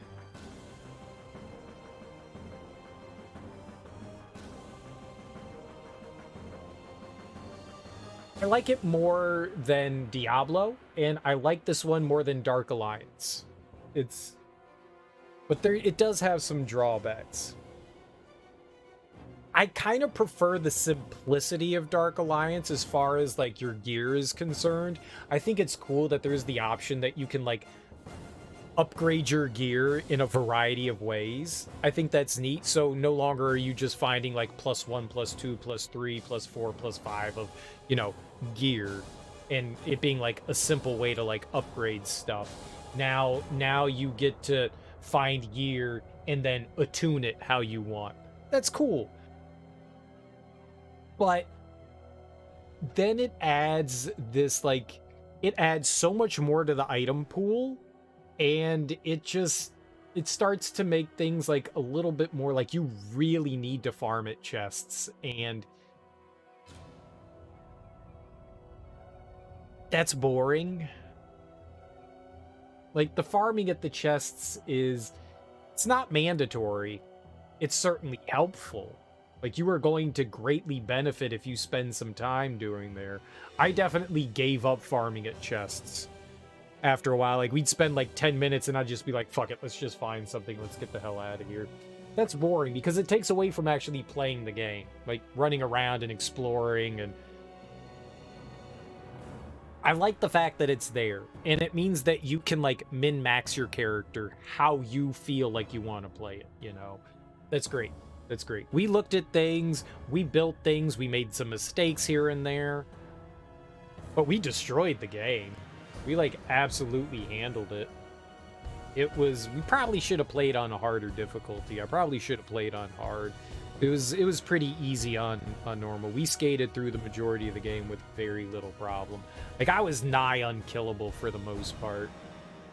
Like, everything that I did with the Necromancer at the beginning of the game, like, we basically just constantly used the vampiric touch on everything that we could. We were definitely squishy, but by the end of the game, we had, like, insane health, insane strength, insane magic. Like, my magic never even trickled down. Like, it would stay. The thing that took the most magic was summoning our little friend, our little helper buddy, and that was pretty much it. You know, that's what we got from it, was summoning little helper buddy. The most thing. So my magic never ticked down. The regen was so high on there. Like, I didn't even need to go to like maximum level in When you spend your skill points, I went up to the 3rd tier, and even that was excessive. I don't even think we needed to go that high. Like our magic regen was we had more magic than you could shake a stick at, which is great. In Baldur's Gate Dark Alliance, we definitely needed the usage of like potions and stuff like that. When I was the sorcerer, we would definitely run low on magic, on mana, and we never ran low on mana in this. And you're super powerful. Like the fire arrow is insanely busted. The fire arrow is like extremely busted, and so is the shadow spray. Like those attacks for the necromancer are insane. And the nice thing is you get your friend to come along with, they drag all the aggro, and you could just walk up to enemies and shotgun them in the face, you know? Which is kind of why I didn't do fire arrow at the beginning of the game, because I wanted to like I was like, all right, this is clearly busted. Like this is going to carry us easily through the game. So I was like, let's use something else so that maybe we can put ourselves at a little more risk and have a little bit more challenge. But with the vampiric touch, I mean, all you did was have to run up to enemies and hit them, and we just absorbed all their health. Uh this game definitely can be grindy. I like the fact that when you clear an area out, that's all the enemies you get. Nothing respawns ever. If you move on to a chapter, if you have those like optional little sections that you have unlocked, you could go return to them, and they replenish with harder enemies and new treasures. That's cool. That's cool. There's like a couple of those. There's like a gorge and some sharp teeth woods or something like that. So there are 2 optional areas that you can return to and get some extra goodies from. That's nice to have. Um, I do wish the first Baldur's Gate Dark Alliance, they're like, oh, remember to do side quests, you know? And so you start out in the inn in Act 1, and you get like a bunch of little side quests. It's like you like complete shit. Like patrons will come into the bar and they'll be like, here's a side quest, here's a side quest. And then once you get into Act 2, all the side quests are gone, which was a little sad. They continue to kind of have stuff in this. I wish they had more. There's a little bit of stuff, but I wish there was more. You get a character quest, and I'm assuming every character gets one, because there are NPCs in Baldur's Gate that don't do anything for you, and I'm assuming those NPCs are for character specific classes that we like. Amdwil was our like mentor that led us down the path of like finding finding our character specific quests. But they kind of abandon side quests in this one too. In Act 1, there's a bunch of side quest stuff that you can do. You can buy stuff off of enemies like maps and stuff like that. But then once you get a little further into the game, the only thing you really have going on as far as side content is like returning to an optional area when you get into the new act, and Amdwil. You pay him some money, and then you get to do your character quest. Really wish that they added more to it. There's a lot more content in this game than there is in the original Dark Alliance, but I just wish there was more side stuff.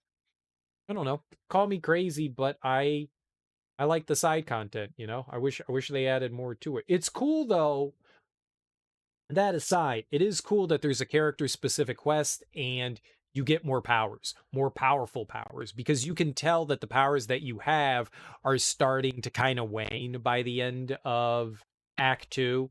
Like you can tell, like, we're powerful-ish, but and so beginning in Act 3, you get to jump right in, do a character quest.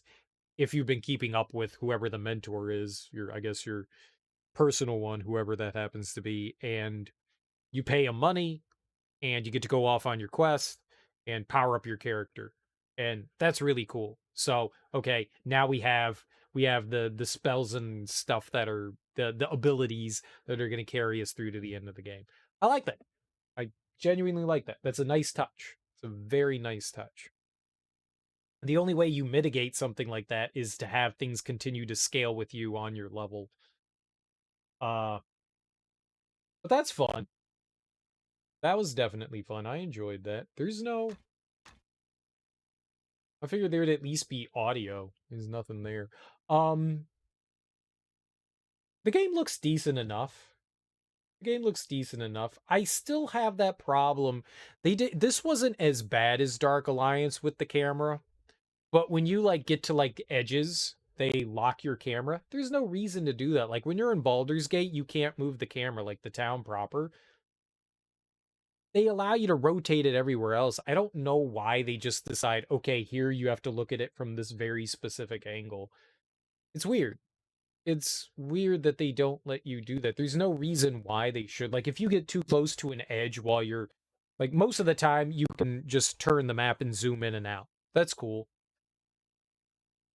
In If you get too close to an edge of a map though, they lock your camera again.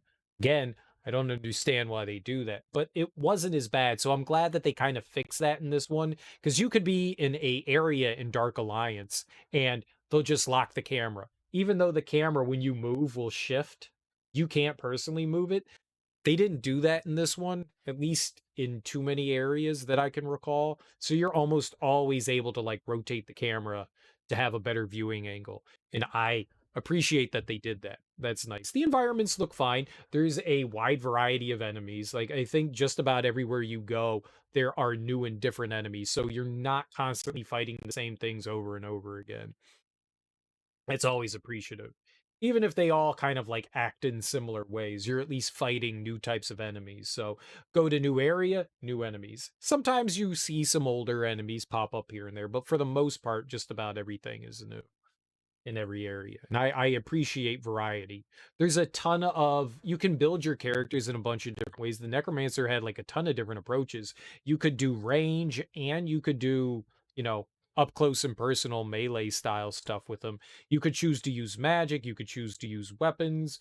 It's nice that there is a good variety in how you build your character. You can equip multiple weapons. We could equip at least 2 weapons. That's always cool to have, and you could just shift them on the fly. So I was saying like it would benefit you to have like a couple of different weapons. Okay, these enemies are immune to magic, so whatever magic you're doing, you can switch to a weapon that doesn't have that on there. That's always helpful to be able to build your character in that regard. Because we, as Ysuran, we definitely ran into enemies that were resistant to certain things, like the undead. We can't vampire touch them, so I have to use something else on them. So we had to like use a separate spell, which is early on that was rough when I was like focusing heavily on like life drain, and you're not life draining anything because it's dead. Uh So that's fun. There's a variety of ways to build. Like I'm assuming that's applicable to every character in the game. We've only played through one character, but I'm assuming that's applicable to everything. Um, this one also does the same thing. This one played music a bit more often, but very often it'll play like you load into the game and it'll play music for a little while and then the music just stops. It's really weird. You should just let the music keep playing. There's no reason for it to fade out and stop. Just you don't need ambient noise. Just let the music, you put the music in there, you have it. Just let it play. It's a really weird choice. I don't understand that. Nope, we're going to stand around and it's just going to be quiet and you're going to hear like some enemies scream in the background and some clangs here and there, or maybe some wind or doors opening and closing, but it's ambient noise. It's not music. It would be nice if they just let the music go. There's no reason not to. It's just a really strange choice. Like right now, it's just quiet. Like there's nothing here on the menu. Why? Why? The game controls fine. There's not a lot that you could say about it. Like the first game, you can rebind your controls to whatever you want. I like that. I love being able to rebind controls. That is such a nice thing because a lot of the times there may be 1 or 2 buttons that I'm just like, I don't like the way those are. And I want to change them. And then you can't change them. And you're like, this is just weirdly awkward. Like, why would you put the jump button on X and the attack button on A? Like, that just feels weird. And the fact that you can like change that up is very bueno. Like I move things around, made it more comfortable for, how I'd like to approach and play the game, and it made it so much nicer. Made it so much nicer to be able to do that. And I wish like every game allowed rebinding controls. That kind of accessibility is fantastic, and it's not often you see it in this generation of game. It's here and there. I mean, Super Nintendo games had it, PlayStation games had it. It's just not often. And I like it when games offer you that because sometimes the button layouts are just clunky or weird. And so it's nice to be able to have that. Um the voice acting's nice. Like I had no problem. There's a couple goofy moments here and there, and some of the writing is a little silly here and there, but I mean it's high fantasy stuff. I think all the people that they got to do the voice acting were on point. Not like stiff, awkward moments like Resident Evil. I think the voice actors did a bang up job. I mean, the guy we heard the most was the shopkeep, and yeah, I maybe he doesn't need to prattle on so much while you're shopping. Oh boy, if I were younger, I would totally join you. Yeah, I got you guys. Shut the fuck up. That might be a little annoying because you spend a lot of money in there. I mean, a lot of time in there, and it would be nice if that guy wasn't constantly just like yelling at you. That's annoying. That's annoying. It's like Navi or Fee. Hey, hey, listen, listen, listen. Hey, listen. Yeah, dude, shut the fuck up. I got you. I'm trying to concentrate. Stop. Please. But for the most part, the voice acting's pretty solid. The areas that you go to are definitely varied. You're going to the elemental planes, you're going to like different castles, dungeons and stuff. The dungeons all kind of, have a samey feel. The caves kind of do too, but there's at least enough variety of like the areas that you're going around into that it never feels like repetitive. Normally in games like this, I'll kind of like start to burn out. I was having fun. Like every day I've been like playing and going like I can't wait to start playing again. Like this is I did not like Diablo. And this is a lot like Diablo, but this does something that Diablo doesn't. I don't know what that is, but I find this more fun for some reason. It's like the gameplay loop is very similar. We're going to throw a bunch of enemies at you. You've got equipment. It's random that you can find. It's a looter game, but the gameplay loop here just feels better than Diablo does. Now, granted, Diablo 1 and 2 were games that came out prior to this. So a game like this gets to see Diablo and build off of it. And I've never played Diablo 3. Maybe Diablo 3 is a better experience than this. We might get around to that at some point. But as of right now, I like Baldur's Gate Dark Alliance 1 and 2 better than the Diablo games. I'm not sure that I can put my finger on it, but something about them just appeals to me just a little bit more. Just a little bit more. And after watching Dungeons and Dragons Honor Among Thieves, this definitely scratched that Dungeons and Dragons itch. I was like, God, I want to play some Dungeons and Dragons now, some video game stuff, and this definitely scratched that itch. So there's at least that too. We got to fight dragons, we got to go out on an adventure. I do kind of wish that at the end of the game you get Jarek and Karn to kind of like join your retinue. I kind of wish because this game has co-op, you could just have another character come along. You can manage two characters. One, it would give you more inventory space, which is always nice. And two, you get to have like a companion come along with you. I kind of wish that they had that. It's relegated just for, co-op multiplayer, but it would be really cool if you could bring in a computer controlled, NPC to play with you. Whether it's, in Diablo you could hire a mercenary. It would be cool if you could do something like that in this. In the Baldur's Gate games, you get to hire on other people, ask them to come join your adventure. It would be nice if they let you do that in this. It really would be. It would just add just little bit more to it, just so you're not like completely alone wandering through the world. It would be nice to have that, like extra NPC. They don't even need to have inventory. You can just manage their equipment, like, all right, I'm going to throw some equipment on you to make you efficient, just a little bit better. And that would give more reason to some of the loot that you end up picking up. You can pick up something decent and go, I'm not going to use that, but I can give that to you. Or hand-me-downs, you know? Like, oh shit, I just upgraded my shit. Here, I'll give it to my companion. It would just be cool to have that little extra bit in there. That's something that Diablo did that I really liked, and it would have been nice to see that in here because there is co-op, so it would have been just cool to have that one extra thing. That's the game doesn't offer that. I'm not like holding that against this game. I'm just saying it would have been nice. Yeah, but no, but that's one character that you get to have that is. So Wilbur and Wilson, you get to summon along, you know, the skeleton and the shadow creature.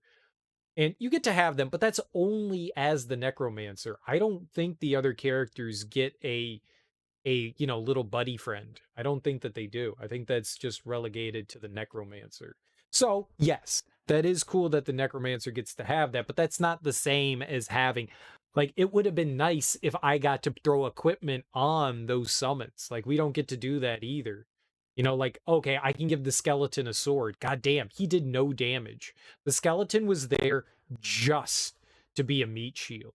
Just to be a meat shield. You get a spirit weapon that follows you? Oh shit, okay, cool. All right, well, I didn't know. I haven't seen any of the other character classes. So as a cleric, you get a spirit weapon. Well, that's cool. You can have a companion too. That's sweet. So some of the other classes do get to have one as well. That's nice. That's nice. But I do wish that you actually had an actual companion you could do something with.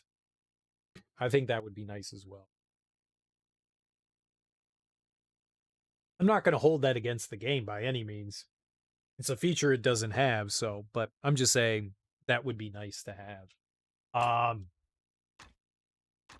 Is there the challenge thing in this? Extreme mode starts a new game using characters from a previous game.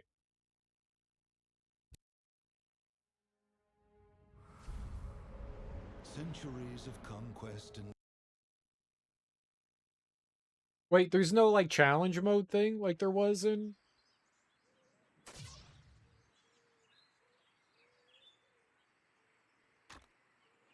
They take all your equipment and stuff away in extreme mode? But I get to keep all of my other stuff? So I get to keep my levels, but I don't get to keep my equipment. I spent all that time building up my character. You don't let me keep any of that equipment? God damn you. Damn you!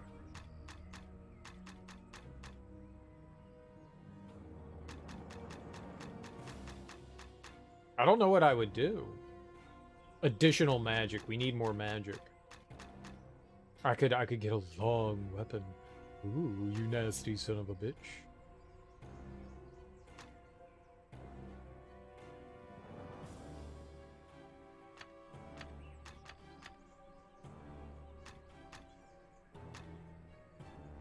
We could make things weaker. I really liked Enervation. I never got to really use that.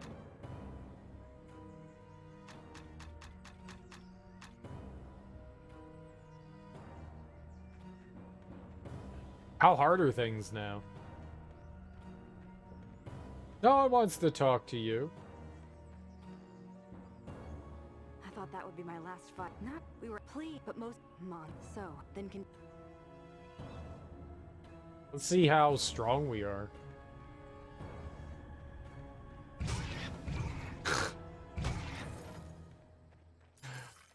I mean, these are just like basic goblins. They're just basic goblins. So you just start all over again. Ah. I mean, it's not the worst thing in the world. It's a little disappointing. It's a little disappointing. I was hoping it would be more of a...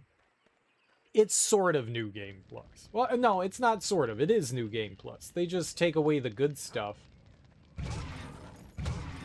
I can't imagine how grind heavy this is.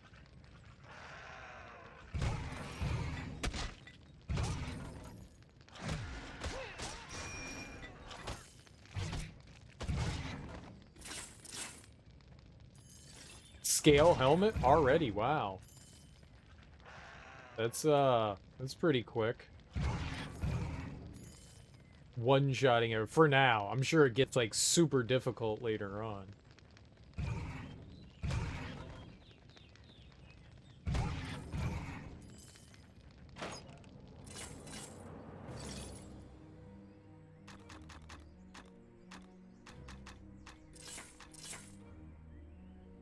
You can keep your stuff on all other difficulties, just do a new game and import your character.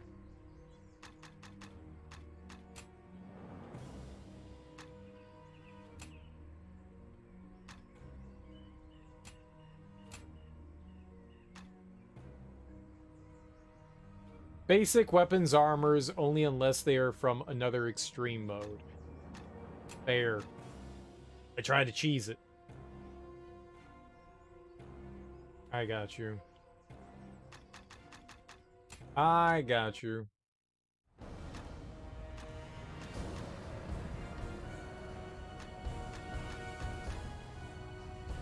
Whoa! Where's that guy?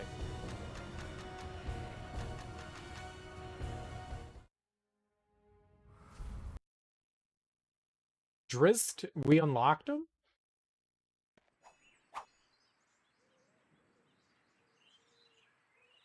Holy hell.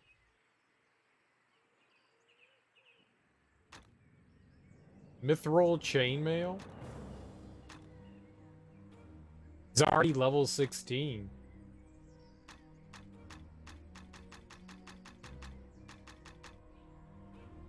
I don't like the fact that they already, like, dumped points into stuff. I don't want you doing that.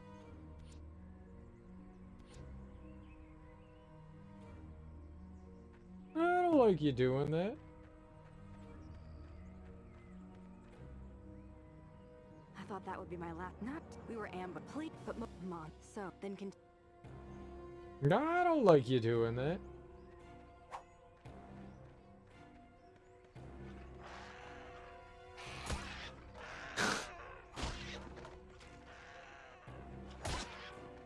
Two-handing weapons is pretty cool. Smacky, smacky. So you're gonna, like, skate through, like, super early on because enemies have, like, they're, like, insanely weak compared to you. Your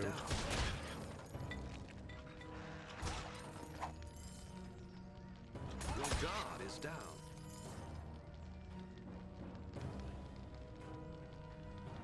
My guard is down. Your guard is down.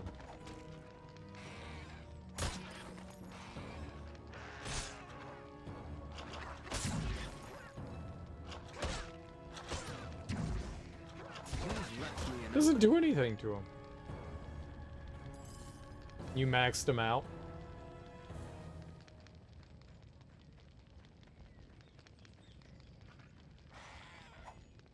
Your guard is down. Early on, I bet you he's, like, super powerful, but I bet you he, like, levels out later. What kind of moves and stuff does he have? I mean, it's gonna be a long while before we get a level with him. He has armor proficiency, equips scale and chain armor and shields. So he can't go higher than scale and chain.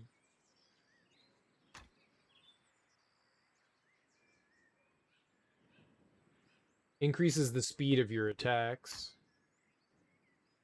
Increases the damage inflicted by a critical hit. You have a chance to block missile attacks, okay. Enemies are more likely to miss. More carry weight.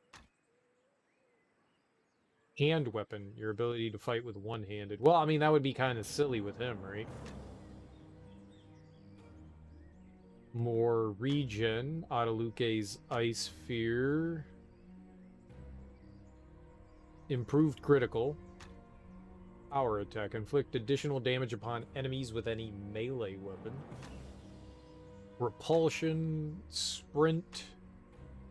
I thought this was all... It's weird. I thought this was all alphabetical. Sprint is not great. What's Sunder? Reduces your enemy's armor class with every successful attack. Oh.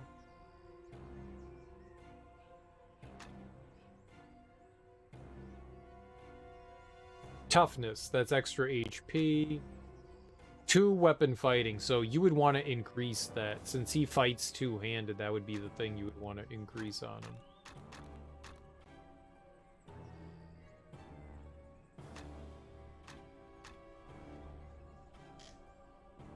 Drist prefers to use only Ice Death in Twinkle. I'll give you a Twinkle. Twinkle D and Twinkle Dumb. +2 armor class for each arm. Why does he have jet? Why does he have defense? Aquamarine, 4 to 16 cold damage. I mean, they're pretty powerful. I mean, 60 to 108, 48 to 84. I mean, those are decent. A defending Scamator. That's so stupid. Why would I want a defending Scamator?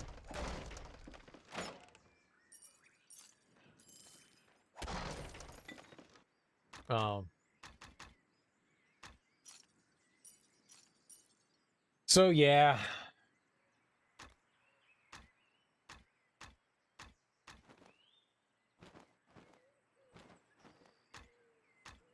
Right. Well, he starts off pretty high level. I was kind of hoping for I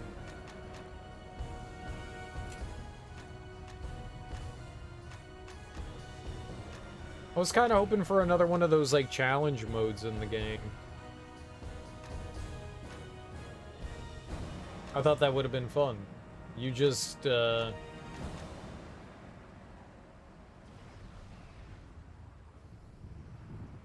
Do you have to import a character from a previous game? You could just start on level 1, right? You could get into the game, save...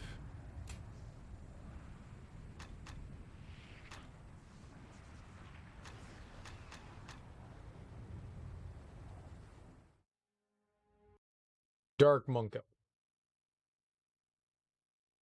Right? Good. Just go over here. Save.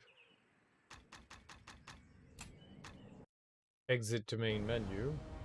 Start game, 1 player, extreme.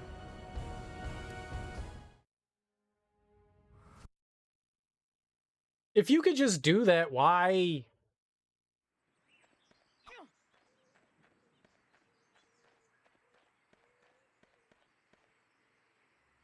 Why not just allow the player to start from however they want? That's weird.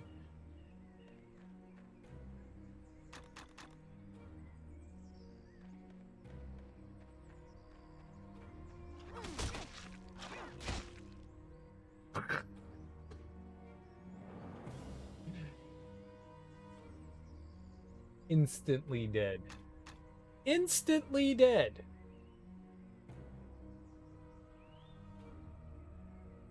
You like the way I review games when I finish them? I like doing that. I like doing that. It gives people an idea of, like, where I stand on things, even though I talk about the games throughout the fact that, even though I talk about the games while we're playing them, I still like to give, like, a final synopsis. Like, what did I like? What did I dislike? I don't like rating things, you know, like, I'm gonna give this a 1 out of 10, like a 5 out of 10. I think just through, like, how I say what I'm saying about the game can give people an idea of, like, how I genuinely felt about it. You know, but aside from that, I like critiquing things and saying, you know, what I liked about a game, what I think, you know, like, worked well, what I don't think was my favorite, like, what, like, improvements and stuff I would like to see. Yeah, just takeaways from the game, you know? A nice synopsis of, like, what I experienced and, you know, the good and the bad and all that. I also don't just like saying things that are what's the word for it?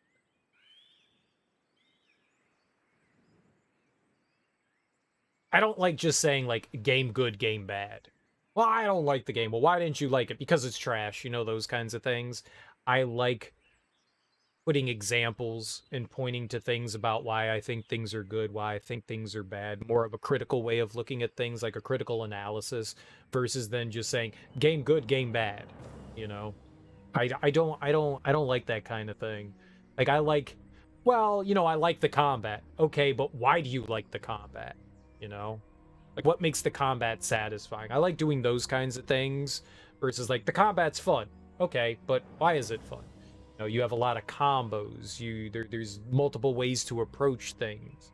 You know, I like doing that kind of critical analysis. I like that. And it kind of takes away, a lot of people get offended when you're critical of a game, and nothing's above criticism. No game is above criticism, and just because you're critical of something doesn't mean you don't like it. No game is perfect. Every game has its faults and flaws, but, like, do those faults and flaws ruin the experience? You insulted my game, you son of a bitch. This will be the last time you stream on Twitch. Yeah. No, there are definitely people that don't enjoy critical thinking on their favorite game.